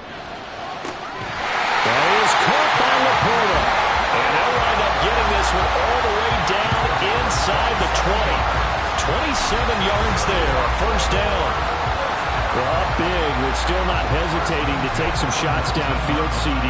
I guess they really want to hammer home their dominance in this one. Yeah, that much is apparent, partner. If they keep completing throws like that, they'll keep that gap awfully wide as they've established already. From the red zone now, here's Jackson on first down. That's into the hands of Wallace over the middle. And the Ravens are going to have a first and goal as the tackle is made at about the 5. And he's top 5 in the league in terms of receiving yardage because of plays like that. What have you seen from him on film that you like so much? Well, I'll strip away everything. And in for the Ravens touchdown. Zay Flowers. A 5-yard touchdown. And the Ravens have got it on cruise control. Boy, another score. This lead gets even bigger. And Charles, we haven't even hit the fourth quarter yet. Well, forget the deficit, right? They're really not going to cut into that a heck of a lot. But how can they get out of here with some dignity? Can they get a stop or two? Can they make a play on offense themselves? Anything to start to feel better about what's happened to them here in this one. Point after, right down the middle. And the lead grows even larger here in the third quarter. Patriots 7.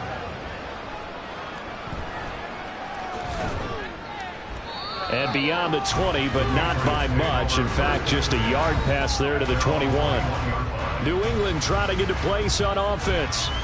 Well, we're still in the third quarter, so there's some time to kind of clean this up and make it look more respectable. Now, a win, that's probably gone out the window, Charles, but I don't know. Do you look at this as a time to just improve and maybe start to look towards the future? I think you have to find something to play for, something to grasp onto until the clock runs out. But, Brandon, we've been around this game a long time. This is an outlier. You don't get many blowouts like this no matter how the game looks on paper going in. This one has turned out to be everyone's worst nightmare realized.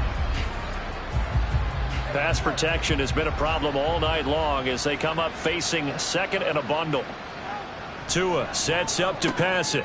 Got a man, and he hits him in stride. And they work this well upfield across the 45. It's a gain of 34. The big play has them all the way out near midfield for a 1st and 10. Now a handoff up the middle. Trailer. And a good push there defensively as they stop him at the 48. Gain of just 1. 2nd and 9. Brings up 2nd and 9. Tua going to throw. Well, the pressure gets there, and Tua is going to be taken down. Well, this is getting ridiculous. 8 sacks now. That's how multiple guys get to it. So, quick, easy analysis about why they've struggled so far. They keep putting themselves in 3rd and long situations. They just took another sack right there. And the offensive film session tomorrow may be a little longer than it normally is. Not a lot of positive grades will be handed out thus far. So a tough situation to overcome here. 3rd and 17. Here's Tagovailoa to throw. And that is incomplete. And you can tell just by looking at him that this offense is a frustrated unit. Things are really unraveling here, and as a head coach, time to earn your paycheck. You've got to find a way to keep it together as that brings up another 4th down. Calls for the fair catch, makes the fair catch just inside the 15-yard line. So possession goes over here on the punt, and the Ravens will get it. 1st and 10 from deep in their own territory. Jackson and the Ravens come up now 1st and 10 at their own 15.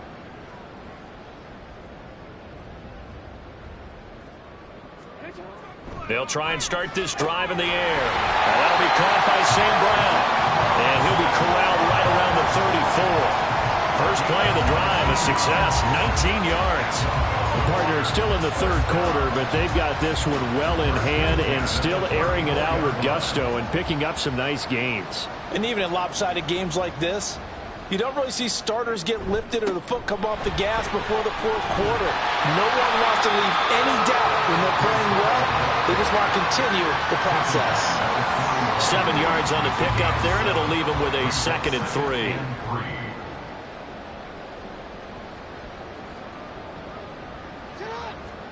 Here's Jackson.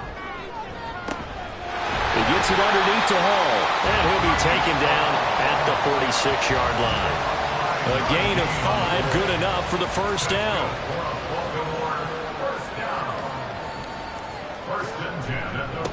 Give to Hall running right.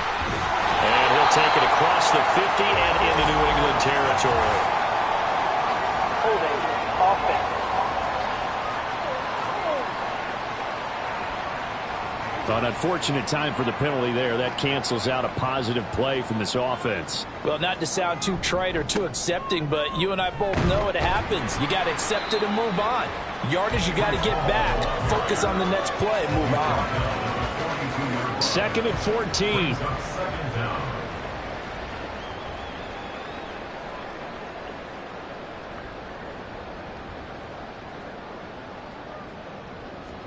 Throwing is Jackson.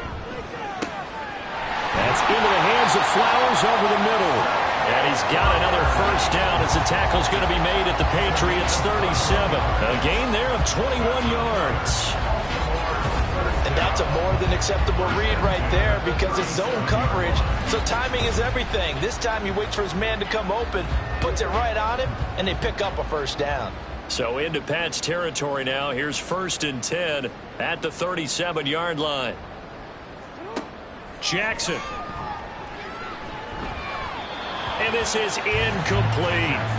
It sort of looks like they still have some fight in them on this series because it seemed like things were headed for the red zone.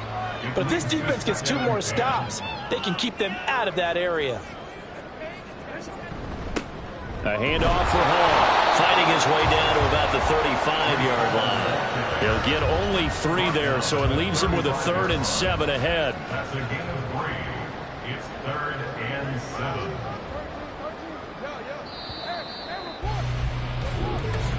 That's the end of the third. 1 quarter remains here as we wrap up the week on a Monday night. This is the National Football League on EA Sports.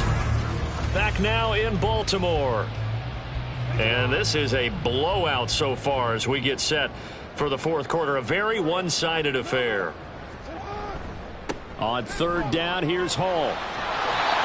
And he's able to pick up the first before he's taken down at the 27. And hold on here, because on that last run, it looks like we have a player who was shaken up. Hopefully, obviously nothing serious here. Medical staff, though, going to take a peek, and we'll take a break.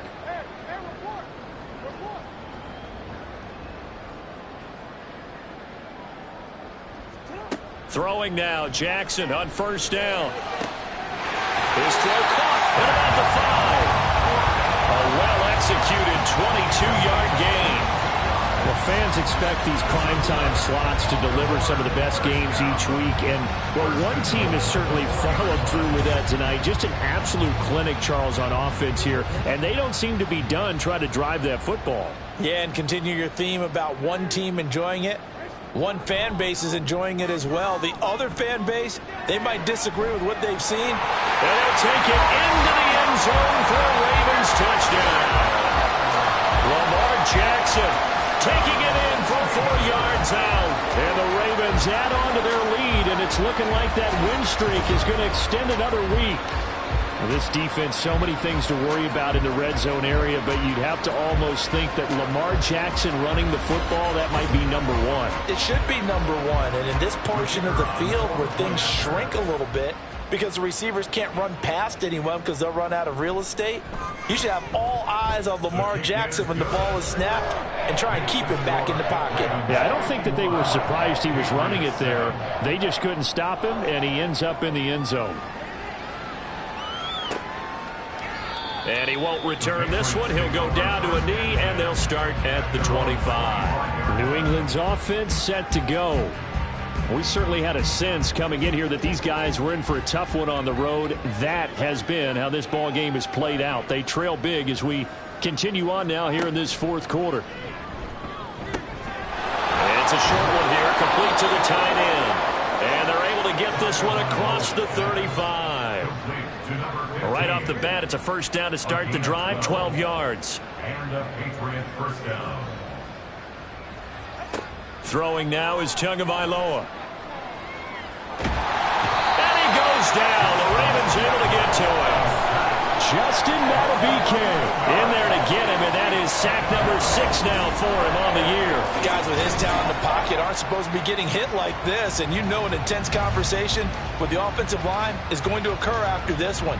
Might not be from him, but the offensive line coach will have plenty to say about this game. Pass protection has been a problem all night long as they come up facing 2nd and a bundle. Going to the air, Tagovailoa. Firing quickly here, and that's complete. They'll wind up getting just a yard. And they're going to be staring at a 3rd and long here. 3rd down.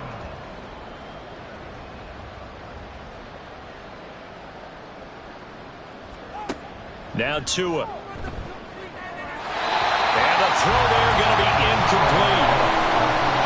And that's another play that's painted the picture of this game overall. It's been a blowout. It's been continually fueled by big turnovers and stops for one side and an inability to advance the ball from the other. And on 4th down, on is the punt team sending this one away. Fair catch signaled for and taken just shy of the 30-yard line. A 40-yard punt, no return. And out will come the offense as they take over. Jackson and the Ravens come up now 1st and 10 right at the 30. He'll give it to Hall to start the drive. And he'll bring it up here to right at the 40-yard line. Any explosive run, you can almost feel the ground shaking, and that's from the offensive linemen creating space for their runners. I had an old coach tell me before, they always told his runners, Run around the offensive line in pregame. Get used to the ground shaking so you don't trip and fall when it happens in a game. They try to throw on second down, but this one is incomplete. The offense on third down tonight, they've been okay. 2 for 3 thus far. They're looking at third in the nose of the football. They'll run with Hall. And he's taken down at the 43, but not before picking up the first. A third down gain of 3 yards, and that'll be enough.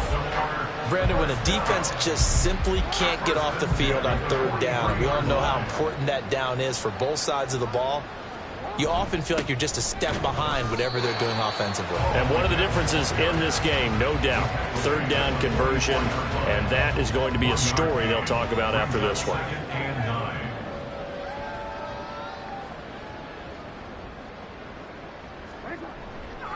Hall again. And he'll only get a yard, maybe 2, up to the 46. And hold on here, because on that last run, it looks like we have a player who was shaken up. The medical staff is going to come out here and take a look, and we will take a short break. On third down, Jackson. Buying time to his left. And he is tackled inside the 40, not quite to the 35. I guess no need to force it when you can do that instead. First down, 18-yard gain. And Brandon, this is the time of the game when Jackson can really take over. He's got the defense's legs a little bit tired. He's got them on the run. Yeah, this defense looks gassed, and you're exactly right. Second half with the lead, this is when Lamar Jackson seems to thrive.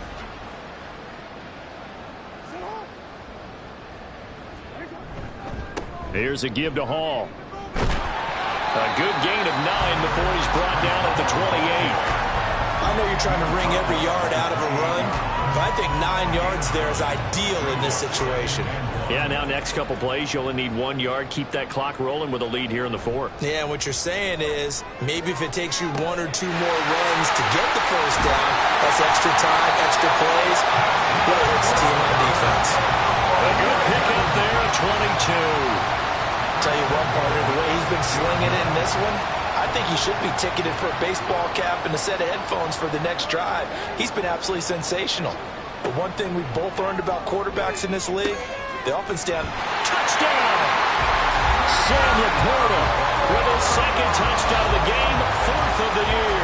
And the Ravens are closing in now on a 7th straight win to start the year. So definitely a good day's work throwing the football. Very good day's work. A 4th touchdown pass as they're really pouring it on. Yeah, and so much for going into clock mode after getting that touchdown, right? Because you would think with the lead, 4th quarter, they might actually do that. No chance. They've kept attacking and got another touchdown pass as a result. Extra point splits the uprights. And this one was over a while ago as they just add on to that big lead. Here's the kick unit now for the Ravens as they'll send this one away. This taken in right around the goal line. And he will make it to the 20-yard line and no further. Now the Patriot offense set to take over again.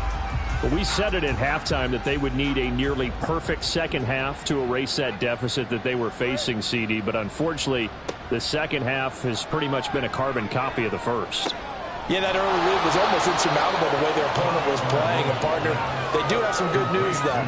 This one is getting close to being over, and they can try and hit the reset button starting tomorrow. At the 28-yard line. Tua wants to throw it on second down. Now they go screen. It's complete. And they'll take him down at the 31-yard line. They'll get 3 as the drive continues. It's a first down. First down, Patriots. Here's Tua. Going for the deep ball. And too much juice. It'll be out of bounds, incomplete. They'll probably spend a little extra time dissecting the game film after this one. I think the part of their plan was to hit them over the top with the deep ball. They've been unsuccessful all night. Again, they will throw it with Tagovailoa. Looking left side, and he's got a man. That's Baker. And he'll be brought down shy of the 40 at the 38-yard line. They need 2. Here's third down.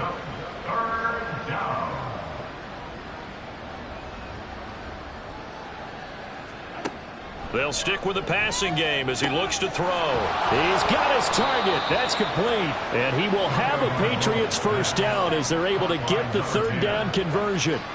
So in Raven territory now, here's a 1st and 10 at the 49-yard line. They'll look to throw again. He finds his man, complete. That's Baker. And they go backwards here, losing yardage back at the 48-yard line. That one unable to develop, never got going. A loss of a couple, and it's 2nd down.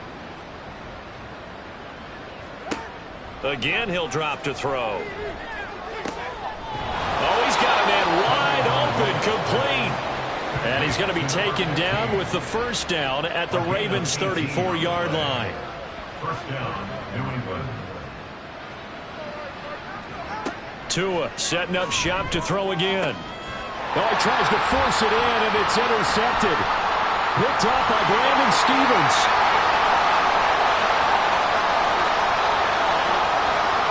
And he will bring this back. It's a pick six and a Raven touchdown. Well, this one was already ugly, and now it's just kind of becoming a feast on the defensive side of the football. Yeah, partner, this is a unit that knows they got this game in the bag with this huge lead, and it's going to drive their coaches crazy because they're telling them, play it straight, do all the right things. But these guys are going to be freewheeling now. All of them are going to take chances, and that one pays off with an INT and a return for 6. Point after try forthcoming.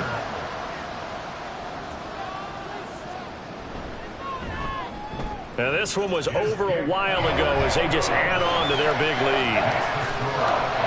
So the defense creating some points, not only getting the interception, but then returning it to the end zone for the pick six.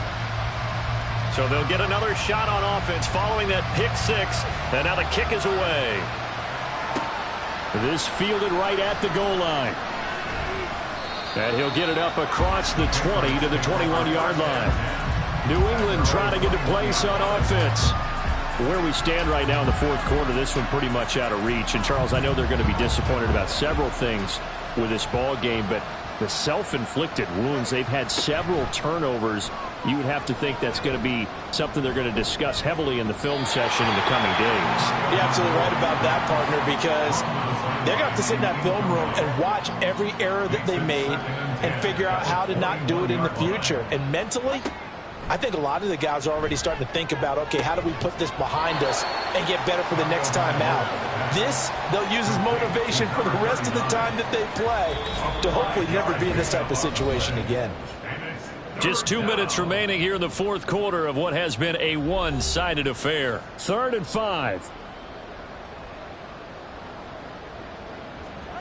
Looking to pass. Tua. Working the middle of the field, and he's got a man complete. And he will have a Patriots first down. They needed 5 there on 3rd down. He winds up getting 7.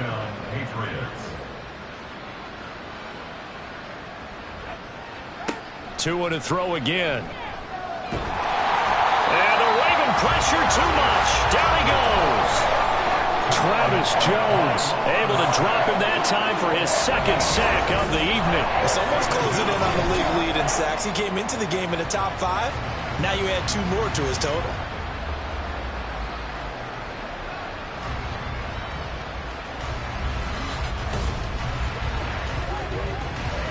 Pass protection has been a problem all night long as they come up facing 2nd and a bundle.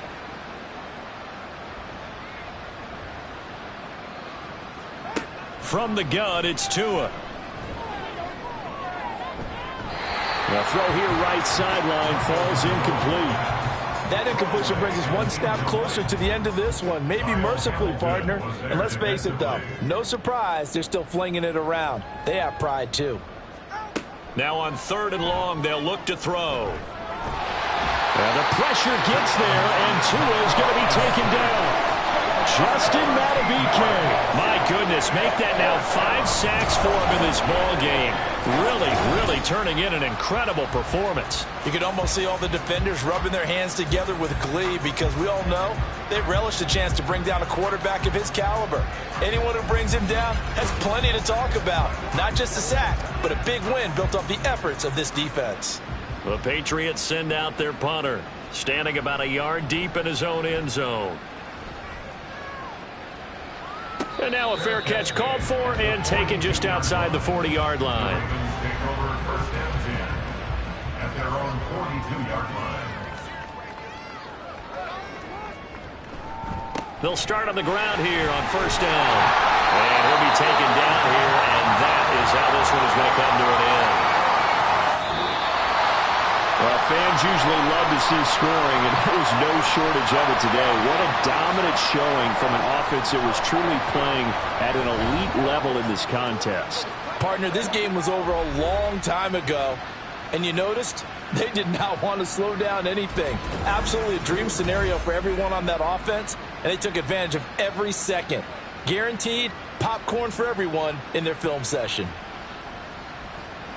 So for the Ravens, their winning ways continue as they get it up to 7-0. And they will hit the road next week for a date with the San Francisco 49ers. Meanwhile, for New England, things are definitely going south quickly as they fall now to 1-6. And they'll try and turn things around next week as they have a date at MetLife Stadium with the New York Jets.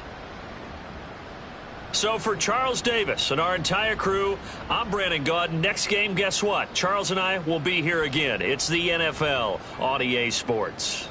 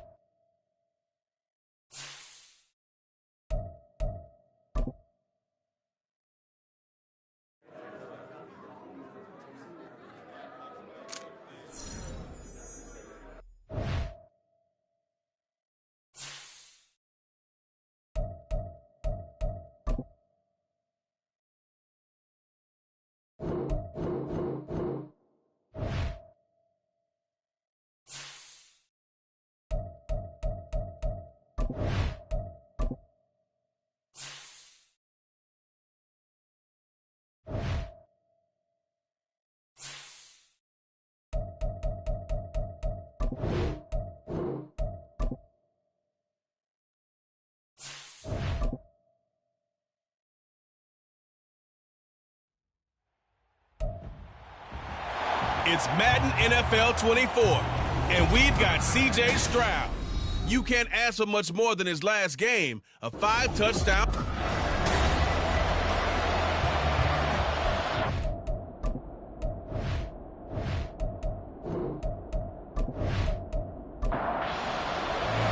Getting toward the halfway point of the NFL season, Week 7 is underway on EA Sports.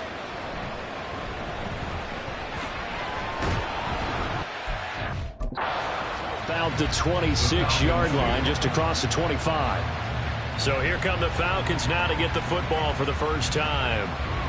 And we get a glance at their leader in the huddle, the veteran, in his 9th season now in the league. Well, in prep for this one, it was fun talking with the defensive staff because they had to review last week's game tapes where he threw for over 400 yards. And they started ho-humming that performance. And finally, you said he threw for over 400. That's got to be significant. That's why he won the NFC Offensive Player of the Week. They're going to be careful what they wish for ho-humming. He might do it again here in this one. Checking on the numbers last week for Robinson. There isn't a coach alive who wouldn't like those numbers. Well over 100 yards and a touchdown, too. Partner, I think all the coaches who are in that great coaching box in the sky would take those numbers. So dead or alive? Either way, they would take that production. 7 yards there and a first down.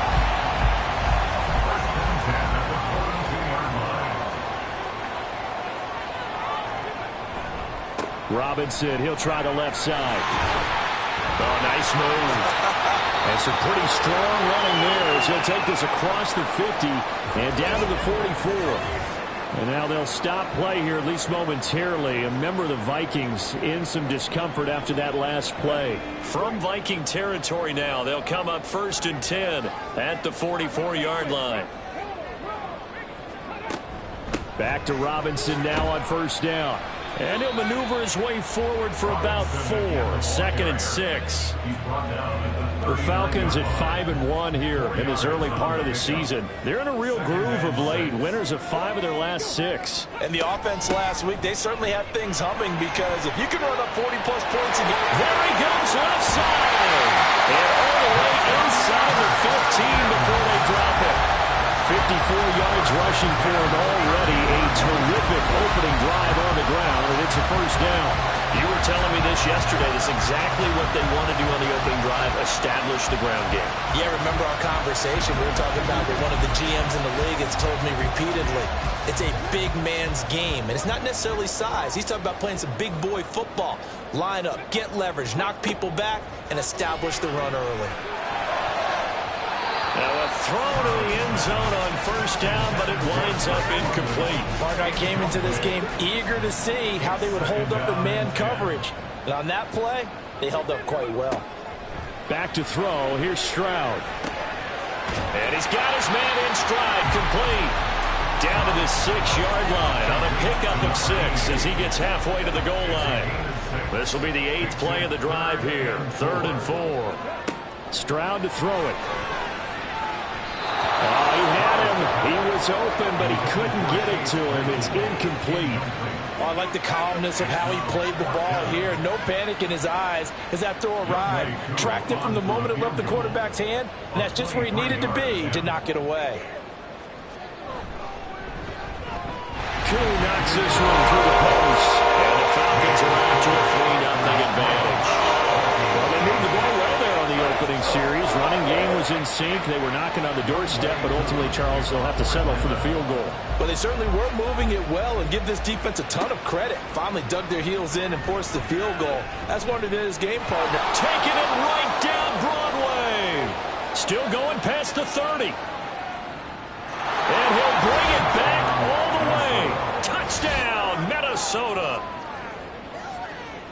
So they gave up the field goal, but boom, they get it right back. Don't even worry about getting their offense on the field. They return it on the kickoff. So I see your 3 points. And raise you. And raise you 6. Double it up, coming right back at them. And if that's going to be the trade all game long, someone's going to be very happy with the end result. Extra point attempt to come here.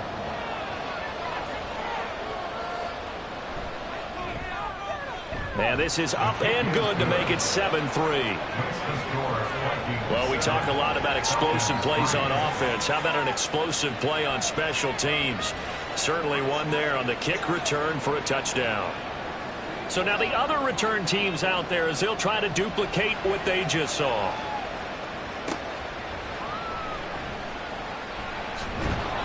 And he won't quite make it to the 25. And now it looks like he's in some discomfort after being tackled at the end of that return. The medical staff will attend to him, and we will step aside. About set to begin their next drive, the Falcons offense at the line.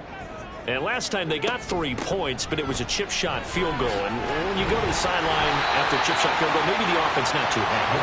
It's a balancing act, isn't it? Because you're exactly right. They're none too pleased that they didn't punch it in for 6 points.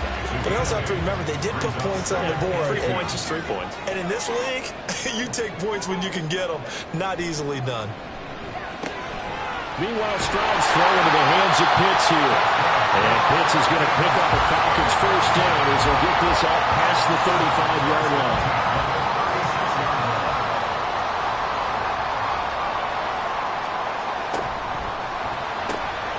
Throw left side complete. That's Carter.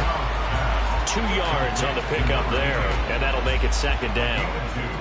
Brings up 2nd and 8 at the 37-yard line. And Stroud now to throw.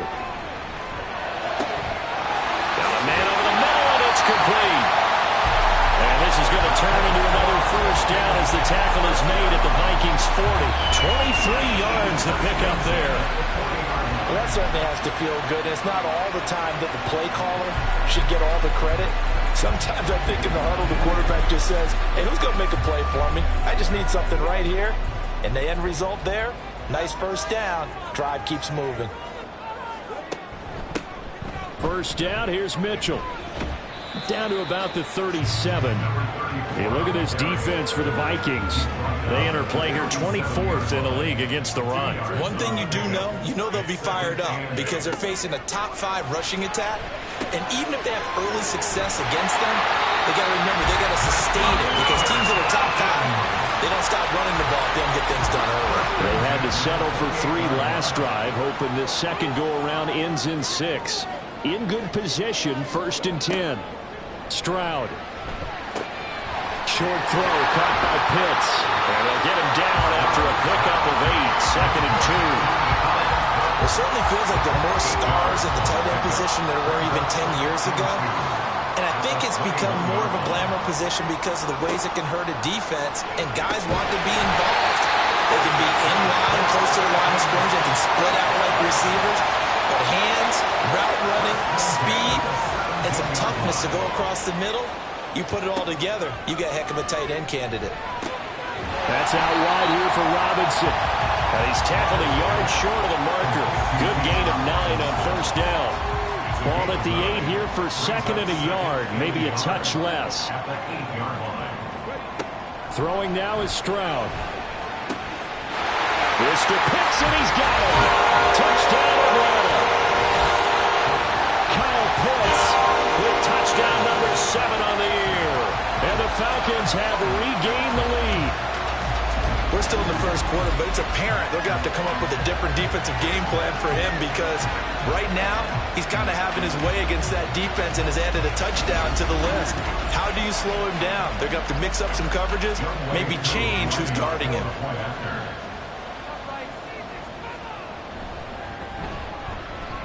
extra point by Koo, up and good. And the lead is now 10-7. Following the touchdown, here's Koo to kick off.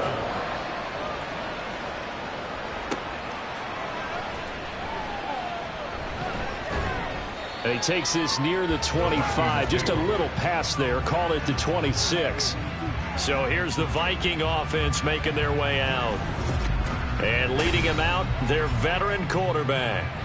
If you ask coaches at any level to design their ideal leader of a team, I think they're going to check every box with this guy. He's got the poise to handle responsibility. He stays calm under any kind of pressure. And he brings out the best of his teammates each and every week.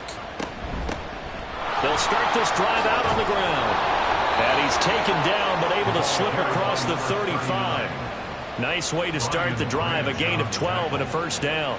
That's pretty much meat and potatoes right there, wasn't it? Just go right at them and let your big horse charge up the middle. Not too fancy there, was it? Nothing fancy at all, challenging that defense. And on that go-around, the offense won the challenge. And he'll be taken down, but not before he gets into enemy territory. They get 14 there. First down, Vikings. And defensively here, it's hard to overlook the fact that this is an offense that's dead last in the NFL in rushing. So this back seven's going to be tested. Heck, might be more of a back eight. No doubt about that. And they surrender the catch here and the first down. From Falcon territory now, here's 1st and 10 at the 48-yard line. It's a 6-yard gain on the ground, and that'll make it 2nd and 4. Well, his defense for the Falcons, they were terrific a week ago in the win over Seattle. And no matter what's done throughout a ball game, it always comes back to blocking and tackling. That's the essence of football. But I think it's hard for people to understand just how difficult it is to tackle, especially open field.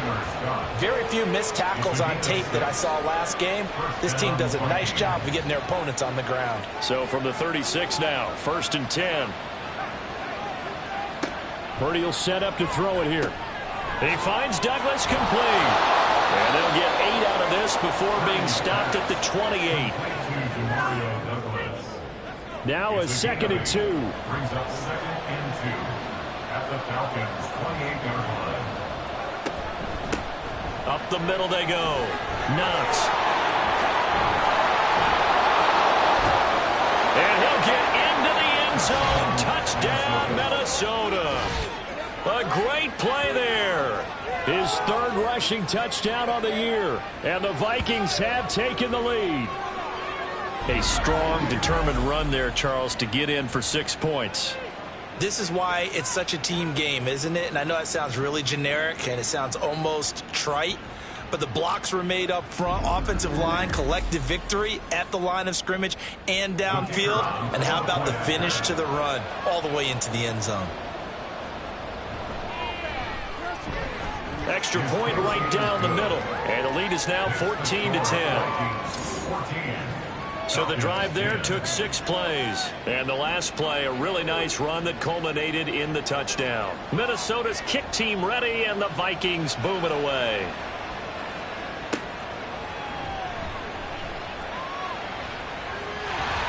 And a good effort on the return there. Gets him across the 30, up to the 33. Bijan Robinson and the Falcons back onto the field. And a week ago, as you get a look at the numbers, well over 100 yards, he was on fire. He was on fire. Obviously, the offensive line was on fire. All the guys who were trying to assist him. But you know who else was? The play caller. Because his ego totally got out of the way. And he kept calling the plays that were working over and over. And they really didn't stop him. Now the challenge, can they duplicate it? Here's 2nd and 10. Now Stroud. Throw left side. There's London. They get 6.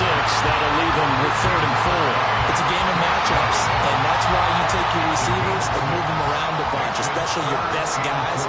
And when they work out of the slot, you often hear the coaches talk about how great it is because it gives you a two-way go. You can break out or you can break in. That makes it hard to defend. And he'll go down, but not before getting this inside the 30. And a big 32-yard play on 3rd.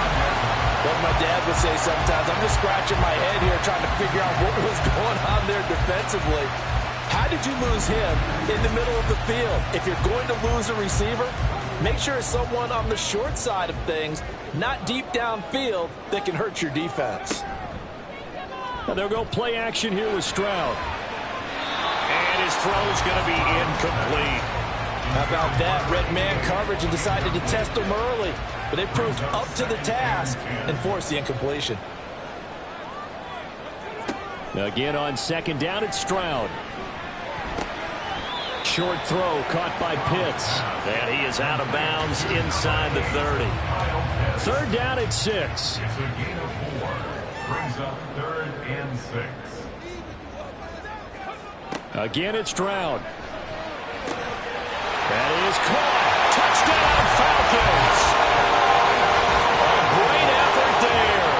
26 yards. And the Falcons have yet again retaken the lead.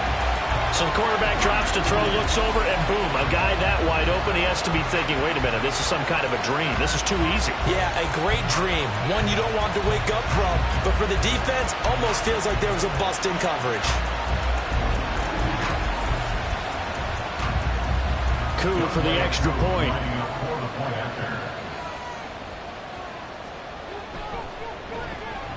It's good, and they'll take a 17-14 lead. We are in for a good one as we're through one on EA Sports. Back now in Atlanta, second quarter action. The Falcons with the football as they've got it as we resume action.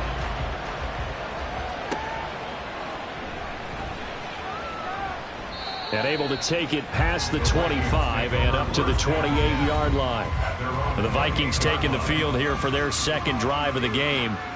We have seen a lot of points here in this quarter. For us up here in the booth, it's been fun to watch. The defensive coordinators probably scratching their heads. Yeah, they're going a little bit crazy right now. But let's face it, all of our friends who play fantasy, they're enjoying the heck out of this show because most of them are creating and getting a bunch of points. Yeah, points certainly not at a premium here. And give him 6 yards here as he stopped near the 35 at the 34. And from the 34, here's 2nd and 4. At the 34-yard line. Now a handoff up the middle. Knox. And this will be a Vikings first down as he's able to get this up past the 40. I know at times today's NFL sure feels like everything's about the guy throwing the football. But when you get a guy who can run it and move it and gain this type of yardage, you'll take him each and every time. On first down, Purdy. He finds his man, complete. That's Crawford. And that's good for a pickup of 10 yards. And they'll be left with a second and about a foot. It's 2nd and inches at the 49-yard line. Up the middle they go. Knox. And he'll be taken down at the 44-yard line. 6 yards the pickup, and that's a first down. 2nd and inches is oftentimes an invitation for an offense coordinator to take a big shot downfield because he feels like he can come back on 3rd down and pick up the first down. But sometimes you just don't want to break tendency. Stay with what you are, stay with who you know, and go get the first down. That's exactly what they did. It'll go as a gain of 4, and that will bring up 2nd down. 2nd and 6 at the 39-yard line. Here's Purdy. Looking left side, and he's got a man. That's Douglas. And that's going to be good for another first down as the tackle's made at the Falcons' 27-yard line. Play action, and now here's Purdy to throw it. He finds his man, complete. It's Dawson. And that's good for a pickup of 10 yards. And that'll leave him with a second and just a few inches left. Nice play call, a little bit of play action right there. If you can get those linebackers to freeze for just a split second, that's usually all the room you need in order to get it to your tight end. And a quick throw here, that's complete. No yardage to speak of whatsoever. Leads to a 3rd down.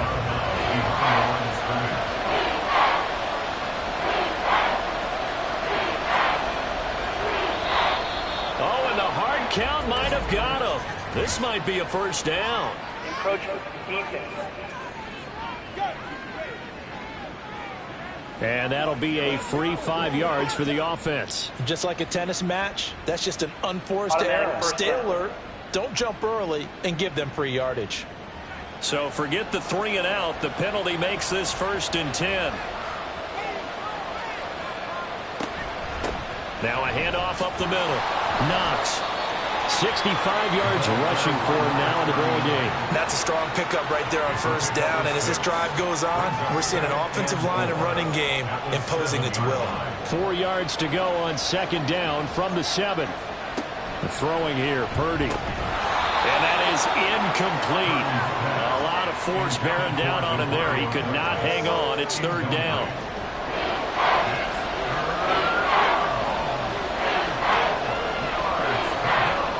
Purdy looking to throw. Over the middle, complete. It's Crawford. And I don't think he got there. No. He's short by maybe a foot. Maybe. Call it 4th and inches.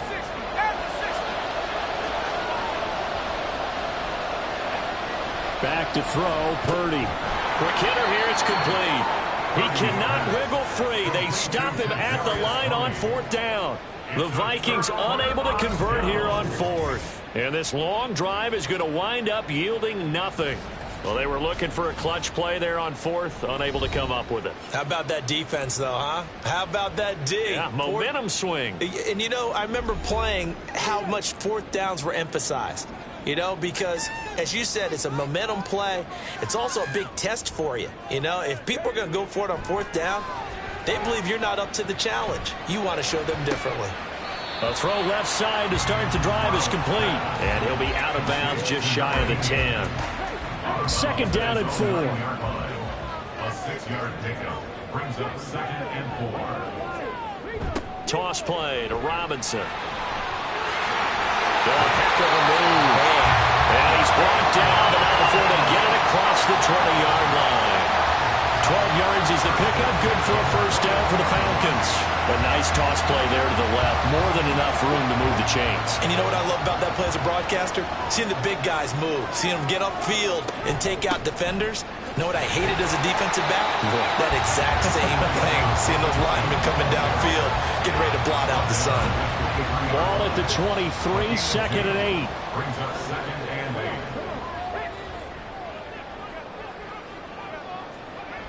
Here's Stroud. That's into the hands of Pitts, the tight end. And they work this right upfield across the 45. 23 yards the pickup there. I know the halftime's approaching, but I don't think he's going to want to take a break. That's his quick catch. Yeah, they've really been targeting the tight end.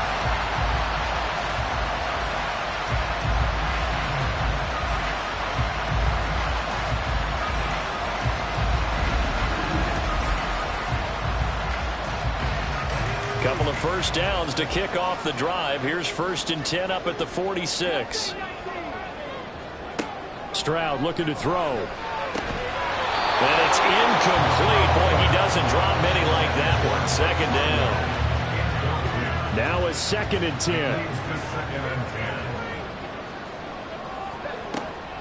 10. Looking to throw. Stroud. There goes a deep ball. End zone. That's going to be knocked away and incomplete. Well, their first 2 drives yielded touchdowns, so there's no reason for them to feel like they have to pull back on the reins. They pushed it downfield, looking for another one right there. Didn't get it, but we know they're going to continue to be bold. Pass taken in by his big tight end. And this is going to turn into another 1st down as the tackle is made at the Vikings 26. A very solid gain of 27. And that's well executed there on 3rd down. And I love the confidence that they had to let their tight end try and find some space in the middle of the field, right in their quarterback's line of vision. And QBs love to make that easy throw, and they hooked up there for a 1st down. Now they'll throw it with Stroud here, 1st and 10. This is caught. Touchdown. Chase Claypool, 26 yards. And the Falcons are able to stretch out their lead. Great corner out there, not only able to catch it, turn it upfield, and get into the end zone. It usually involves a little bit of an extra move, doesn't it? You've got to get them thinking that you're moving to the middle of the field and you're breaking away to that corner. Boy, that was well executed. Now Younghoe Koo for the extra point.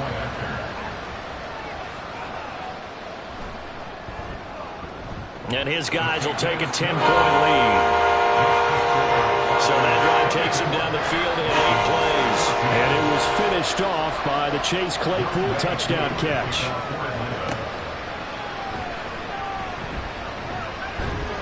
And able to get this out to the 25. Minnesota's offense takes over possession. They're down now 24-14. Work to do as they come up on a 1st and 10.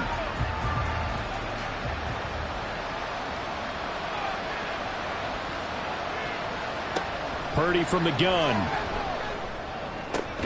He finds his man complete. That's Crawford.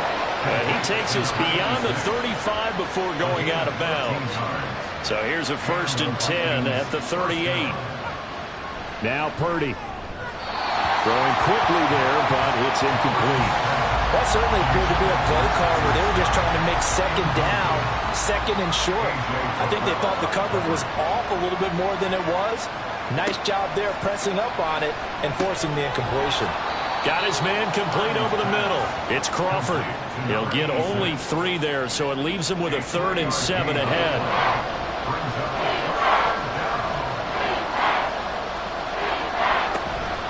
Play action. Now Purdy. And that will be incomplete. Coverage is awfully tight there on 3rd down. They actually closed off all the passing lanes, forcing the incompletion and bringing up 4th down. And last week in the loss, 5 punts as he gets this one away. And no return on this one as the fair catch is signaled for and taken.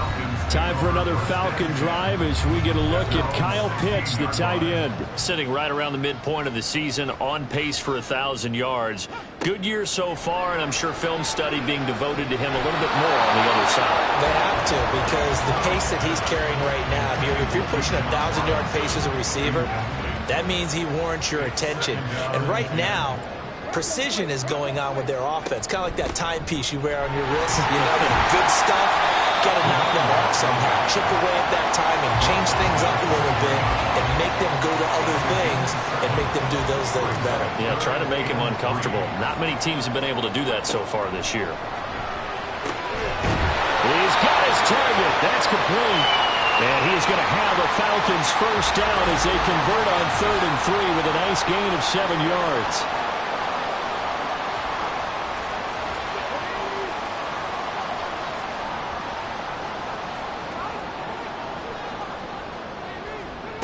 Back to throw. Here's Stroud. Open man completes it to Claypool. And he'll be taken down, but not before they work it across midfield. It's a gain of 22 as we tick towards the 2-minute warning. That's the number 2 receiver in the NFL in terms of yardage. And tell you what, a few more plays like that, he won't be number 2 for long. But that's what often happens when you have competitors running around the field. These guys know where they stand in relationship to yardage, totals, numbers, the whole deal. And let's face it, all of them, they all want to be number 1.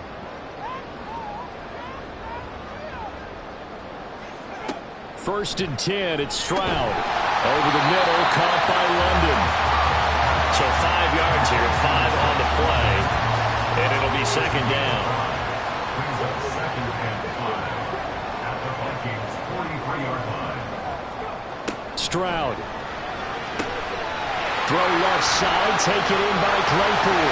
And they move this all the way down to the 9.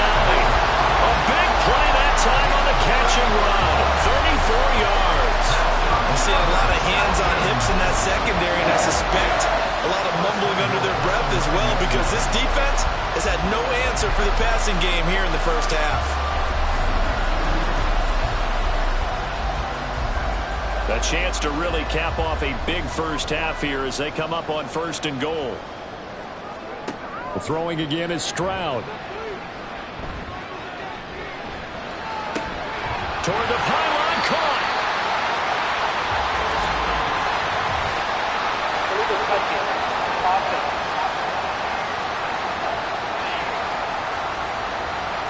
Okay, so the penalty on the outside for illegal touching, and they'll have to come back and try it again. Another shot from the 9 on 2nd and goal. Stroud to throw it. This is caught. Down at the 2. Broke through first contact, but ultimately stopped shy of the goal line. Robinson will score. Touchdown and one. They have really had their way so far in the first half, but they wanted to continue to build on their lead. They know that no lead is safe in this league, so they decided to try their best to get one more as they headed into the half, and they got it done.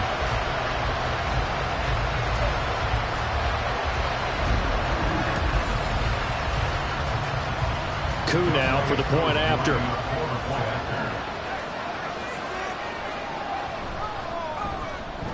And that'll make this a 3-score game as the lead moves to 17. So that drive in total 8 plays. And it was Bijan Robinson who took it home with a touchdown run. Following the touchdown, here's Koo to kick off.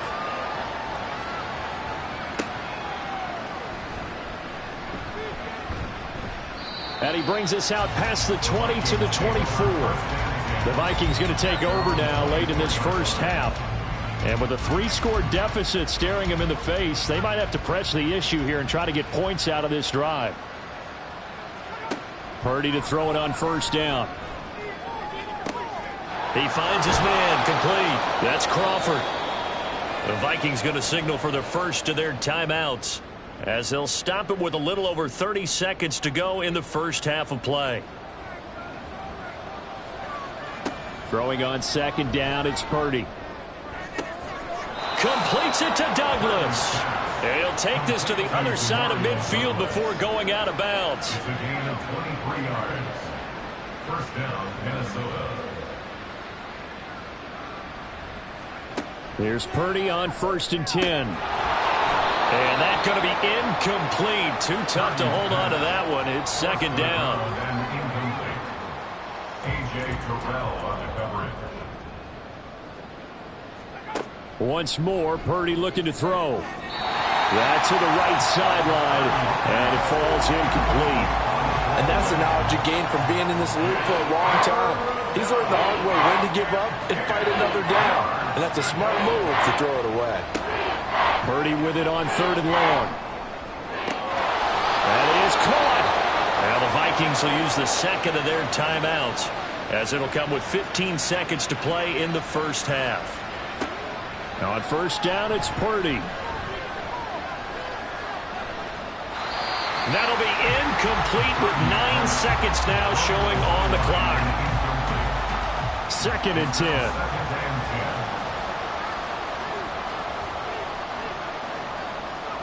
Here's Purdy. And he comes back with one complete. And he'll go out of bounds in the red zone just inside the 20. So with 4 seconds to go in the half, here's the field goal unit onto the field. This just a 35-yard attempt from the left hash. And his kick is good. And that will close the gap down to 14. Well, not the best first half facing this deficit, but at least they did put 3 on the board before half. Yeah, it's a little bit like that stormy, cloudy day, and the sun peeks through just for a second. They saw the sun there. They're hoping to see a little bit more of it in the second half. So we have come to halftime in what's already a 2-touchdown game. As we'll send you down to Orlando, and we check in with Jonathan Coachman for our EA Sports Halftime Report. Coach. Okay, Brandon, thanks very much. A lot to get to here as some of the division races starting to take shape as we look around the NFL here in week number 7. We'll begin up at Bank of America Stadium in Uptown Charlotte. And it's the Seahawks who have the lead in that one. The Seahawks locked in a tight one, but this is a game you feel they've got to have. From there, we're off to check out another game. And it was the visiting Jacksonville Jaguars that go home with the victory. Trevor Lawrence leading the way with a couple of touchdown passes in the victory. Finally, we finish at MetLife Stadium to see what's going on with the Jets. And that game all tied up as they host the visiting Giants.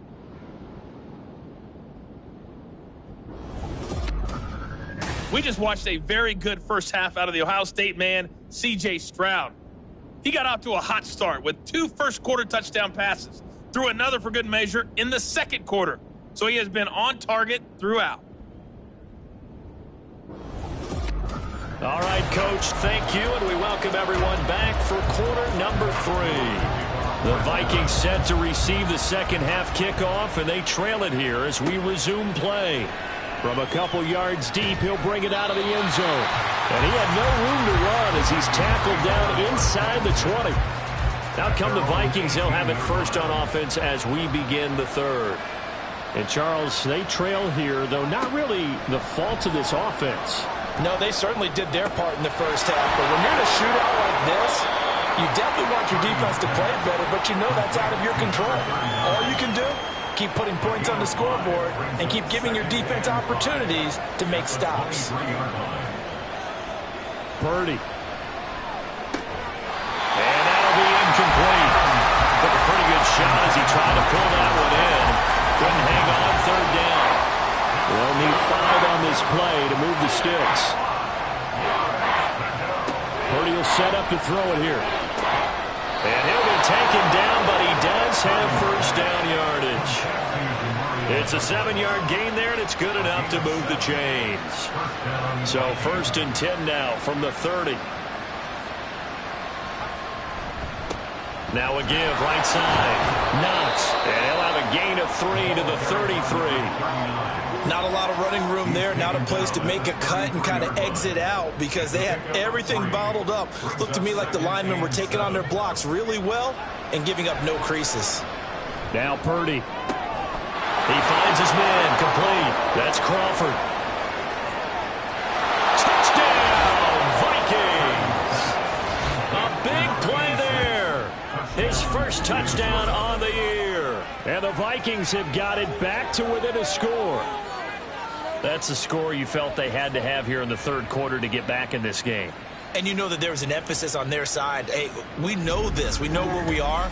But sometimes that binds you up so much that you try too hard, you don't get the score. A perfect combination of urgency, yet relaxed enough to get it done. Point after, right down the middle. And that'll cut the lead down to a touchdown.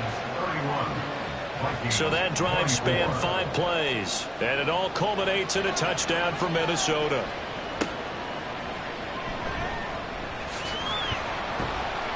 And not much happening on the return as he'll get this to about the 23. And the Notre Dame man, Chase Claypool, in this offense, ready for their upcoming possession. Creeping up on 1,000, could get there on this drive. So a challenge for him to do that, but also defensively, maybe a challenge for them to not allow that. And that means probably kicking even more coverages to his side. And what that really means is wherever he lines up, you will have a cornerback over in his area. Now, instead of blitzing your linebacker, drop him into coverage. Instead of the safety dropping into regular coverage, that safety moves into that area to try and discourage the quarterback from going to him. That means everyone else, win your routes. You got an opportunity to catch passes now, too. A little bit of a cat and mouse game. 7 catches for him now, and this last one, a first down. I'll tell you what, a lot of those mid-range throws have been available because sometimes teams get too concerned about the deep ball and they leave too much space in front of them, and these guys have been taking advantage so far.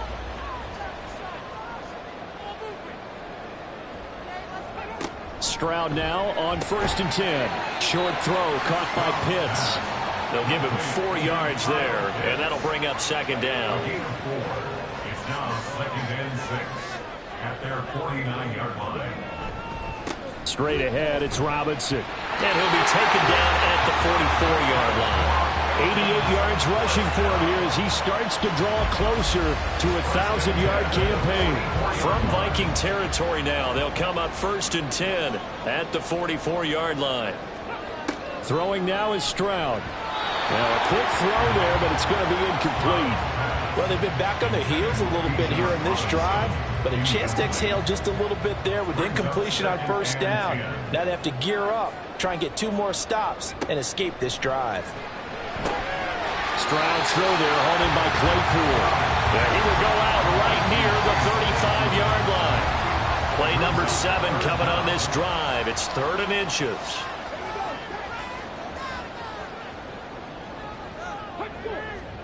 Here's Stroud. Hard throw, incomplete. How about this defense? They came up with a couple of big plays in this sequence, and none better than the one right there, forcing the incompletion and bringing up 4th down. a 52-yard attempt. Koo knocks this one through the post. So that trials all season long right there. And you know what's really exciting about that? The special teams coordinator, because he's the one who has to tell the head coach in pregame, this is where we trust him from. This distance, he can hit it, and he repaid that trust by knocking that one right through. Taken at the goal line. And he'll be brought down right on the chalk of the 20. And now out comes Minnesota. A strong showing their last time out. They scored the touchdown, but Charles, they look up, and they're still down double digits, so you feel like just to keep pace, this drive probably needs to end in the end zone as well. Yeah, and I think the best move for them is to not worry about how far they are down on the scoreboard, but to just remember the last drive and how it ended. Go ahead and try and repeat that. Then you can look at the scoreboard and see where this game is. The sack recorded. It's a loss of 5, and now it's second down.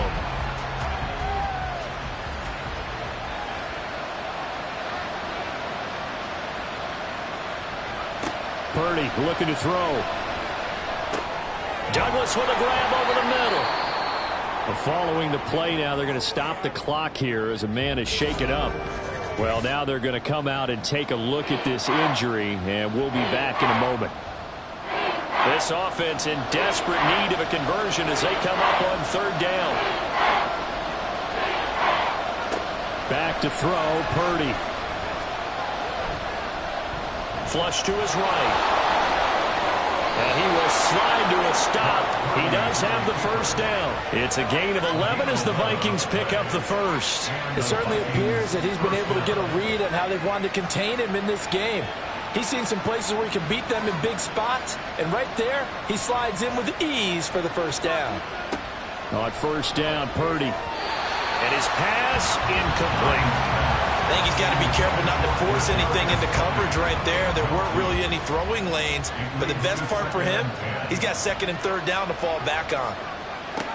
A second down throw for Purdy. And his throw is going to be incomplete. He shook his head right when he released that throw. He knew it was going to be a little off target. Yeah, the excitement got him on that one. Wasn't able to control the fact the receiver was open, and it would have been an easy throw. Here's Purdy now on third and goal. The throw for Tony is intercepted. Picked off by A.J. Terrell. And to the 40-yard line, that's where the return stops.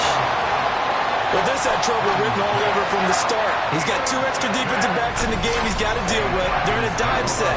So everywhere he's looking, he's seeing a different colored jersey. And sure enough, this one winds up being intercepted.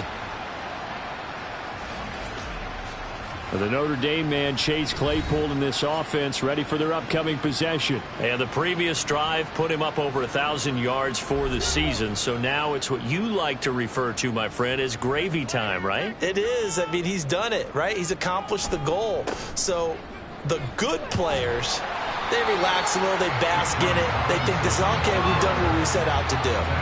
The great players decide to push that number as high as they possibly can. I don't expect him to have any let-up in his game the rest of the way. Great thing if you're on the opposite side. He's such a weapon. He just opens things up for the other guys around him. Yeah, if you're the opposite receiver, you should expect a few passes to come your way, too, because I've got to kick coverage in his direction. Robinson will try to pick it up. And he appears to be about 2 feet short on 3rd and 3. Leaves him with a 4th and 1.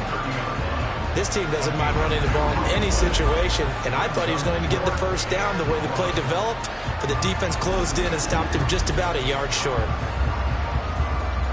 4th down, and the attention turns to Falcon kicker Younghoe Koo.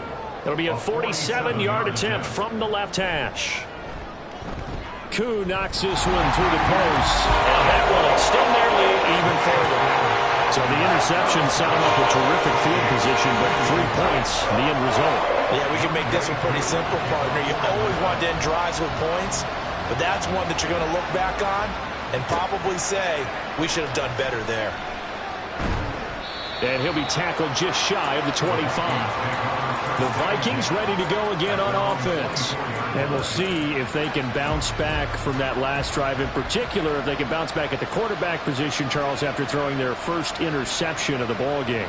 Yeah, and some guys, you know they're going to want to try and get a big play right away and take control back. Others, they're going to look to hit a couple shorter passes and get a little momentum back that way. But for the defense, that goal's not changing a bit. They want another pick. You're exactly right about that. In fact, you've got to watch them a little bit because in coverage, they may cut down their gaps a little bit, maybe their splits a little bit in order to try and get to the ball even faster. Now a toss left side into the hands of his tight end. The result, only 4 yards there on the play. And it's second down. Second and 6 at the 44-yard line. Up the middle they go. Knox, and he'll get it down on the play to the 37. 75 yards rushing now on 8 carries for him so far. I'm okay with the call there. In fact, I actually like it. I know they're down a couple of scores, but the running game worked in that situation. I would continue to go in that direction. They go play action here. Purdy being chased out left. And he works his way past the line of scrimmage and then slides to a hole. He'll get 5 out of the scramble. It's second down.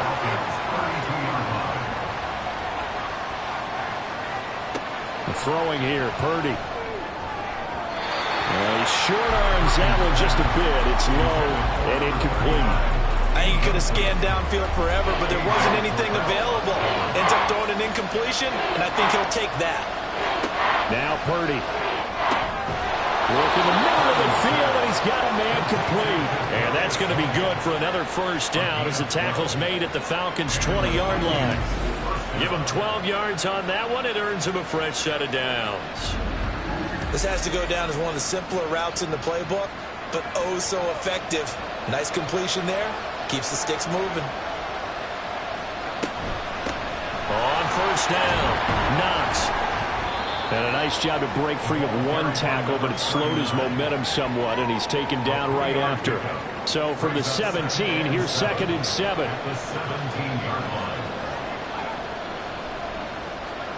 Purdy now to throw.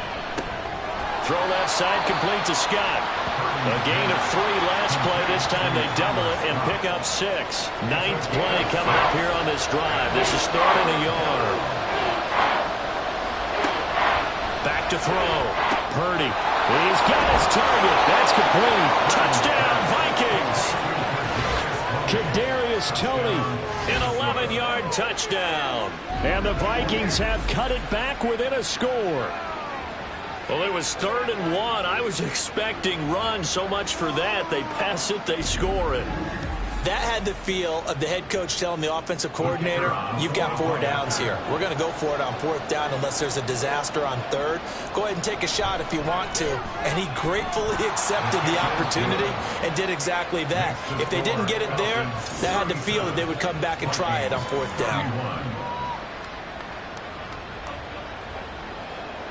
Out is the kickoff unit as they run up and send this one away.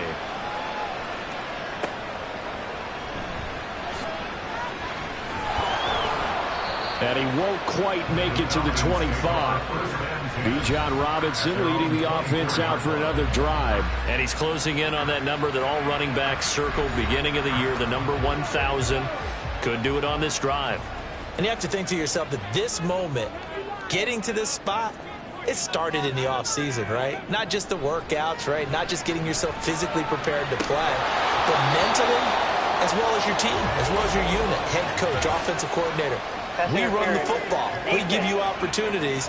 He's taking advantage of it. And when you get this close to the mark, you just hope things don't tighten up, right? You probably want to get there and get it in your rearview mirror. You really do, don't you? Because now it becomes predominant, and you wonder about play calling as well. Do you want to call plays to get that out of the way, or are you still calling plays to win the game first?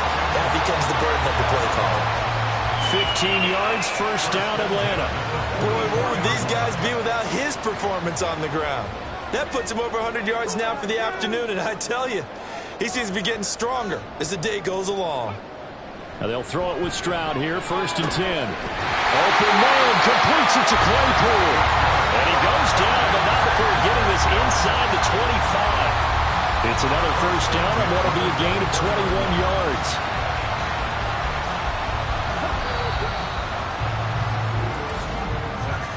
And they're not not going to get to the line to run another play. So we will switch ends as the third quarter has come to a close. You are watching the NFL on EA Sports. Back now here on EA Sports. It's the Falcons. They've got the football. They've got the lead as we get set to start the fourth. Meanwhile, Stroud's throw taken in by London. He is taken down at the 21 after a short gain of 2. From the 21, here's second down and 8. At the 21-yard line.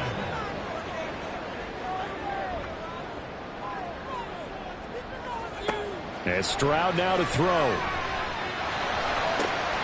Touchdown, Falcons! Kyle Pitts with his second touchdown of the afternoon. And the Falcons are looking like they'll move to 6-1 as they extend their fourth quarter lead. But that's certainly an important touchdown there. It makes this a 2-score game. But as we've seen, no lead is safe in this one with the way these two offenses have lit up the scoreboard. I would imagine that on their sidelines, they're both yelling at their defenses, hey, you want to get involved here? One big play from you, that could win the game for us. The Falcons are going to leave the offense out there. They'll go for 2. They'll let Robinson try and run. And he is into the end zone to bump the lead up 2 more. Only had a couple of yards to gain there on the 2-point conversion, and they were able to do it. And how many teams shy away from running the football in the 2-point conversion? They treat 2 yards as if it were 20. If you're a good team running the ball, go to your strength. Go ahead and push it into the end zone. Yeah, they did. It worked. Following the touchdown, here's Koo to kick off.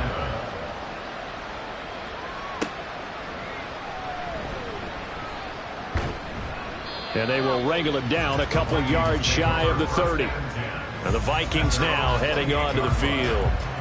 This drive here beginning probably with a pair of motivated groups. Remember, the offense scored a touchdown on their last time out, looking to repeat that in Charles's defense. They were very frustrated after giving up 6 the last time on the field. And frankly, it's just a battle of wills in a lot of ways because you know they're both motivated, they both game plan for this drive, and they both have specific outcomes in mind. To me, it just comes down to who can execute better and which side can step up and assert its will over the other. Purdy looking to throw on first down here. He's going to flip that out to the flat. It's complete. And he's able to get this one out closer to midfield across the 45. From the 47, it's 2nd and 5. A gain of 5 brings up 2nd and 5. Operating from the gun, Purdy. It's a short one here, complete to his tight end. 7 catches for him now, and this last one, a first down. First down, Vikings.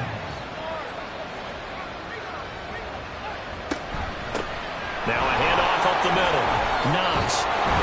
And a good push up front, and he's able to navigate his way down inside the 30. And hold on here, because on that last run, it looks like we have a player who was shaken up.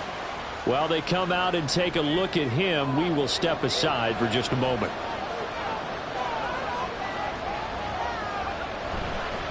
Right back to him on. And it's a fumble.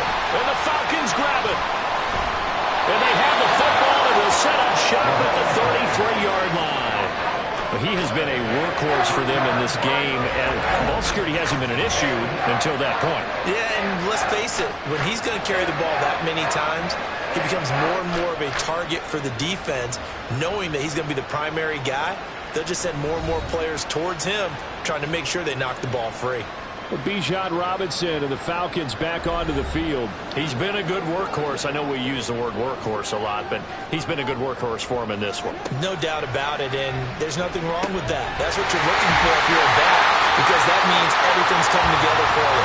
Big guys up front have created space. You've run through it. You've probably got some help even from the wide receivers who want to catch passes as opposed to block, but they're helping out too. Yeah, everyone's pitching in. He's had a good game. On first down, they'll go to the ground attack. They're going to snuff this play out behind the line. We have not seen that much today. 2 yards the loss, 2nd and 12. Well, that was one of the few times they've been able to contain him thus far. He's over 100 yards for the game, but he lost a bit off his total on that carry. Now a quick throw as that's complete on the hitch route. But normally you might say start running the football. You've got the lead here in the fourth quarter, but the way that they passed it with such success, I don't know, maybe keep throwing it. Yeah, I think you brought up something that goes against conventional wisdom, right? In this stage of the game, you would think you would switch to a running attack, but you're exactly right. They've thrown it so well throughout the game, and trusting this quarterback, I think he continued to do so. And he's going to get this one down to the edge of the red zone. Give him 22 there on the third down conversion. Still throwing the football here, even with the big lead. Yeah, I know you and I came up in a different era. We think about sportsmanship and all that. Other people think about fantasy points and getting their numbers. That's all they care about right now.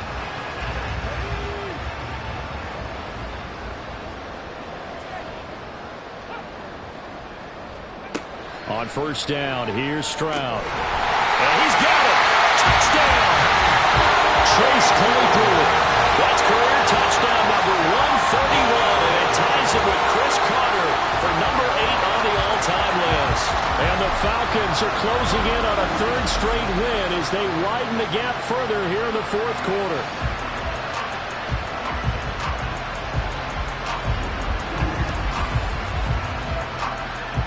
Coup for the extra point.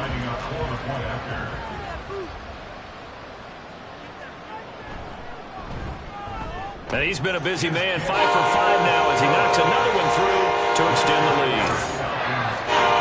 5 plays there on that drive. And it was finished off by the Chase Claypool touchdown catch. Following the touchdown, here's Koo to kick off.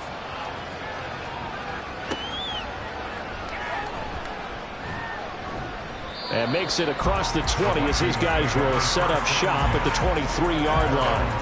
And out now come the Vikings. Well, this game, it has had no shortage of offense. They've been able to put up a decent amount of points on this side, Charles. They just have not been able to keep pace with the other offense they're going against here. Yeah, that's a good way of pointing things out because now it's not a total loss because, as you said, they've scored some points, so there's some plays they can build on, moments where the game plan actually worked. But overall, though, they were just out-personnel. They were going up against a team that's playing at an elite level. Purdy now on second down. He finds his man complete. That's Crawford. 7 catches for him now, and this last one, a first down. A gain of 9 yards. And the Vikings first down.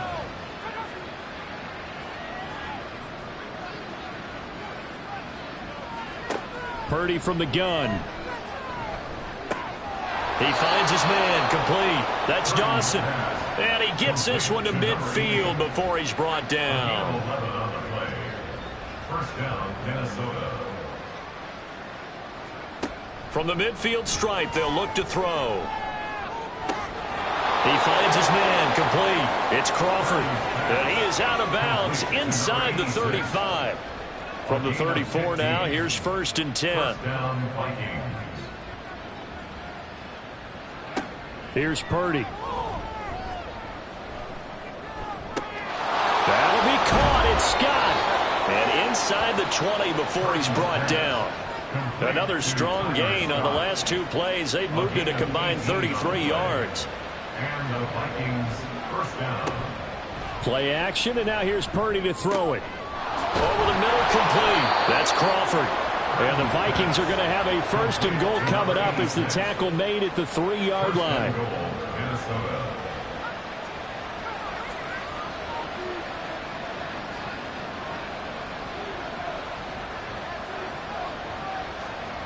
Once more, Purdy looking to throw. And he's going to go down. Sacked back at the 13-yard line. The sack sets him back a full 10 yards there on first and goal. Well, partner, you and I will be headed to the airport, but after this game, when it's interview time, someone's going to ask this quarterback what hurt worse, the interceptions or the sacks. His whole day, it's been rough. Barring a miraculous comeback, this offense isn't going to win this game, but he's probably going to say what hurt most is the loss. Purdy will set up to throw it here. He finds his man complete. That's Dawson. That time the completion goes for 4 yards, and we're set up with a third and goal. Purdy.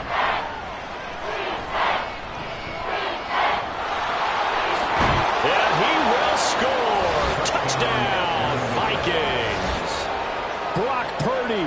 His third touchdown of the game, 10th on the year. And the Vikings have got it back to a 2-score game here in the fourth. So a little bit of a letdown there defensively. I mean, look, you're still 2 scores to the good, CD, but things may be a little more uncomfortable than they had hoped. Yeah, if you'd kept him out of the end zone there, this game's over. You've locked the door on him. Instead, it's still open a little bit, and they've got a puncher's chance. Extra point splits the uprights, and the lead will be cut down to 14. And that's why you have your hands team out there on the field. Those are the best guys ready to make that play. And let's face it, it was executed well. It wasn't a bad kick. It wasn't anything like that. Just that the normal outcome actually came to play. Analytics will tell you it's a very low possibility of getting the ball for the team kicking it in an onside kick situation. You're all about the numbers, aren't you? All about the numbers, baby. It's a new game now. They don't lie. Let's go now. On 1st and 10, it's Robinson. We're down to the 41. And when do they start thinking about burning these timeouts? They've got all 3 still defensively. To me, you have to start right now. Here's the time, and that means you've got to stop them on defense, not give up the yardage, use your timeouts in order to get the ball back and try and score yourself. But now is the time to start using those timeouts. And keep in mind, it'll also stop the clock at the 2-minute warning. The recipe's pretty simple, I think, right? You just give your superstar the ball, continue to feed him. Yeah, don't overthink this one, right? Make sure he's touching the football, but you're also counting on his intelligence in playing the game as well. If it's not there, don't force the run. Just make sure you hang on to the football and keep the clock ticking. Now, this is a big 3rd down, and you'd have to think we'd see a timeout right away if they can't stop him here. And this pass broken up. Excellent coverage there on 3rd down, as that was not an easy one to hold on to. From a defensive perspective, they had exactly what you want anytime they want to throw the football. There was pressure on the quarterback. They were getting after him, and they tightened down on the receivers and forced the incompletion. And that's off the right upright, and it bounces away no good. And this will remain a 2-touchdown game.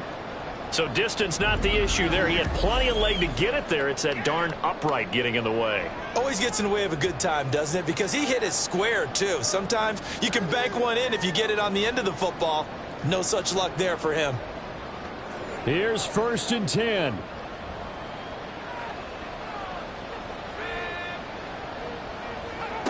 Throwing, Purdy.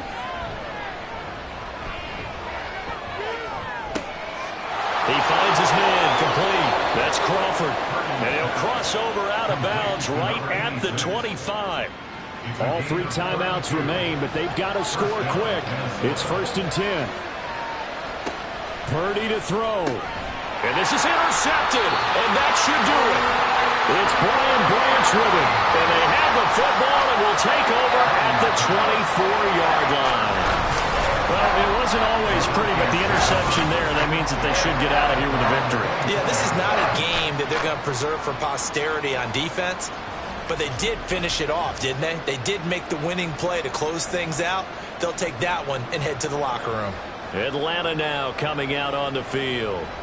Now they are really in the driver's seat here, enjoying this lead late in the 4th quarter. The defense does have all 3 timeouts, but at this point, doesn't look like it's going to matter much. They've got to have 2 hands on the football here as they run on 1st down. And he's going to take this ahead for right around 3 yards, but no more than that. 2nd down. He's going to get it again. Just looking to get forward and protect the ball. Now the Vikings will use the 2nd of their timeouts as they'll head to the sideline and talk over what to do next. On 3rd down, Robinson. And he is going to have a Falcons 1st down. And it would appear that that's going to be the one to do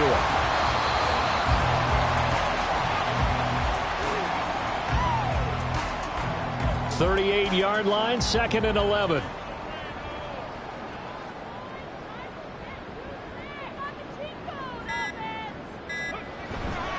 On the counter, this is Robinson. And for one of the few times here today, this run's not going to go anywhere. No gain that time, and it leaves them with 3rd and 11 coming up. Leads to 3rd and 11. So he'll take a knee here to wrap this one up, and he's going to want to keep that game ball. He was sensational.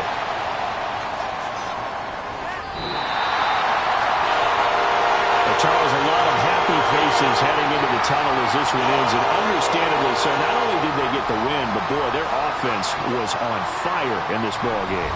And, partner, I have no idea what the top speed is on one of those high-end sports cars. What's the top gear you can get into? This offense, they certainly were there in this one, huh? Everything clicking for them in this contest, the kind of performance that they're going to cherish. So for Atlanta, they remain one of the hottest teams out there as the win moves them to 6-1. And they will hit the road next week for a date with the New Orleans Saints.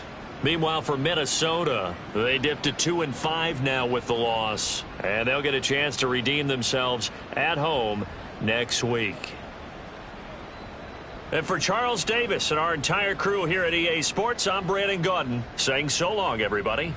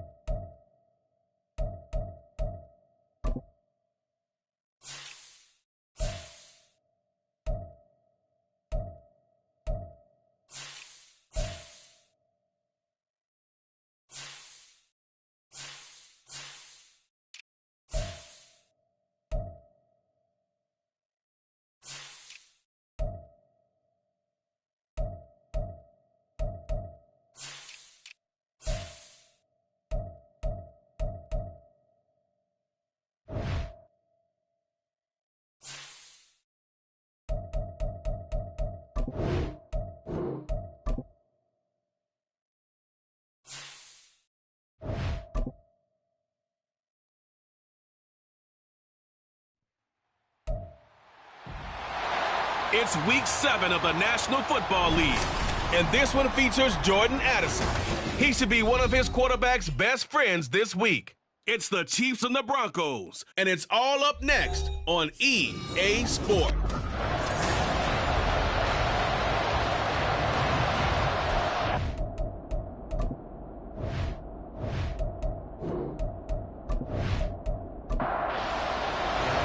Getting toward the halfway point of the NFL season. Week 7 is underway on EA Sports. This taken in at the goal line. Get a yard or so past the 20, call it the 21. So here are the Broncos now for their opening drive. And a look here at the veteran under center, their 7th-year quarterback. And coming off of an early season open week. And in this situation, what he told us when we sat down with him was he spent a lot of time working on fundamentals, kind of getting back to basics during that time, as opposed to having to worry about healing up or resting up. It's too early in the season. Get back to the basics, get his game going again. And throwing here to start the drive as they connect left side. And he'll be taken down, but not before they work it across midfield. A gain of 32 that time. I've heard of quick strike offenses, but this has taken that to the extreme. I mean, the very first snap of the ball game, normally you're thinking, let's get our quarterback comfortable and get him into the flow of the game, but not here. They come out attacking from the outset, and it pays off in a big way. Here's a quick throw out to Mims. So the completion good for 7 there, and it'll be second down. It's a gain of 7. Brings up 2nd and 3 at the Chiefs' 40-yard line. He's going to try and take off with it. He has enough for the first down on the keeper, a gain of 6. And this is one of those plays that if you can use it to keep the chains moving, it's a good play. And not only that, it tends to tamp down the pass rushers because they have to recognize this play and stay at home. The quarterback uses it well. Read option, keeps it, and picks up a first down with some nice running. A pickup of about 3 yards as he's taken down at the 31. Holding offense.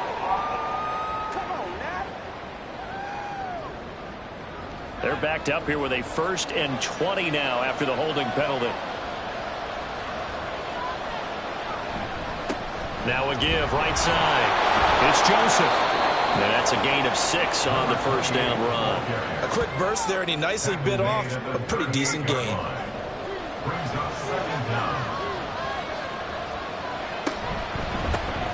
On second down. It's Joseph, and he'll be brought down, losing yardage back at the 40. They lose 2 on that last play, so things get even tougher. 3rd and long coming up.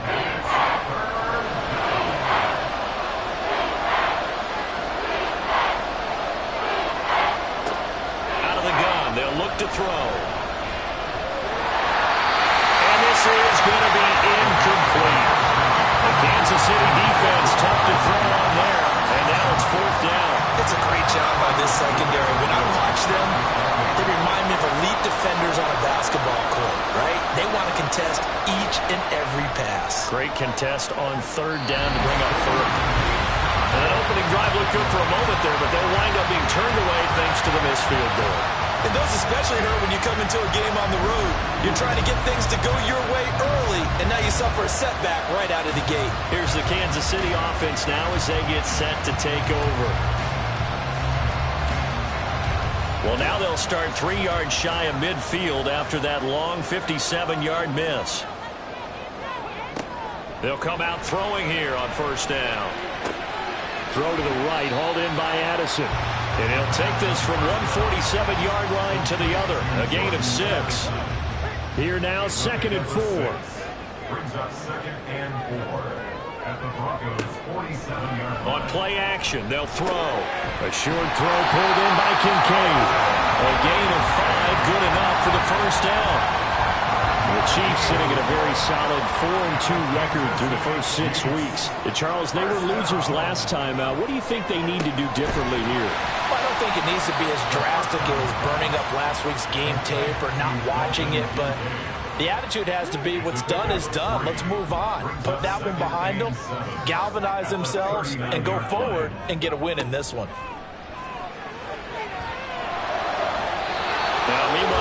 second down throw that's knocked away and incomplete. If they want it first, they need to get the football to the 32 here on third down.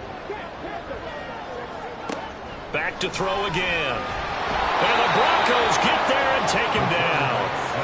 Quay Walker came through to make the sack. A few issues here on the offensive line. Apparently, he got sacked 5 times last week. They got to him here in the first quarter. And I would think that running the ball would be paramount here because it's a different team they're facing, but they watch the film as well. So they'll take many of those same principles and try and apply them in this game to see if they fix what was wrong with them in the last game. So not just running into the punter, but roughing the punter. And I'm struggling with this one. You know, you're watching your partner. Is it more the first rather than the latter? This is a tough one. Almost feels like he felt like he had to call it on that play. Back to throw now on first down. That pass caught. It's Williams. And all the way in for a Kansas City touchdown. Jamison Williams. His 6th touchdown of the season. And the Chiefs are on the board first here this afternoon. They said that they wanted to get him involved early, and what a way to cap their opening drive, Charles. We know he's one of the fastest receivers in the NFL, and he showcased it on that play. And when you have a guy like that, you want to make sure the defense sees him early, right? You want to see how they're going to adjust, how they're going to try and guard him, because they can't replicate his speed in practice unless they've got one of the few guys who are as fast as he is. And all it took was one drive. He burned them, and I don't think it's the last time they call his number in this one. This fielded right at the goal line. And his guys will get the football right at the 20-yard line. So now the second drive offensively coming up for the Denver Broncos. Coming off every player's friend, the open week from last weekend. Oh, there's no doubt about that. Even if you're coming off of a loss as they did, the open week is exactly what you need after you kind of get over it a little bit, right? Rest up the mind, rest up the body, get yourself ready to go. And they have to be eager to play again, especially since they lost the last time out. At the 22-yard line. The play-action fake. They'll look to throw. And he's got his man on the out route. And he'll get this up to the 34-yard line. From the 34 now, here's 1st and 10. They'll look to throw here. His throw incomplete. You talk about this Chiefs defense. Right now in the National Football League, they're ranked number 18 against the pass. When they lack in pass defense, they do make up for in run defense. They're a top 10 unit against the people trying to move the ball on the ground. But this is a passing league, so there's the conundrum for them. How do they get better defending the pass? And they're going to have this across midfield and inside the 45. 23 yards on the pickup there and a first. Well, partner, I have to say they caught him in the right defense there. Nickel set, 5th defensive back on the field, and they love to run against that because now you typically get a bigger blocker on a smaller defender. Yeah, because those DBs like you, they want the interception. They're not as worried about the running play, right? Not at all. And I still remember being in school, and one of my offensive line teammates used to say, boy, I'd love to come downfield and hit you little people. Good run there. 2nd and 6. The toss here completed to Pittman. The second down pass. Complete to Michael Pittman. A gain of 4. And it's Trying to keep the drive going here. This is play number 7 on 3rd and 2. Up the middle they go. Joseph. And he will be very close to a first down, but I see the closed fist of the referee, and that means 4th down. I'll bet they thought they had picked that one up because it was a 3rd and 2 call, and they got awfully close. Now we're in 4th and inches. I wonder if they think they're feeling lucky here and maybe want to go pick it up. They missed a field goal earlier, so possibly as a result, that's why they're going to try to go for it here on 4th down. They're going to look to throw. And that is incomplete, but a penalty flag coming in. This could be a first down.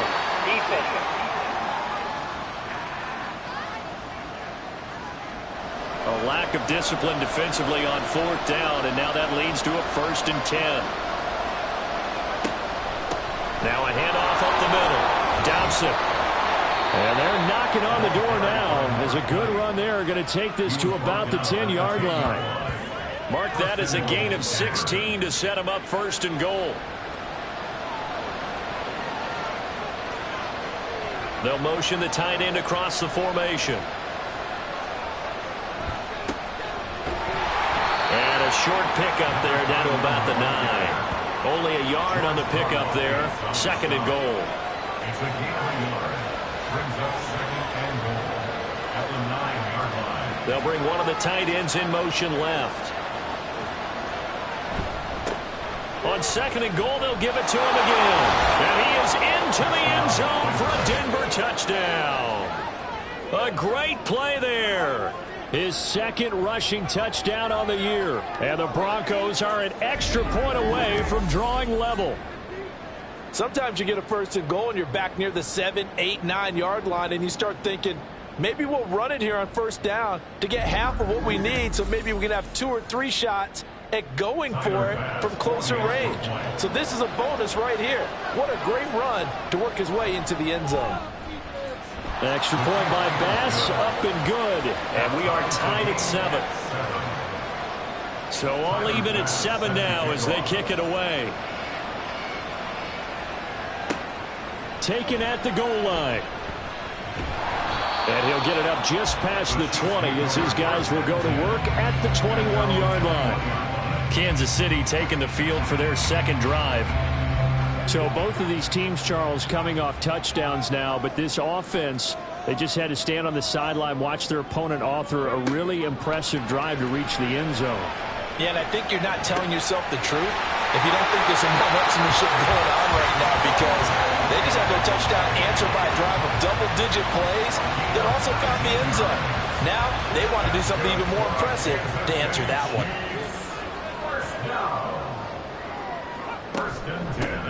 On 1st and 10, here's Pacheco. This will be stopped about 2 yards shy of the marker. 8-yard gain, 2nd and 2. 8 yards on the pickup.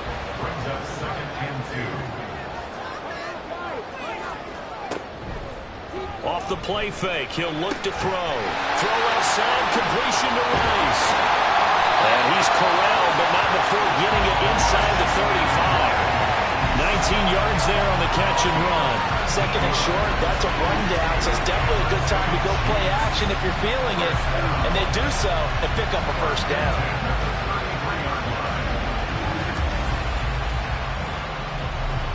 So a 1st and 10 now in Denver territory. Down at the 33. Pacheco gets it up the gut. And a hard-working run here as he's got it inside the 20, down to the 17. Another good gain. That's now 35 yards combined on those last 2 plays. They're making it look easy out there. Another 1st down. So far on this drive, let me do this little bit of math here. 4 plays, 3 1st downs. That's a pretty good recipe for success. And stopped a few yards shy of the goal line at the 3. Opted to run for it. The decision a good one. Picking up the 1st, getting 14 yards on the scramble. These 2 teams all tied after 1. Second quarter from KC. It's the Chiefs in possession of the football as they go to work on a 1st and goal. Pacheco will struggle to get to the line of scrimmage as he'll be tackled back at the 4-yard line. No gain on the play that time, and it sets up 2nd and goal. And they'll turn to a power game to try to get in. And they'll bring him down after just a short pickup. They get 3 yards closer, but still work to do. It's 3rd and goal. It's now 3rd and goal. Here's Pacheco. And he is in. Touchdown, Kansas City. Isaiah Pacheco. It's a 1-yard touchdown run. And the Chiefs have taken the lead. Well, they decided to run it in and got it done on 3rd and goal. A lot of times, that's a passing play. And the kicker just has to come out for the PAT. He can breathe a sigh of relief as well, right? Although I don't know if he's really breathing a sigh of relief. I think he likes to put 3 points on his ledger.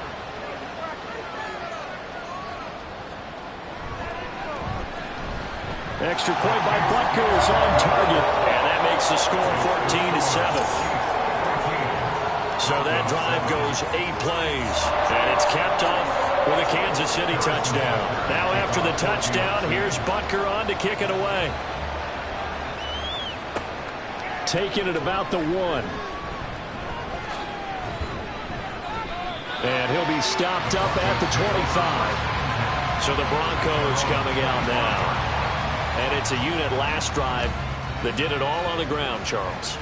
And they controlled it from the interior, big on big, right? Offensive lineman versus defensive lineman. But you know, in order to keep the football moving downfield, other people have to get involved as well. Your wide receivers, your tight ends, lead runners, anything that you have possible to get in front and keep the ball moving. Now the defense may be looking out for a pass coming up. And this one goes nowhere. Losing yardage back at the 22. That's a big loss of 3, and it brings up 3rd down. Part of the thinking when you bring in extra tight ends, you're hoping that each of your guys gets those one-on-one blocks and creates a crease for your runner. But the converse is, though, you've got to win those one-on-one blocks. And when you don't, that's the result you end up with. And he will have a Broncos 1st down as they're able to get the 3rd down conversion.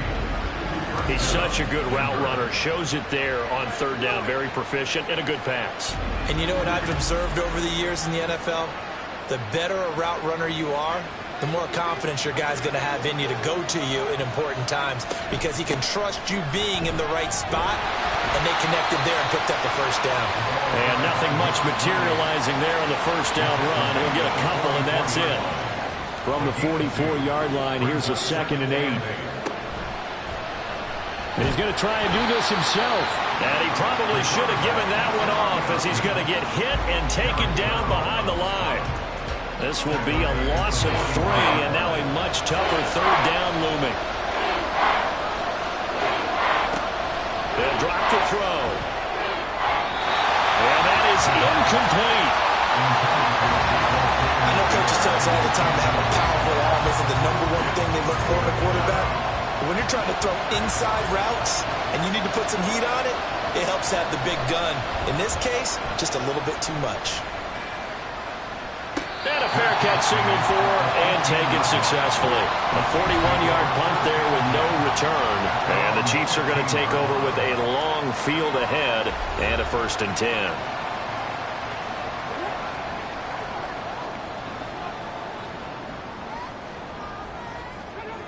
They'll try and start this drive in the air. He finds his man, complete. It's Black. And he's going to get a solid gain of 9 before being brought down. 2nd and right at a yard.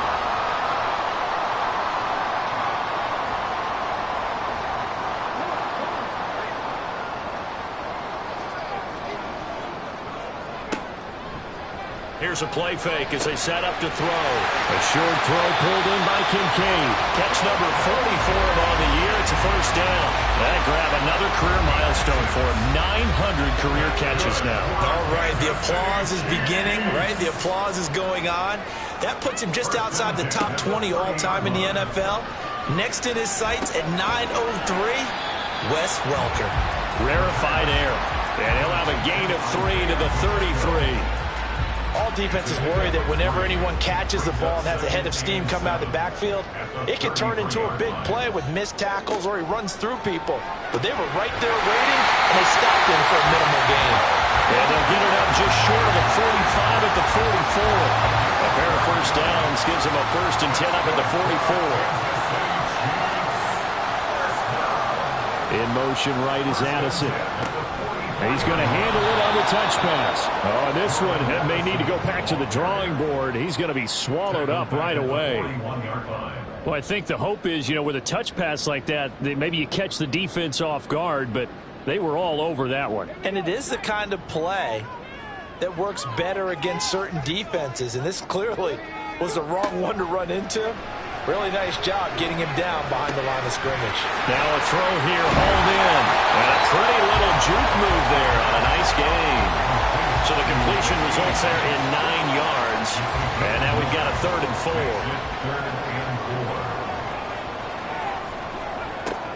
They'll look to throw again. Able to find the open man. That's complete. And he will have a Chiefs first down. They needed 4. He doubled that. He wound up getting 8. And that one was a lot of fun right there because that was the game within the game. 3rd and short, blitz was on. What's the key for the quarterback? Get out of your hands in a hurry. And that was a quick little completion. Got the job done for a first down.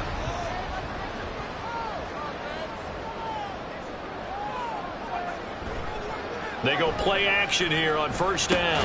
He finds his man, complete. That's Black. Short completion, just 4 yards, and that's going to bring up 2nd down. 2nd and 6 at the 38-yard line.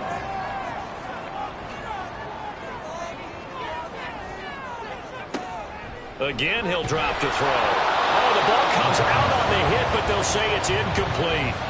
A good job in coverage there. They took away his top read on the play, so he went through his progressions and ended up settling on his running back who scored on their last possession, but the coverage held. It goes incomplete. Work in the middle of the field, and he's got a man complete. And this is going to be another first down as they'll make the tackle at the Broncos' 17-yard line. Now it looks like we've got a Bronco that's banged up on the play. We'll step aside and get an update when we return to Arrowhead. Week 7 action, and we've got a 7-point game here in the 2nd quarter. And this offense hoping to change that record. They're in for the Chiefs touchdown. Jamison Williams. 2 catches, 2 touchdowns here so far. And the Chiefs have taken a 2-touchdown lead now. CD, that's his 2nd touchdown already. And how about this offense? 3 drives, 3 touchdowns. An absolute total team effort right now. And let's face it, I don't think he's done. We're still in the first half. There's a lot of time left to go. I don't know what they're going to do on the other side trying to slow him down. But right now, he's feeling it. Extra point by Butker is on target. And it's now 21-7. Now after the touchdown, here's Butker on to kick it away. And he'll decide to not bring this one out as their drive will begin at the 25. Now the Broncos offense, they get set to head back onto the field.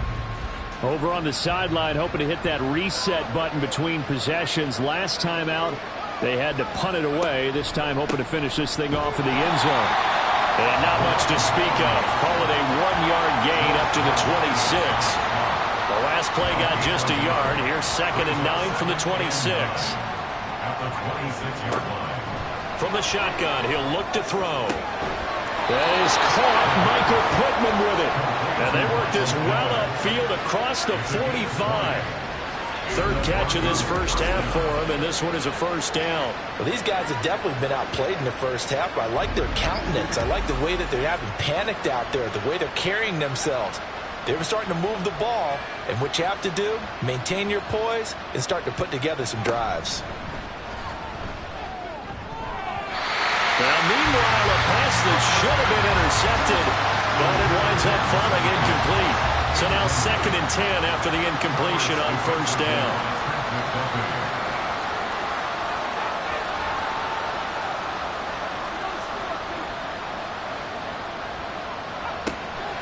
They'll look to throw. And this one incomplete. Too much contact to hold on to that one, and it's 3rd down.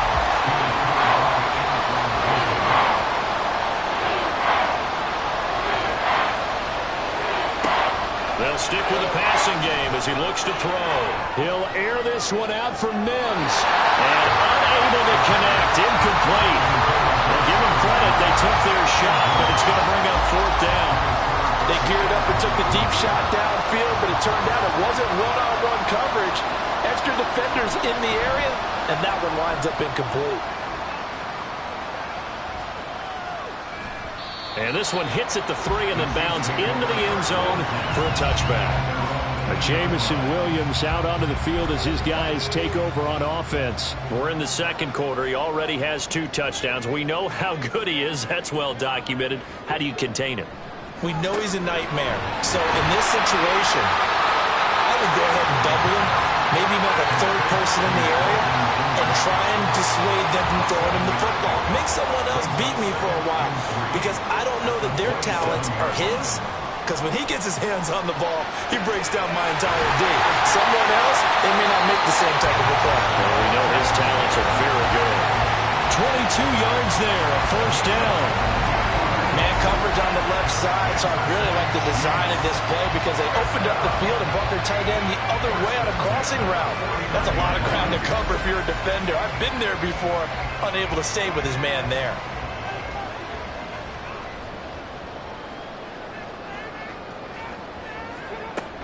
Headed straight, it's Pacheco. And not a whole lot of room to operate there on the first down run. He gets maybe 3. They don't need to run another play here before the 2-minute warning. Let's see if they do it anyway. Here's a 2nd and 7. Pass complete to Addison. And he'll get 2 or 3 out of that one, as that is going to take us to the 2-minute warning. And just 3 yards on the catch there. He couldn't get away. And it brings up 3rd and 5 now. He'll look to throw. Pass taken in by his big tight end. And they'll wind up getting this one all the way down inside the 20. A first down and then some. Give him 29 yards. We often hear the phrase sure-handed tight ends, and he certainly fits into that category. Plus, he's got a quarterback who knows to look his way when they need a big pickup. And on this play, he finds it for the first down. So from the 17 now, here's a 1st and 10.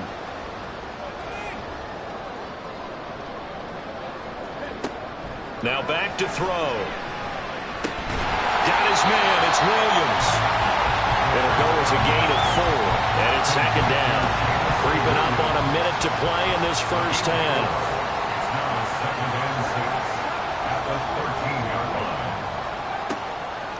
Now a shotgun snap as they'll look to throw. And the Chiefs are looking at 1st and goal as he's tackled all the way down at the 2-yard line. They'll run here with Pacheco. And he takes this into the end zone for a Chiefs touchdown. Isaiah Pacheco. His 10th touchdown of the season, 2nd of the game. And the Chiefs will extend their lead in the final minute of the half. That score that they just gave up there, that's a tough one for their defense to swallow because they've had a tough time through the first 2 quarters. They really were determined to get a stop there, unable to do so. That makes their comeback hopes that much more difficult. Extra point by Butker is on target. And the lead now to 3 touchdowns at 21. Now after the touchdown, here's Butker on to kick it away. From a yard or 2 deep, here comes a return. Some strong running at the 20.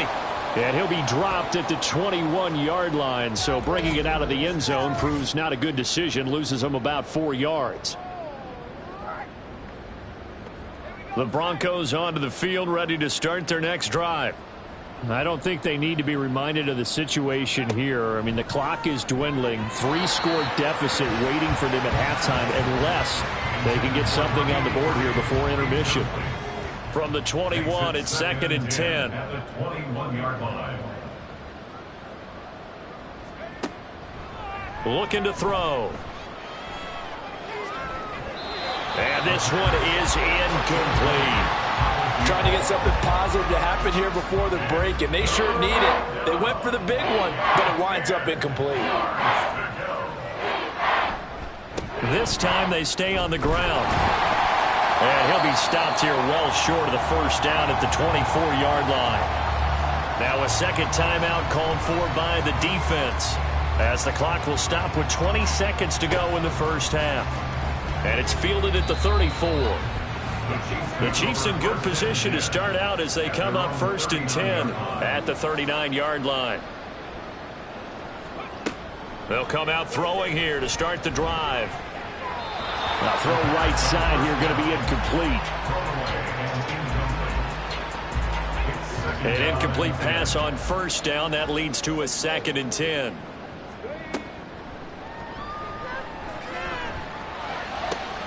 That's caught downfield by Addison. And with just 4 seconds left in this first half, a timeout call.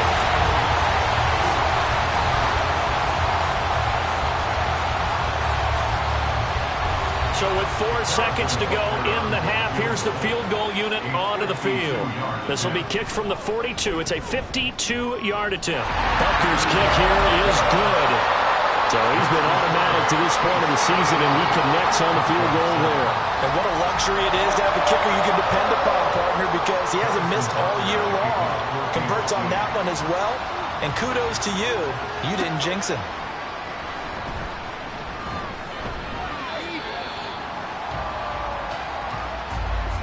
So we've come to halftime after a very one-sided beginning to this one. As we send you down to Orlando, where Jonathan Coachman has our EA Sports Halftime Report. Coach. Okay, Brandon, thanks very much. A lot to get to here as some of the division races starting to take shape as we look around the NFL here in week number 7. We'll start up at MetLife Stadium in New Jersey, and they are seconds away from halftime, all tied in that one. Next, we head down to Houston to check on the Texans at home at NRG Stadium. And it was the visiting Jacksonville Jaguars that go home with the victory. Trevor Lawrence leading the way with a couple of touchdown passes in the victory. Finally, we head to the shores of Lake Erie, see what's going on with the Cleveland Browns. And that one all tied against the visiting Steelers.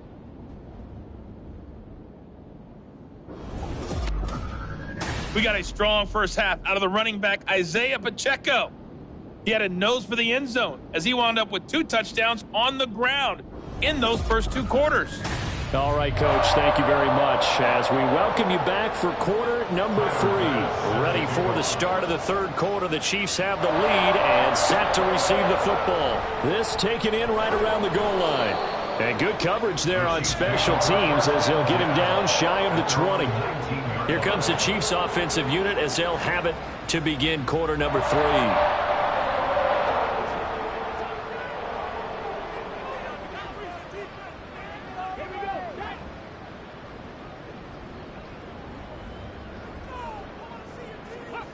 They'll come out throwing here on first down. He'll be brought down by the Broncos. It's a sack. They'll wind up losing 8 on the sack there, and it's second down.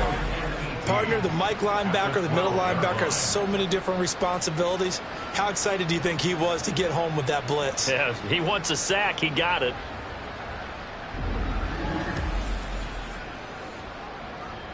So that complicates things a bit here. 18 yards to go now on second down. On play action, they'll throw. And that throw behind his man, he missed him, incomplete. And this drive is almost over before it began thanks to a great defensive effort. Sack on first down, followed by an incompletion. One more good rep, and they get off the field. They'll set up the screen to Pacheco. And he'll be brought down, it looks like right at the 15. He did his best to just get 4 out of that, but not enough. And now fourth down. Here's the Chiefs punter now. And the way this offense has moved the ball, he hasn't been needed till here in the third. And he punted 3 times in the loss last week as he sends this one away. Here comes Cohen. 49-yard punt, 5 on the return. And the Broncos take over, first down and 10. Now we take a glance at the offense as they work their way back out for their first possession of the second half. And they'll come out with a 3 tight end look on the first play of the drive. They'll start this drive out on the ground. And strong running there as he's across midfield and down to the 49. Give him 13 yards on the opening play of the drive and also give him a first down. First down, Broncos. And he's going to use his legs here. And holding it may be the wrong decision as he stopped in the backfield. That's going to go as a loss of 4, and it'll be second down.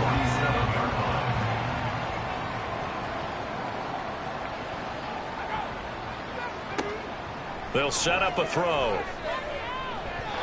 Toward the center of the field, but it's incomplete. Let's face it, if you want to get back into the game, these are the kind of throws you got to hit. He's wide open right there. Got to be able to get it to him, don't you think? And those are the throws that haven't been available to them every time he's dropped a pass. Yeah, that's a big miss. And now the third down throw incomplete as well. Looks like another empty possession offensively. And you're at that point in the game where you can't afford too many more of these. So this is going to require some heavy thinking on the sideline to figure out what they can do to crack this defense. This is away, but boy, headed straight for the sidelines. So here are the Chiefs to take over. They've got the lead here as they begin this drive, trying to get that bad taste out of their mouth from the loss last week to the LA Chargers.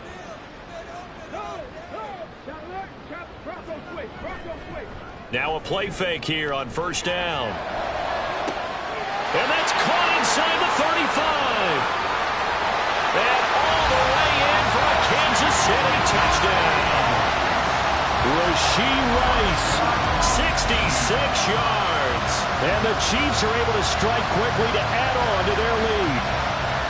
Well, they went play action there and set it up nicely for him. I mean, he can flat fly, and they hit him downfield. And it doesn't take much to create that extra bit of space that a guy of his speed needs.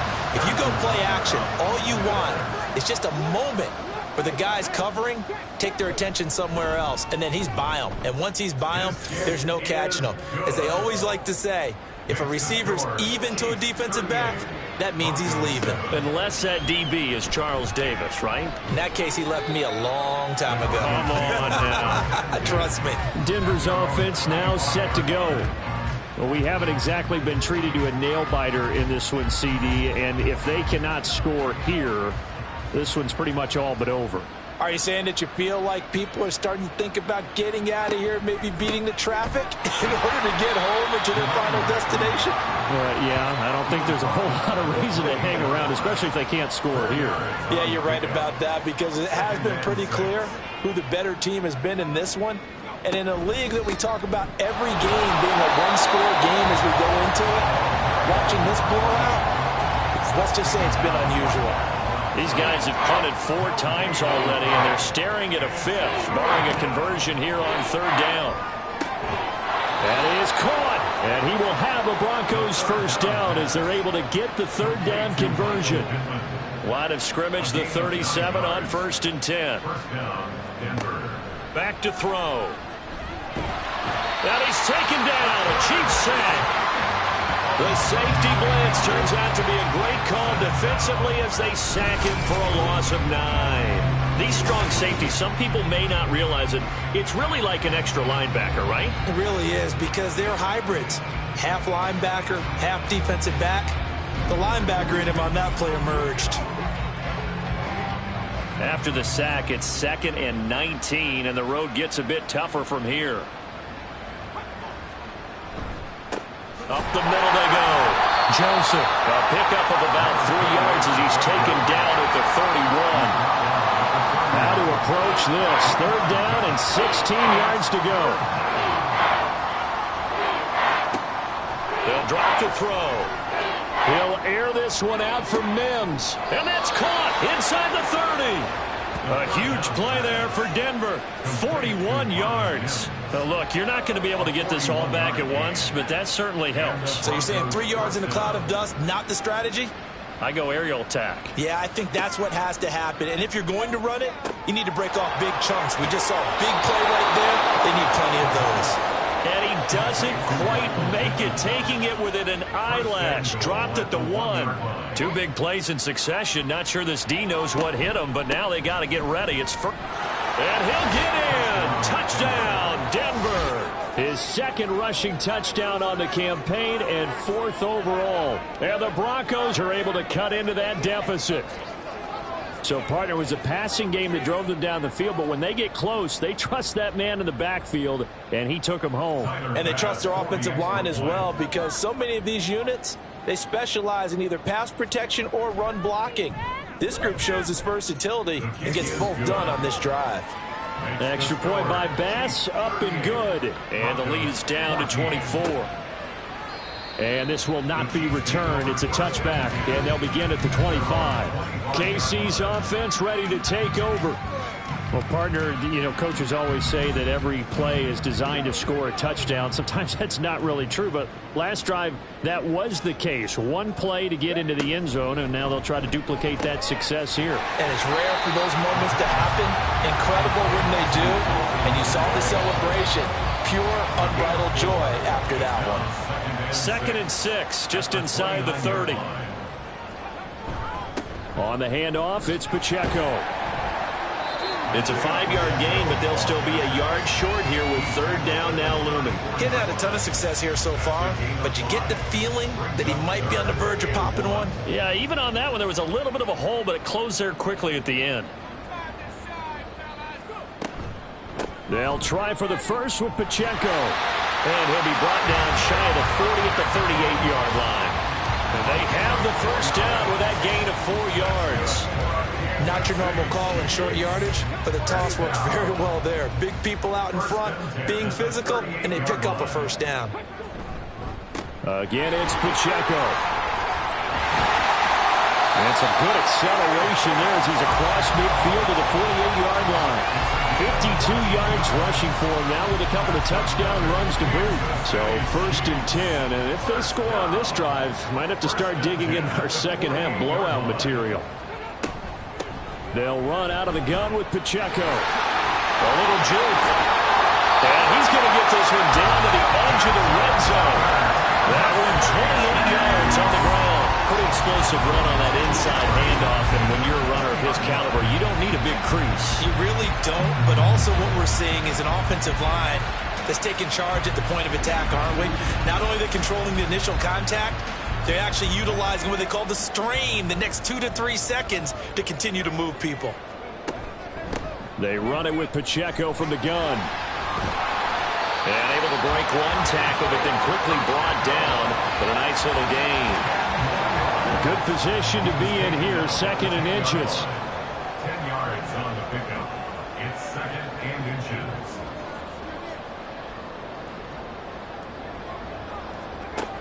Now they'll switch it up here and look to throw. Able to hook up with Williams here on the out route.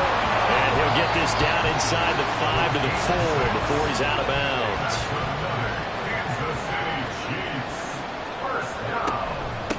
A handoff now for Pacheco. And he's going to get him about 3 yards closer. He's down to about the 2. That didn't just feel like good defense there. That felt like pride, didn't it? He's already gotten into the end zone twice, trying to get there for a 3rd time. No one likes to have the hat trick against them. Stop short. Down at the 1. Had the broken tackle, but couldn't get it all the way home. A chance to really put this game out of reach. Here's 3rd and goal. They'll try and run with Pacheco. Well, they hit him in the backfield, and he will not escape.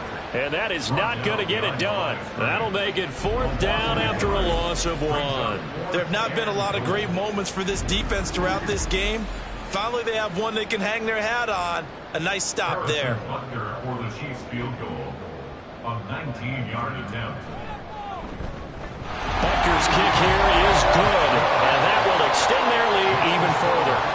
So tack on 3 more, though this, it's just a rare drive where they did not find the end zone. Yeah, you're right about that, partner. But at this point, I don't think you're too concerned about that. You just want to possess the football for a while and drain the clock. If you can get 3 out of it, that's great, too. And he will be brought down here inside the 20. Good coverage as he's dropped at the 17. And coming out now, the Broncos. Right now, Charles, it just feels like they're trying to keep pace. They did score the touchdown last time out, but they still trail by double digits here. We'll see if this offense is once again up to the task. Yeah, and I think that after the last drive, they've gotten pretty revved up, don't you think? Everything they were doing was working pretty well. They go back out there with the same mindset, play at the same tempo and the same pace. Still a lot of time left to make something happen in this one. Quickly into the hands of Mims. They get 6. That'll leave them with 3rd and 4.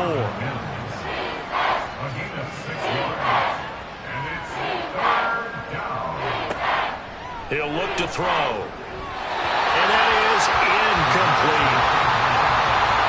What about the coverage we just saw break out on 3rd down? Dime defense, blanketed the field with extra defensive backs and speed. Unable to find an open hole to complete that pass. He'll send this one into the Midwestern air, and it's a good one.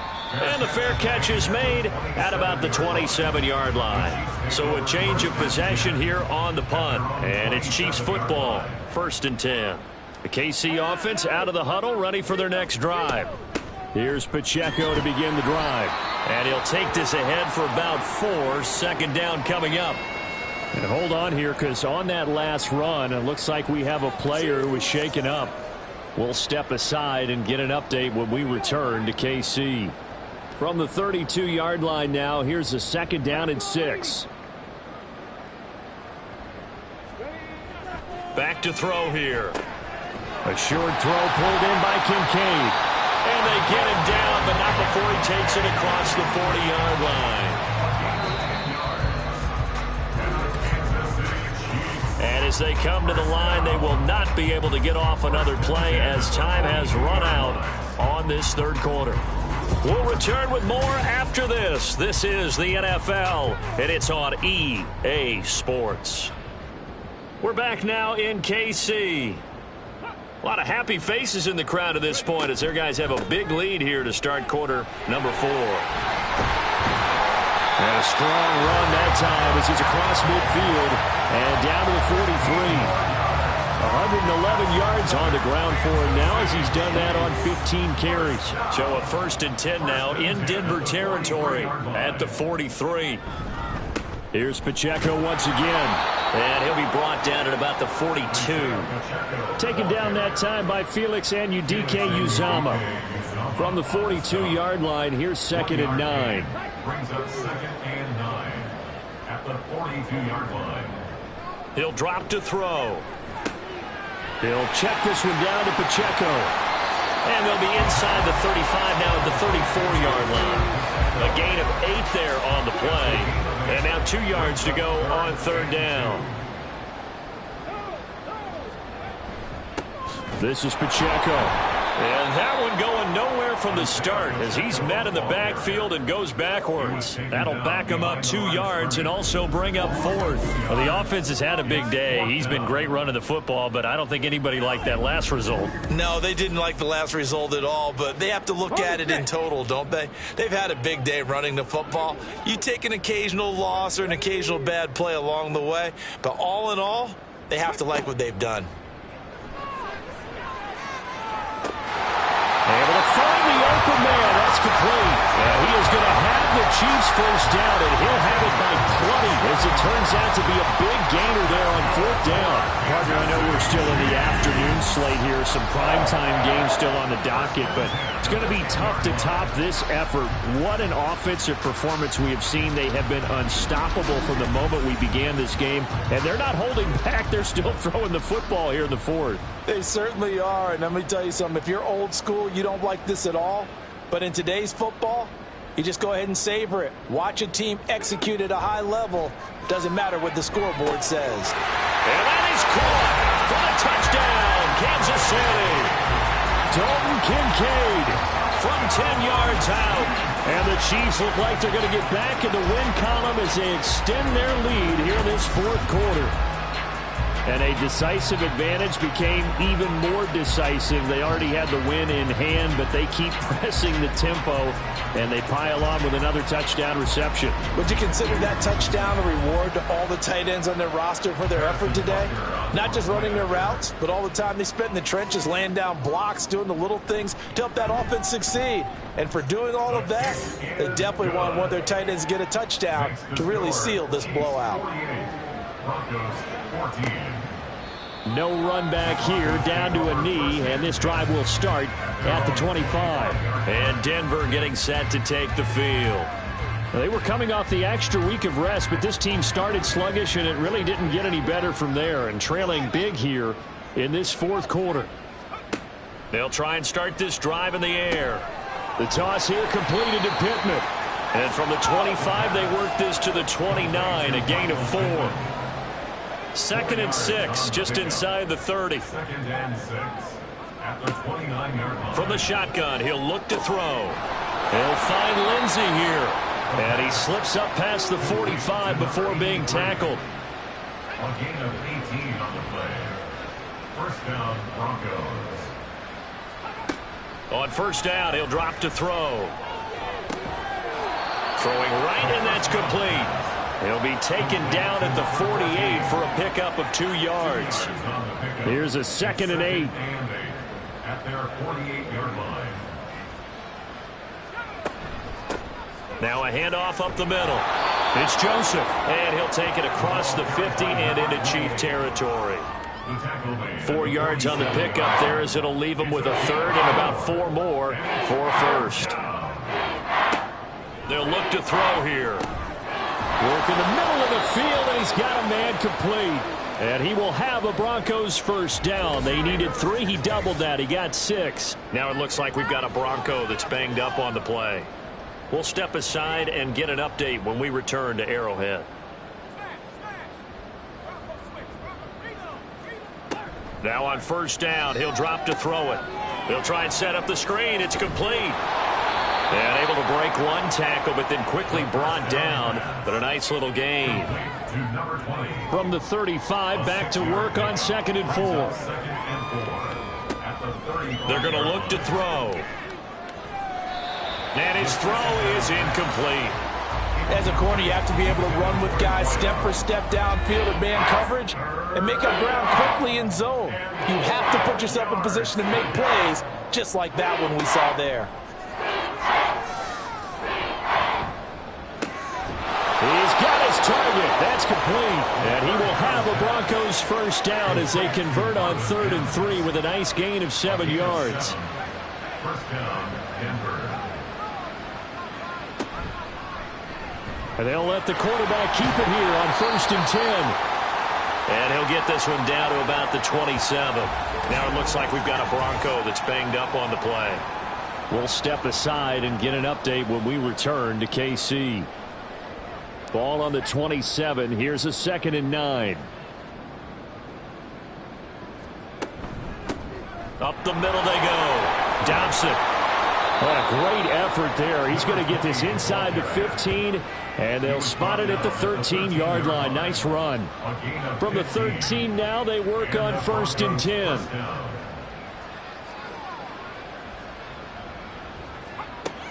Now back to throw. Toward the end zone, but that's going to wind up incomplete. Yes, sir. How about an attaboy there on first down? Got his hand in and knocked it away. Now 2nd and 10.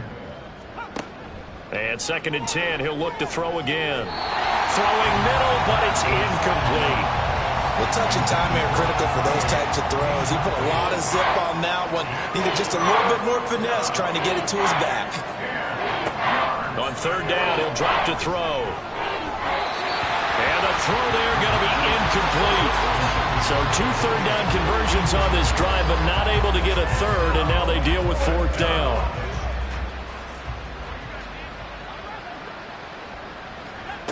As expected, they're going for it to keep the drive alive. And that is caught. Touchdown, Denver. Marvin Mims from 13 yards out. And the Broncos get a small measure of revenge as they cut into this 4th quarter deficit. They went 5 wide in that offensive set, and racing going 3 wide is a big deal. To go 5, how about the way that they finish things off? Did you just fit a race car reference into the game? Zoom, zoom. How about the way that you play? When you go 5 wide, that means you're going fast now. Zoom, zoom indeed. And he won't return this one. He'll go down to a knee, and they'll start at the 25. Isaiah Pacheco and the offense back out. He's already hit pay dirt twice. He's up over 100 yards. He is feeling good. And he's just zipping along today. Everything coming together for him. It's that type of a day that you see a back just kind of have a grin on his face every time his number is called. Because he doesn't feel like there's going to be any lost yardage plays. Nothing but big-time positive runs. Making the sideline grin as well. They'll come up now 2nd and 4 from the 31. Here's Pacheco. And he'll bring it up here to right at the 40-yard line. 118 yards for him on the ground now on 18 carries. No doubt those are the types of carries they're looking for here, Charles. The lead in the 4th quarter. This is when coaches that have a reliable running game, they breathe a little easier on the sideline. Yeah, they love the idea that they can take the air out of the football at this point of the game. That means they're really counting on that offensive line, counting on the runners, taking care of the football. Because you're going to tell your quarterback, hey, no time to be a hero. We're not going to throw it here. Just eat up that clock. And if you have the ball, they can't score. Meanwhile, the throw here is complete. They call his number again. It's his 6th catch and a first down. Kansas City Chiefs. First down. First and 10 at the 47-yard line. They'll run with Pacheco. And he's going to take this ahead for right around 3 yards, but no more than that. Second down. A gain of 3, second down. Just 2 minutes remaining here in the fourth quarter of what has been a one-sided affair. They'll come up 2nd and 7.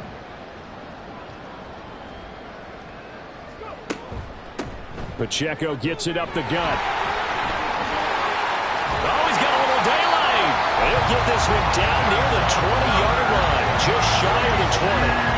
That good for 22 and a first down. Well, that's a carry they have to be satisfied with. And throughout this game, they've been satisfied with what he's given them.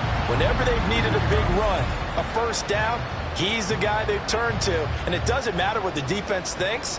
They feel like they've got the confidence to keep handing it to him and keep picking up good yardage. On 1st and 10, here's Pacheco. And he can only manage to get a couple. 2nd and 8 coming up. I like it. I like the call. Still an opportunity to run the football and chew up a little more time off the clock.